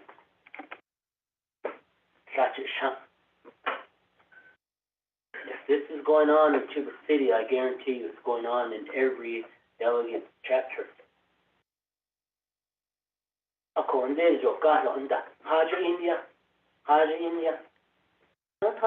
Chapter meetings in Ashaga,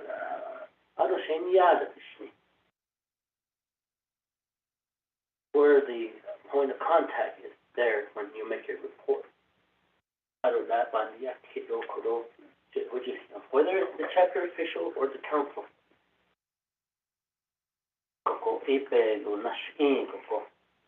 I do agree that virtual attendance, maybe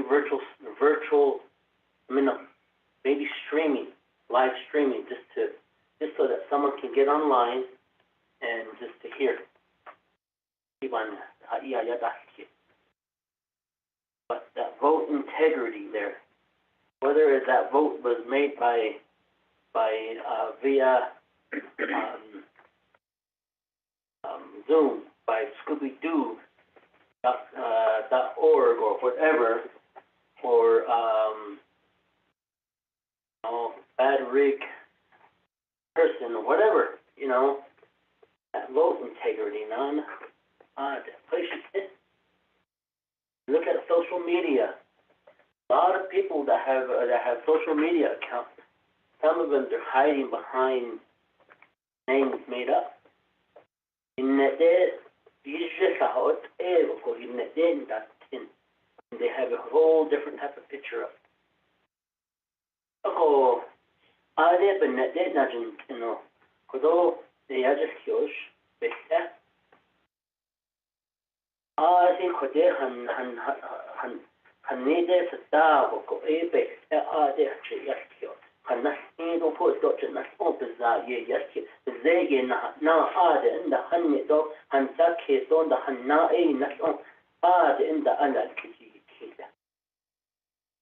onsen.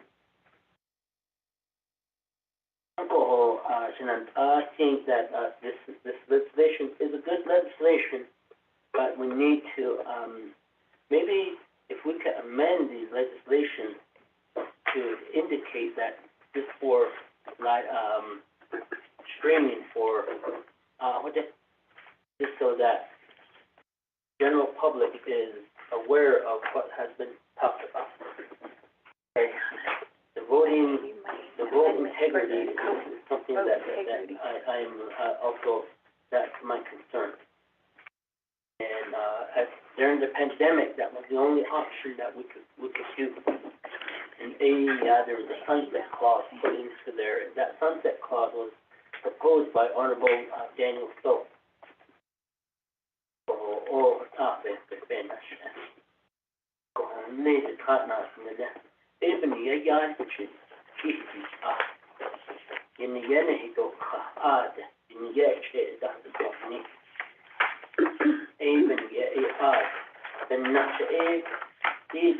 Chapter trust fund that based on it, they get the net registered voter, but this what's caught up in not a yard, but so that the local government, local chapter can operate.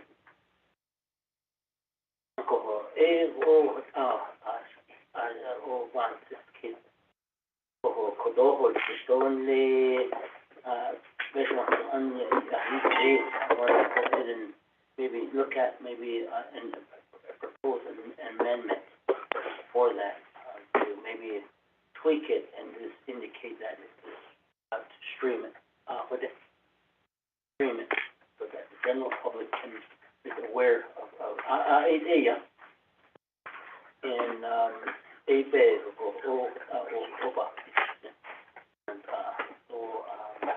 Title 26 is another monster by the horn that we have to be very careful. The chapters can do their, if they want virtual meetings, all the chapters can call a special meeting and pass a resolution saying we want virtual meeting. The same clause, so instead of saying we have to go to every chapter.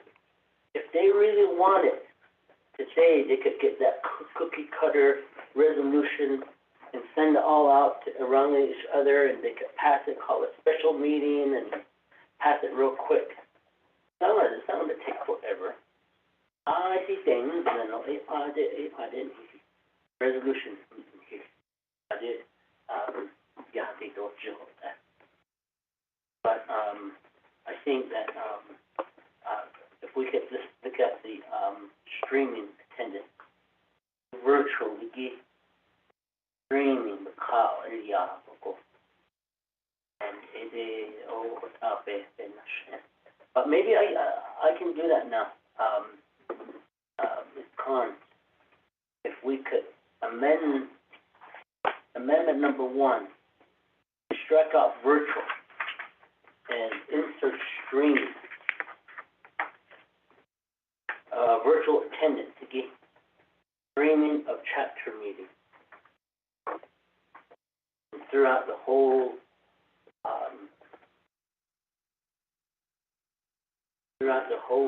legislation. Strike out the virtual attendance and insert it with streaming. For allow for streaming at chapter meetings. Live streaming or something like that. That way, the general public can come in, whether it's done through YouTube or Facebook or via Zoom. We have it out there. The general public is aware of what's being discussed at the local level. And the chapter officials, they have to meet. They have to be there. And then the quorum, that's up to the community.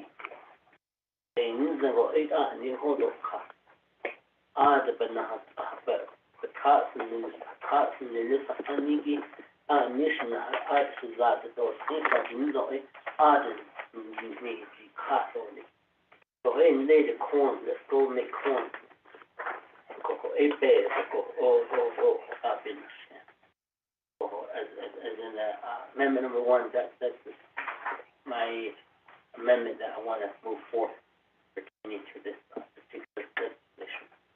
Thank you. Yeah, Honorable Otto. So there was, an amendment that was requested, by Honorable Otto in regards to the virtual language provision to change it to streaming. Though in that, so also, I heard chapter officials to be present, so, are you saying that the chapter officials have to be physically present at these meetings? And then the last one is the quorum conditions. So, with that, I guess my question to you and to Ms. Khan is, when we're saying streaming, how is that going to constitute? Because right now, quorum requirement is 25 for a lot of the chapters, except the AFOG certified chapters. So when we're saying virtually attending or even streaming, how is it still going to constitute the quorum? Because in person, Jiko Ebe has been signing it that you ask who is the registered voter, because they have to be registered. But if it's streaming or even virtually, how are you going to verify that they're registered voters? Because through Auditor General's office. So, Ms. Khan, I'd like to, yield the floor over to you, and with the request that Mr. Honorable Otto had made, and how we would possibly look at crafting a measurable legislation. Madam Chair, the first question with regard to an amendment to change the word virtual to streaming, from my understanding of this legislation, that changing of the word would change the intent of the resolution. The findings go with the intent. The intent is different than merely streaming the legislation. And that's what I see at this point, is the findings, talk about, let's see, the findings will talk about the need for the streaming. I can't,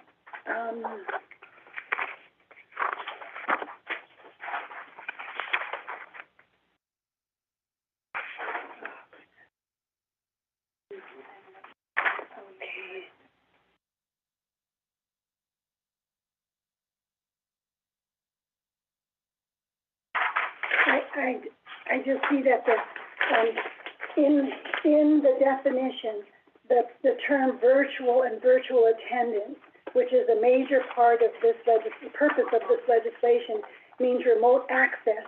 Okay, remote access will be held virtually, and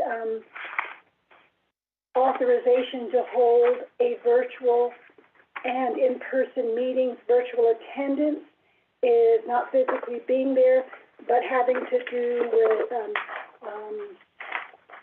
participating by video conferencing, audio video conferencing. It's talking about virtual attendance. Attendance is a major part of this legislation as opposed to just streaming. The streaming seems to be limited to just viewing and not participating. But the term here, virtual attendance, is very much envisioning participation through not being in person. So I see it as changing the intent of the legislation, which an amendment is not to change the intent of the legislation. So I would not, at this point, be able to write an amendment. We have another chance, and if after discussion with my colleagues in the office, they see that as not changing the intent of the legislation, then, language could be written, but as I understand the purpose of this legislation, restricting it to just streaming, changes the intent because virtual attendance is the purpose of the legislation. Madam Chair. Ms. Khan, so, back to Honorable Otto So. The word, streaming, the EAYA is going to pretty much, change the language provision in this current legislation that is here before us. And I know that, you brought up several good points as a concern, and you also wanted to put, you recommended to put, special provisions in there for chapter officials to be in attendance in person, and the other issue is the quorum. I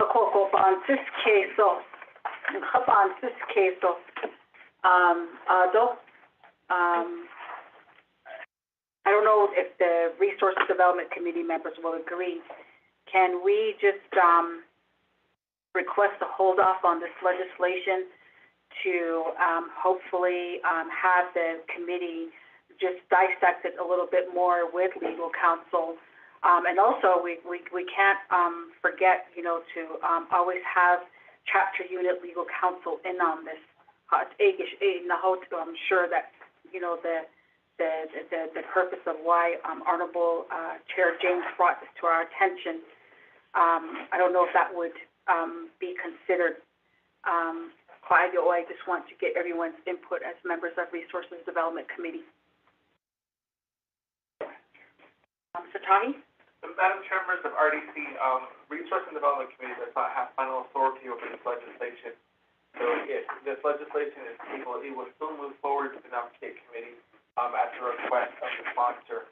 What we can do, is add a recommendation into the committee report that before Nomination Council or Nominating Committee consider this legislation, have a work session to understand this legislation and not change the intent of it, especially if it's going to be streamed. And make the recommendation is that Department of Justice's chapter unit, as well as Division of Community Development, the ACS, Administrative Services Center, be part of this work session and invite the chapter officials because this will impact them too. That would be my recommendation. If this legislation does fail at this committee, it still moves forward, Madam Chair, members of RDC. Mr. Tahi. So, with that, members of Resources Development Committee, there were some recommendations, but again, I'd like to hear from my colleague, Honorable Ned Nishehet Avan Sinkeshanai. Legislation. No, the recommendation that was made where, although, we are gonna, should we choose to table, should the committee choose to table the legislation, it's gonna go forward because it's, NABI and Nomination Council Baka, but with the recommendation of, further having a, work session with some of the key, individuals, be involved in this. So even not just, because right now there's several issues that come up. The streaming aspect of it, but it's also mentioned that the chapter officials have to be present in person. Out of the quorum aspect of it, that's part of this variable to this legislation, because the reason why I say this is when I was coordinator for Rock Springs and Fort Defiance chapter, we had to make sure that these folks that signed in, their resolution, they gave prove it us. Now, all those folks have to be registered voters. Why I say this is when we got audited by Auditor General's office, they took a special meeting, chapter meeting, and they got all the signatures. And you know what they did? They actually called elections office to verify if these individuals were registered. So, we don't want to get chapters to where they're in non-compliance with how they conduct their chapter meetings.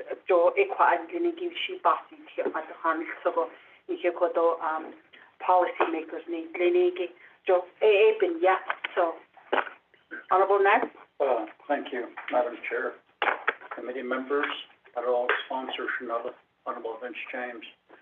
I believe that, we could make the recommendation at Nabkiatik Committee that we could have a work session as a Nabkiatik Committee, or at that point, send it back to the Resource and Development Committee, because we are the oversight over DCD.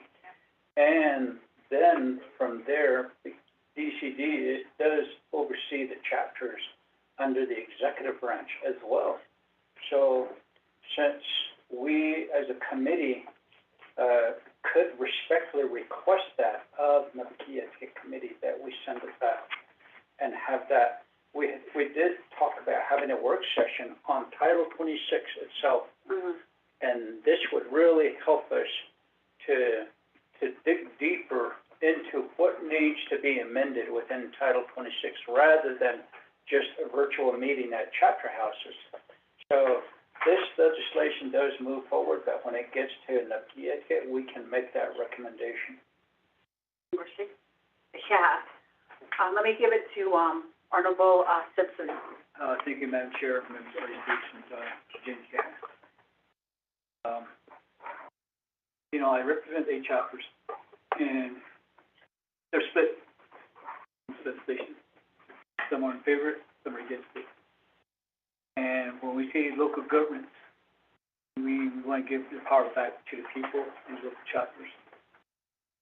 So with that, let's give the option to the chapters like that.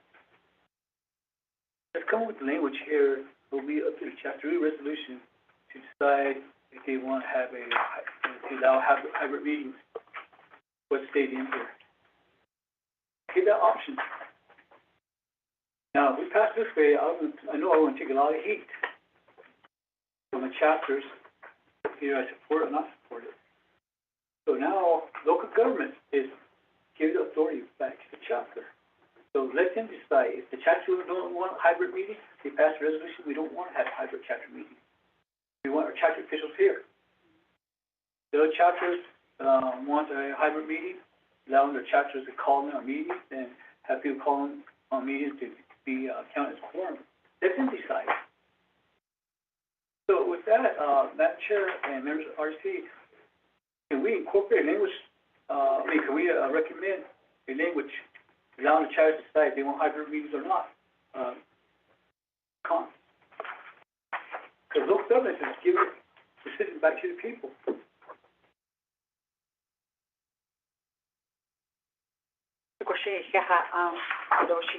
Honorable Simpson.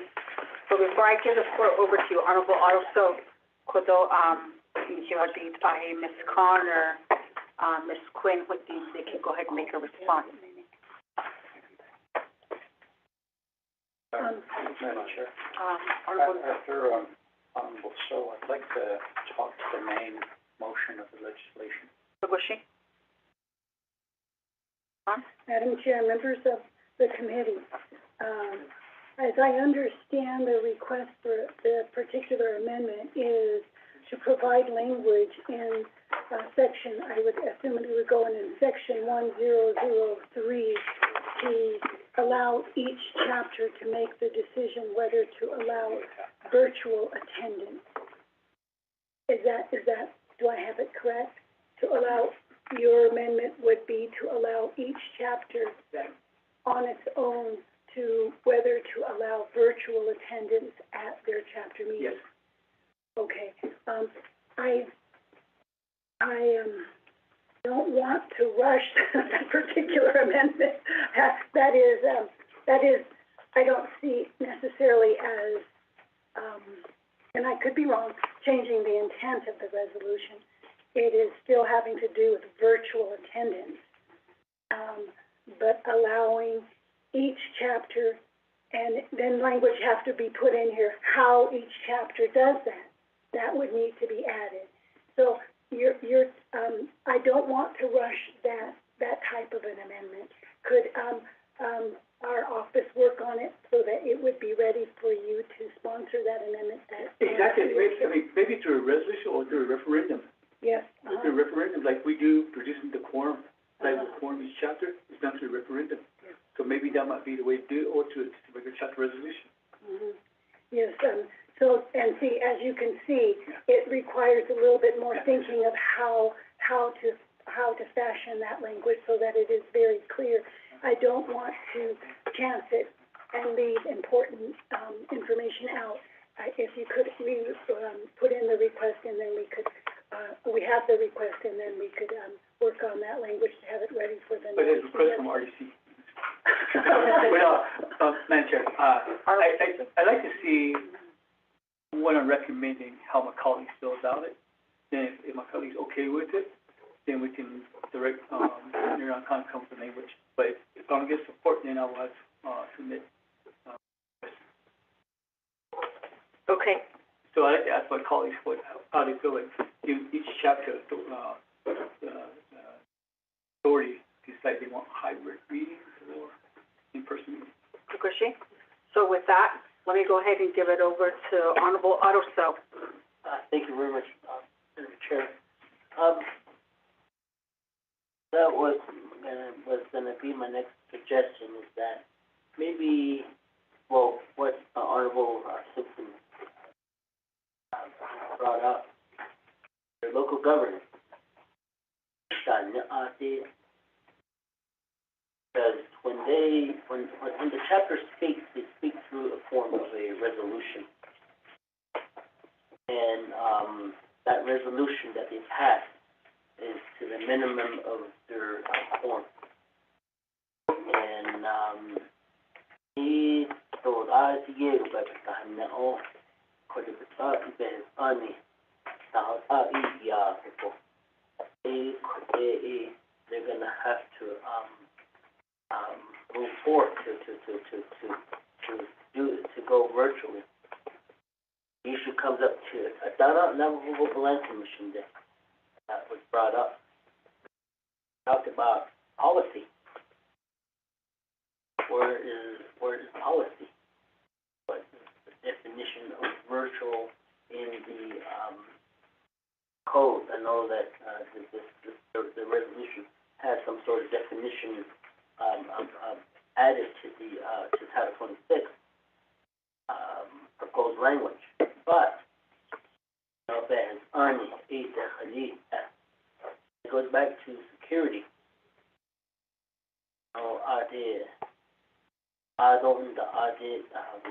In form of a term was brought up, Donna bullying after officials that audit the youth thing. And it goes on to the social media and get these threats and so forth, and look at what happened in Luke. Look at what happened in Delicon. And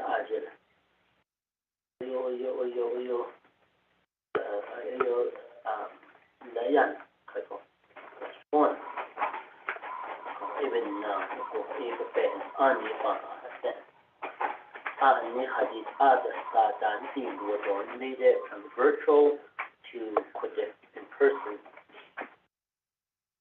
Some sort of legal action started, how would the law apply to this from the standpoint of the judicial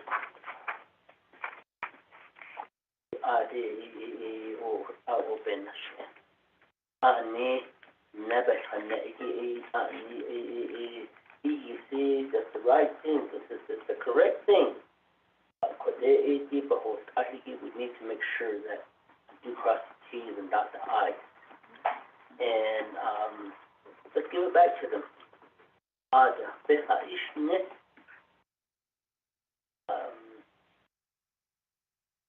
As an example, my neighboring chapter been trying to get quorum for I think 2-3 meetings. And hey, what's up? And they just canceled the meeting. Maybe it'll benefit them, this virtual meeting, but it may not benefit other chapters in ways. So, what's up if and I think let's give it to them. So, if we get 56 resolutions, say let's go back to virtual be on di wasiki da beta dos to ka na ako ho jiso ya kai da ka ka na de da ne ti tani da ne go in the chapter resolution ya da is just story. I think that a lot of some of our decisions here, we should go back to really get the input by the chapter. If it's a controversial legislation, I always ask my Councilor Martani, like Avan Toke, he didn't leave the South of London, the West Avan Toke, Abe Carroll, I usually put my vote when it comes to controversial legislation. So,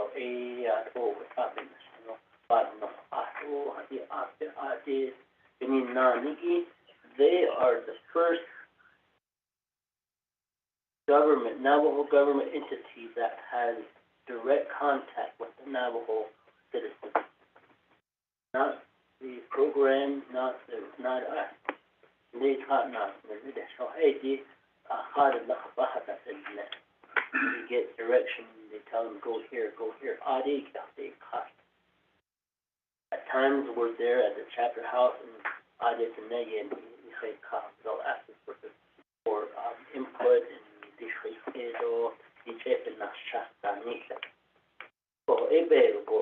they're a recognized government. Let's give it to them.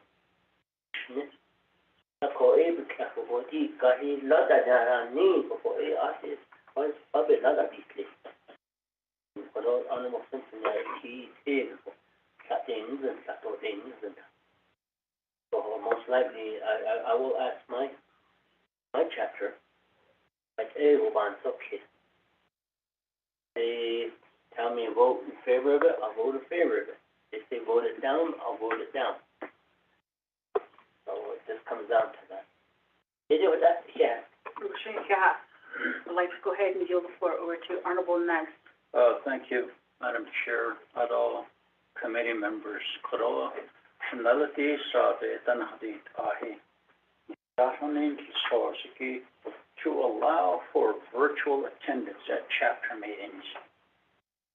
Jo Egisa, the intent, Egisa ben Yehatan Zata, the chapter meetings, the Hade Shasnas, the Kalat Atinasnitanzan, Saelen Zada Shagan of the nation. I still want to participate. Nenigi Hono, of course, Diovan Siskeskoko.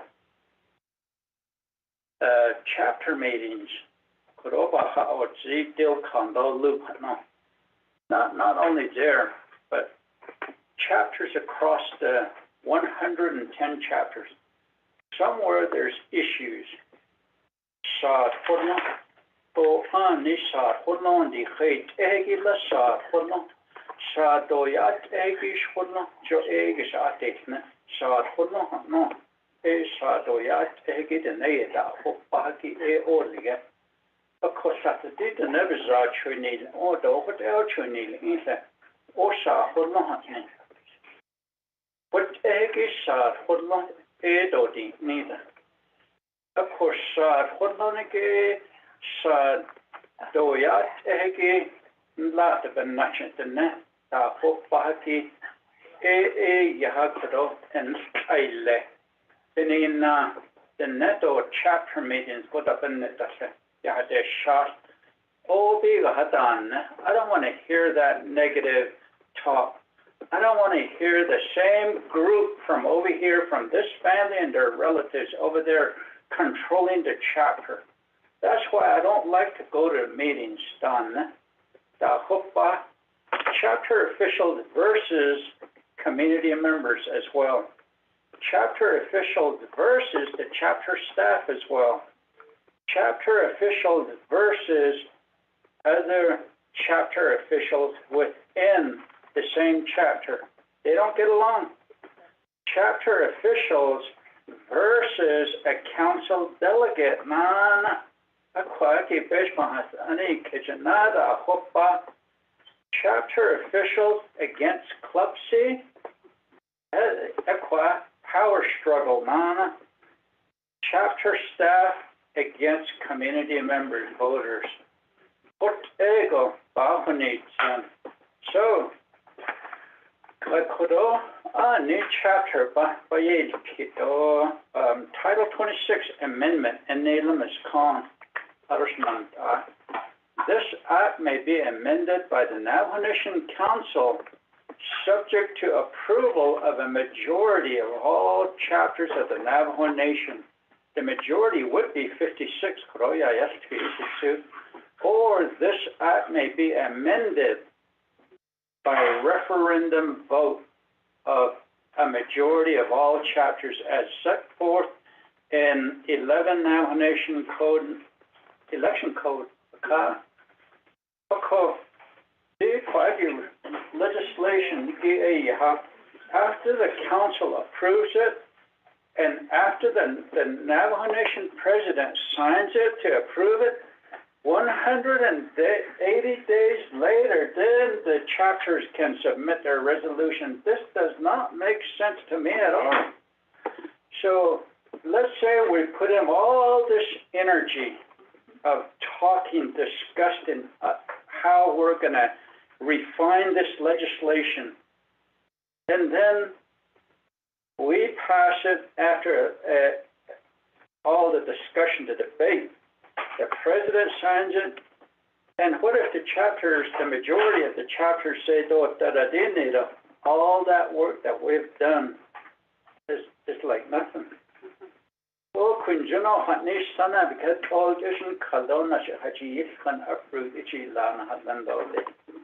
But it makes sense now that we take this legislation to council and say, let's have the chapters send in their resolutions,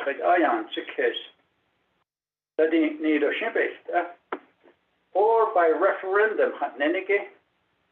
It would make sense, yeah, it'll cost money again to go vote with your ballot there.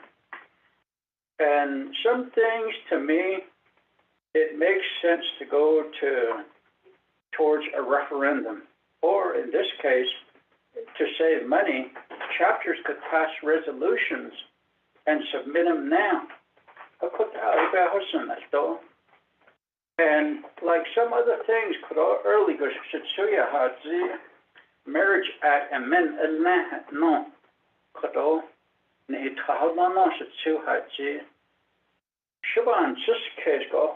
it requires a referendum by the whole Navajo Nation, not just 24 members of the council.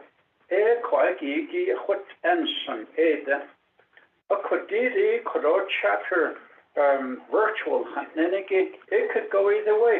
I kind of like the idea of Honorable Simpson. What if somehow we can make an amendment for each chapter for them to say, okay, Channel 1 chapter, we just want all in person, the Dinida. That's what they want. Hogback might say, oh, we would like in person as well as virtual. Let's have hybrid. Ninanzad might say, we just want in person. Right now, chapter meetings, they're having difficulties with quorums. If they are having difficulties with quorums, which tells me that people are not interested in participating in their local government, why are we having 110 chapters? Why not consider regionalization if people don't want to participate in their local governments? You see, this is where there's a lot of issues that comes up from discussing this. And then there's those that don't want to speak against the chapter because they would rather be re-elected for the next election cycle. So either way, to me, I think the idea would be to take it to each of the chapters and see what they say. If they like to have hybrid meetings or in person, alone. Maybe that's where the chapters need to focus on, depending baby and they the local chapter official. And chapter officials should be present at all the meetings. They should not be allowed to be virtual, I think, unless if they get sick with COVID, they can call in from home and say, here's a doctor's note, I do have COVID and I can't sit at the meeting. No, the chef's out. So these are just my thoughts, and just looking at this, Title 26 amendment, putting the wagon before the horse, and sort of, you know, just the way it's the procedures that's written here. 180 days after the president signs it, and then we go to the chapters. That's like a half a year almost. So either way, it is worth having a work session with Navikia to hear our colleagues, their concerns and how we would move forward with this. And if we can approve this, and I'm sure council's going to say, okay, now that you guys approve this, let's bring back the council delegates committee meetings virtual mounted on me. So, you know, either way, let's say we're doing something here. We're enacting a law. As we move along, we learn something from it. The result, and some of them don't like it. They express to me, they don't want it virtual. The reason is, even on the comments, do away with that part. If they just want a person sitting there with their name on it, talking, so be it. And then even council sessions, there is no respect for leaders anymore.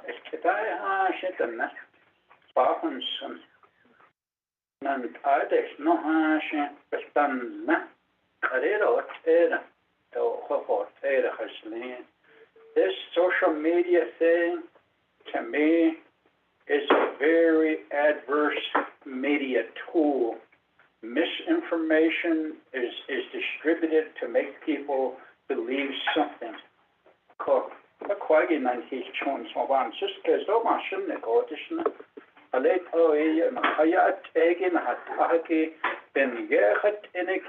You have to excel and flourish at the local level. Give authority back to the local leadership for them to decide at the local level. I'm ready to vote. So thank you. Shahad, let me give it to Shadeja real quick. Honorable Claw, your thoughts with what Honorable Simpson had mentioned in terms of giving it back to the local level and having them decide through a chapter resolution if they choose to have hybrid, virtual, or just in person. Going back to what Shana said here, when I read the legislation, that's what I thought too, is like, if you are amending Title 26, there is a certain step that needs to occur before you draft the legislation. So to me, those resolutions should have been in order. And then also, according to Title 26, it does fall upon chapters that are certified on how to implement their policies for their chapter, and that could include their attendance from their voters. We do need the election board as well to be part of the work session, because it is stated in here that, you know, the elections of our officials, what their duties are, and the duties of them are to ensure that people are registered, just like as you mentioned with Rock Springs chapter.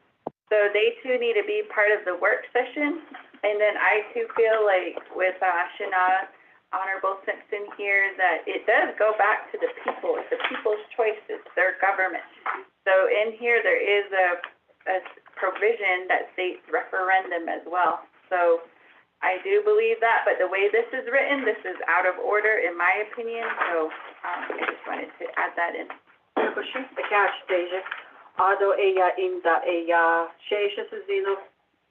It's a no-go for me.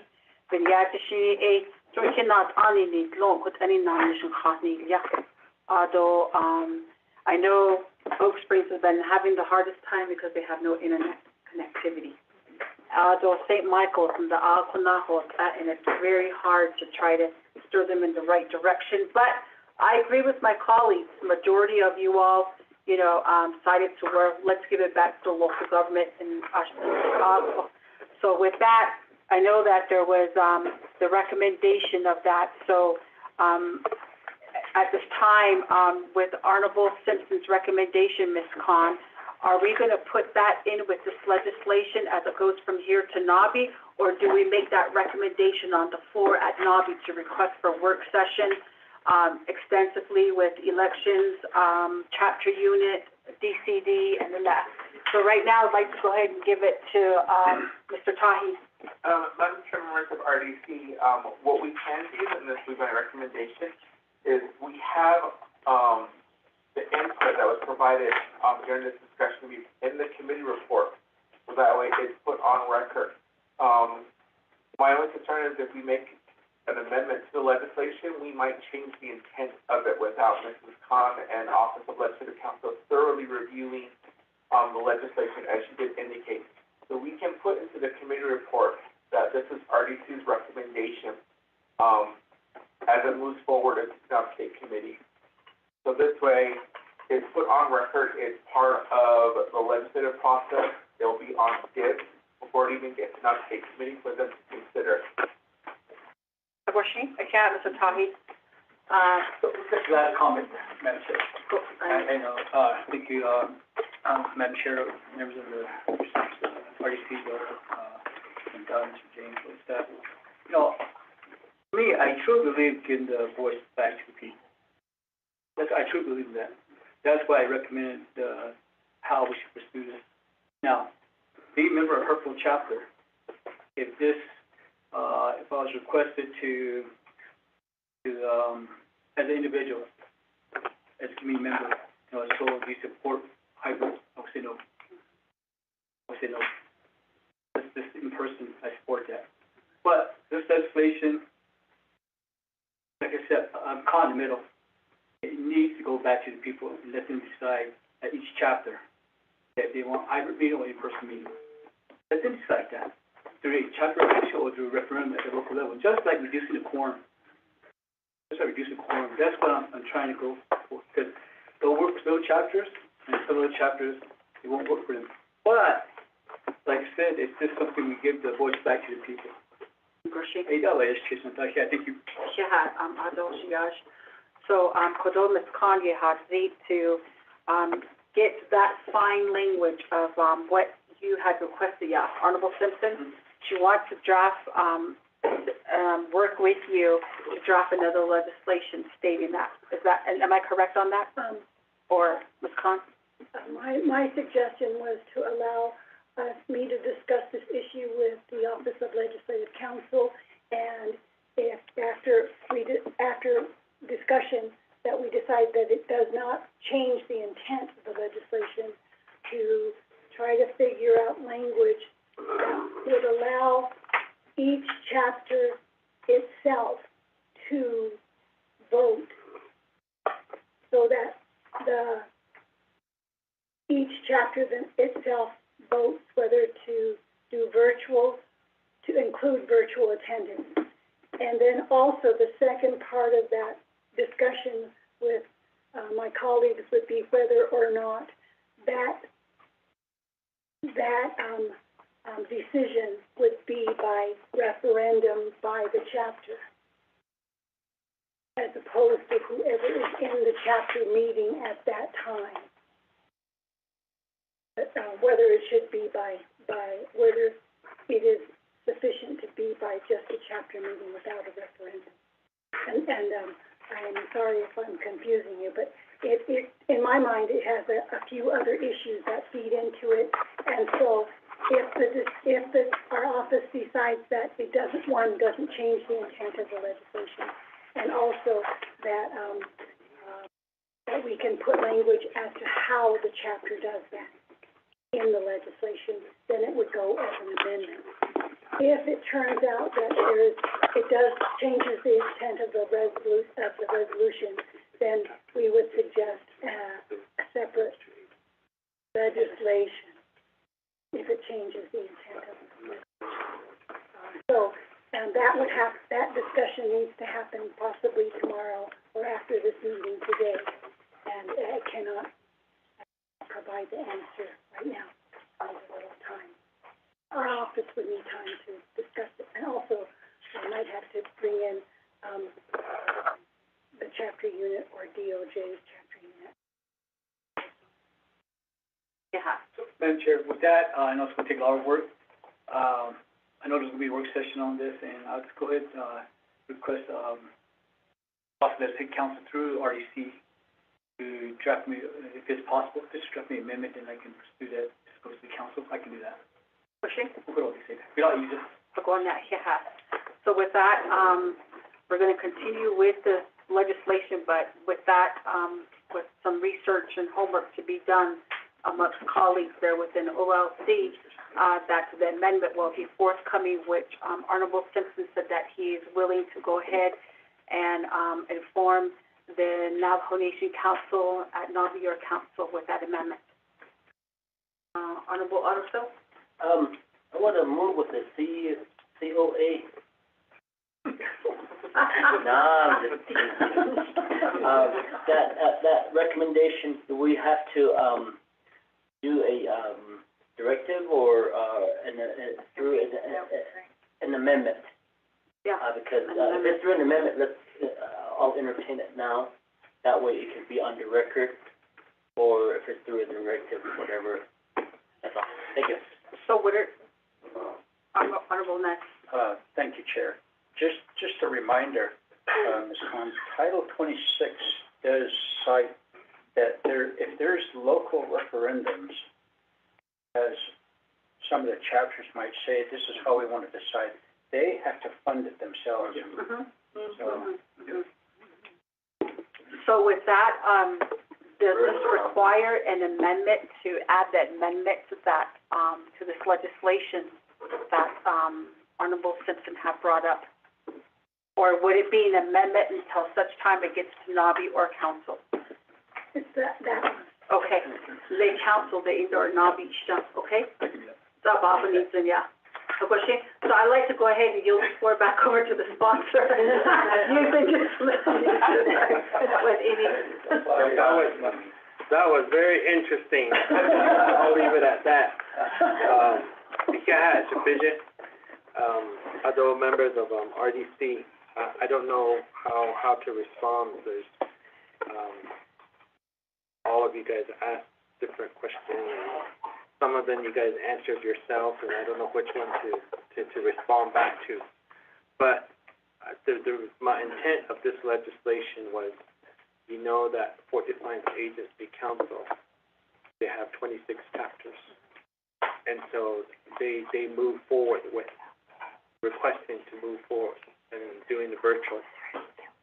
And then after talking with several Chinle Agency chapters again, that brought me the intent to close to 50 chapters.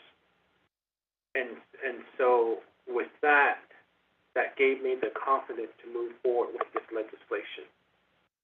And I know some of these agency councils have already approved their resolution as a council requesting to move forward with virtual meetings. Ako ben nache so. And my intention was to attach those resolutions, those supporting resolutions. But the way I was explained to of this Title 26, jo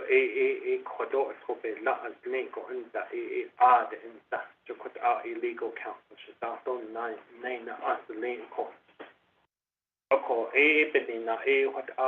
the legislation is written.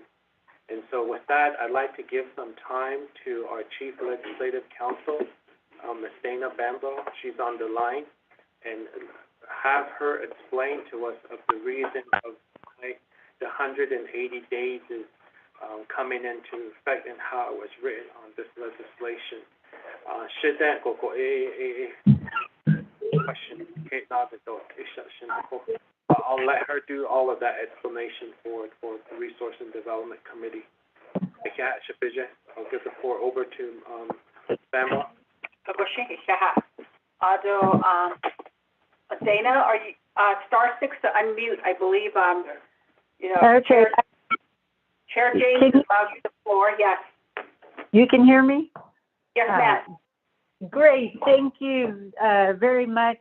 I've been listening for approximately the last probably 5 minutes, so I hope I didn't miss too much and don't repeat anything.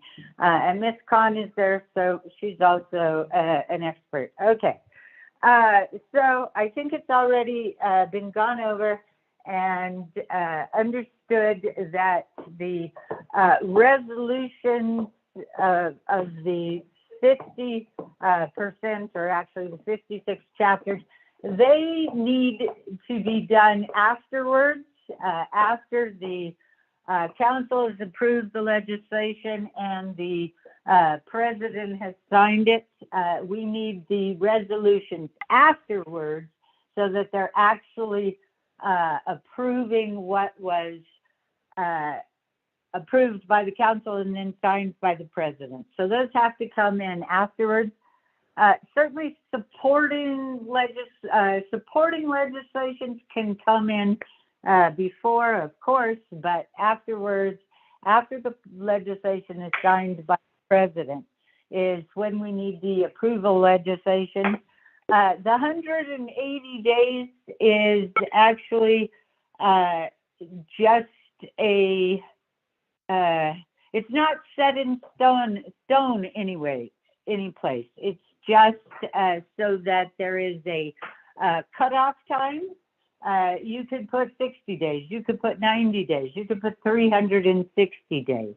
180 days is approximately 6 months.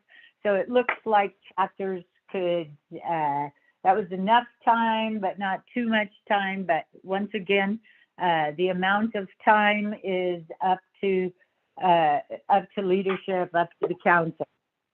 As the way the legislation is already drafted, each chapter will have the option to decide whether they want to open up to virtual or they want to just keep it in person. But we can most certainly make it more clear. We can emphasize that. That's not a problem.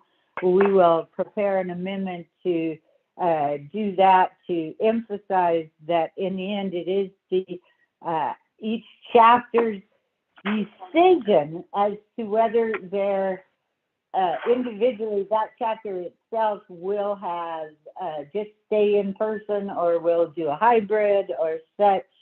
But before the chapters make that decision, we need to get Title 26 changed so that they have the authority overall to do it. And then they can make a chapter decision.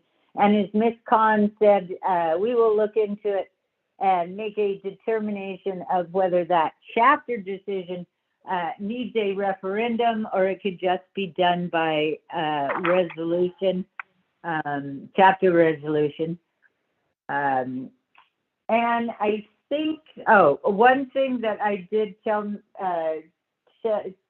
Chairman James that we would have ready at council, and probably not before because there's some timing issues, but at council, we will have a chapter resolution template to approve the legislation.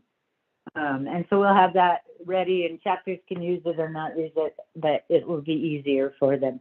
I think that's what I can add right now. Then I think that's it. Somebody did point out that this could also be done by referendum instead of going through council. Somebody, a referendum it could be done by referendum. That will require a referendum will require approval by 56 chapters. also. So I think that's all I can add, but I can certainly answer some questions perhaps. Thank you, Madam. Thank you. Yeah, thank you, Dana. Right now, I'd like to go ahead and yield the floor over to Honorable Otto So. Let me open up another can of worms here. Navajo government development, that's who should be rolling this thing around. And so Naikia, that's Kita, so through the comments, I was looking at the email, and there's nothing, no response from the Navajo Government Development Office, nor from Division of Community Development, who oversees that chapter section. So it's neither. I guarantee you, when this gets to council, somebody is going to say, I don't think it's on that it's on me. Okay?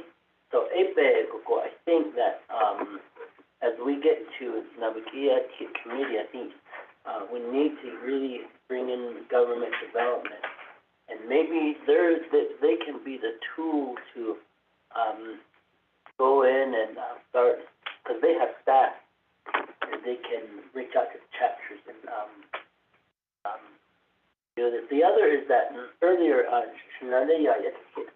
Agency Council Resolution, the NACHE,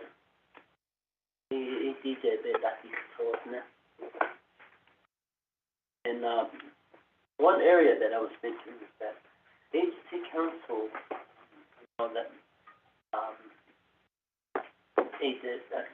is it just one agency council, or is it the whole 5 agencies, such as Northern, Western, or the Fine?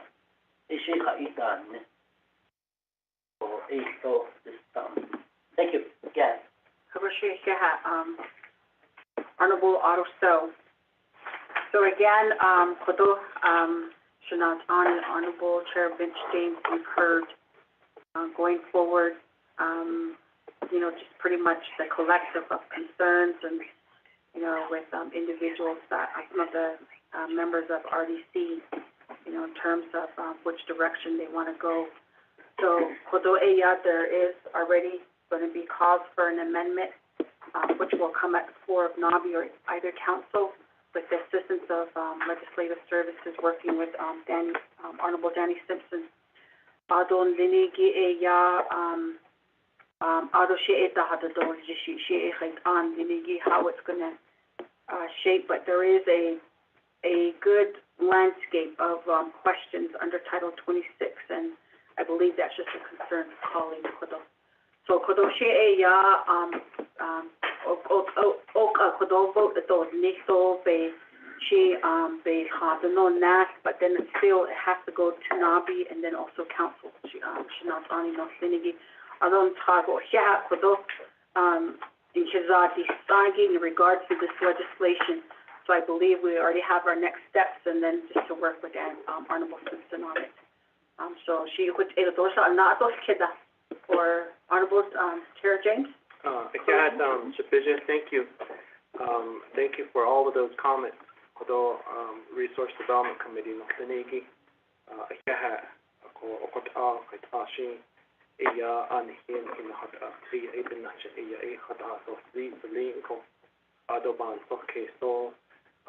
partners and about Hahigi,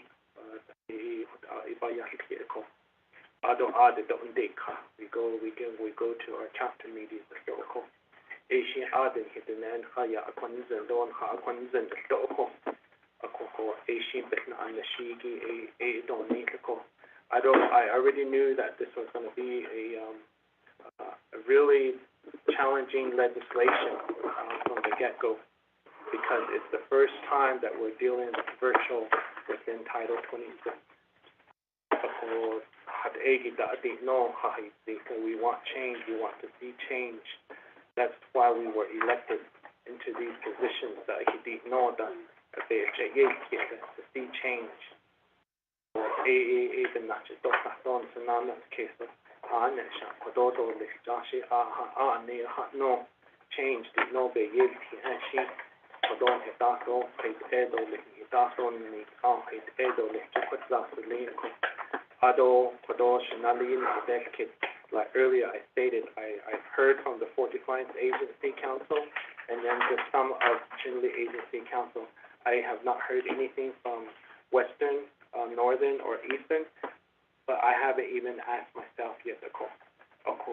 But if you look at some of these supporting documents here, it's coming from some of those other agencies that I haven't asked yet to call. For Asia ani ajo the dahodni the kodo lawmakers ni bless ado kodo be has ani linigin do kasu hin han yela ke la do ko binyan ha do binyan ya these means the lane to uphold the laws of the Navajo Nation so they know what has the lane ko ben not shin do kodo or not Liniki Shane Castellado listen. Then I am okay with the Nabakia ticket work session too. I'd like to leave it at Nabakia ticket work session. That way all the council delegates are involved because it will involve all of the delegates. Let's try to keep this legislation at Nabakia and council, not as an individual standing committee.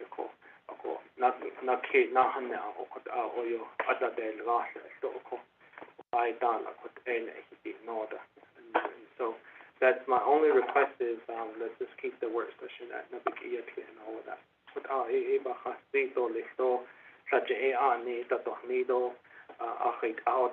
I'll try to get wording out to the chapters. Maybe I can use the virtual Facebook, social media to get out to the people throughout the Navajo Nation. Maybe I need to get on the radio station to let the chapter. I'm sitting here trying to think how do I get this message out to all the Navajo citizens on the Navajo Nation and on the outside of the Navajo Nation. But with your guys' comments and the things that were said, it gives me that avenue to go that direction to get that historical on the medical. I think it's best that we move forward with the resolution. So hey, chapter young the case so this.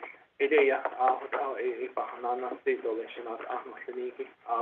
Thank you. Thank you, Chair Jim. Otto, Kate, and Nadish, Honorable Otto. So, real quick, Title 26 Task Force. I know we had a discussion here at RDC. There was a Title 26 Task Force put in place. And I think that how this legislation is moving forward is piecemealing Title 26. Why don't we, this is a suggestion, after the vote, why don't we create, we create that task force and allow them to look at this option and other options to amend Title 26 so that, asa piecemeal each on show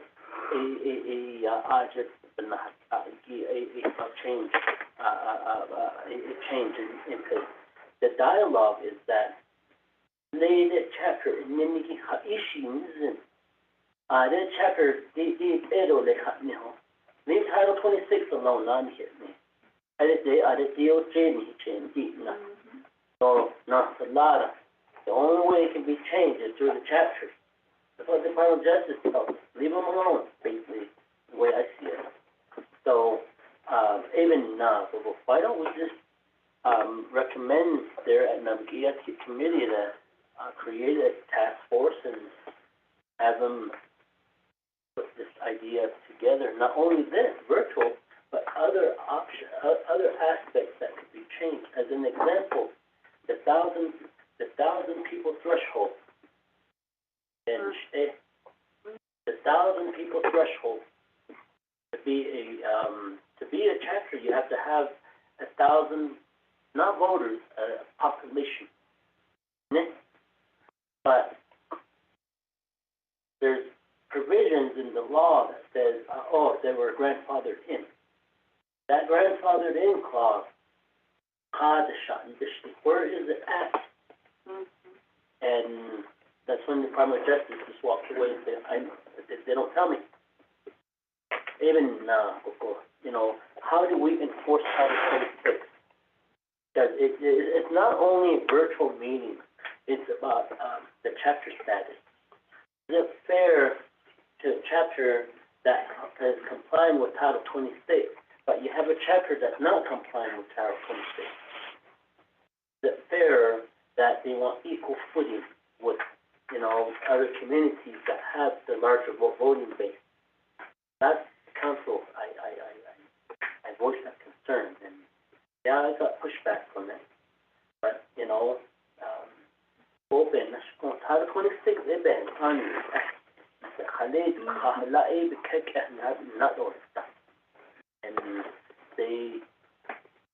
it's like blinders on the horse. They choose not to look at other portions in Title 26, or they don't see it in there, or don't want to see it, but when it does.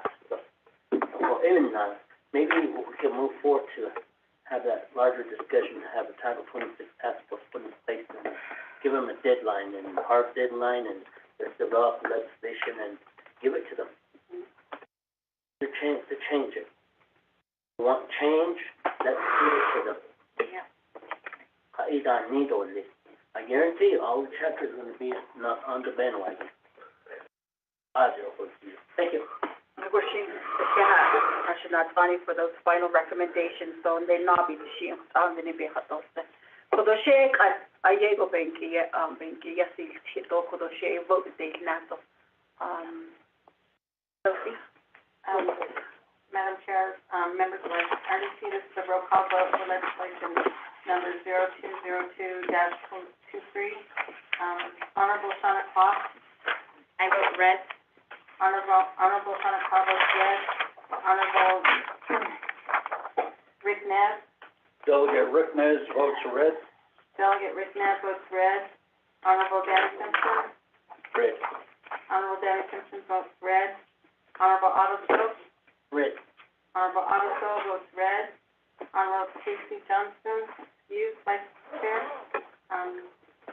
That leaves, 4 in favor, Madam Chair, members of RDC, that is 0 in favor, 4 opposed, and Madam Chair not voting. So, so the motion fails for legislation. Although she would add a about the not the council, she still didn't but she can that be other than not the work session that I had to need. Of course, you other was obviously just so Chair James. Thank you. Although the 2 members of Resources Development Committee. So with that, I'd like to go ahead and go to the final number 8 on the agenda. And with that, do we have any announcements before I close meeting? Those are the announcements before then, I'd like to go ahead and call for adjournment. May I get a motion for adjournment? Motion. Honorable Otto Stone, may I get a second? Second. Honorable Claw, and with that, we adjourn at 3:40, I'm sorry, take it to roll call vote, Ms. Sophie. Roll call vote for adjournment. Honorable Shana Kloss. Green. Honorable Shana Kloss votes green. Honorable, Rick Nez. Delegate Rick Nez votes green. Delegate Rick Nez votes green. Honorable Danny Simpson. Green. Honorable Danny Simpson votes green. Honorable Otto Stokes. Green. Honorable Otto Stokes votes green. That leaves 4 in favor, 0 opposed, and 1 not voting carried. Okay, with that motion carries for adjournment, and we will adjourn at 3:46 p.m. Although the members of Resources Development Committee, Legislative Services staff, and also to individuals that are still present, and also the listeners on the call. Thank you and have a great evening.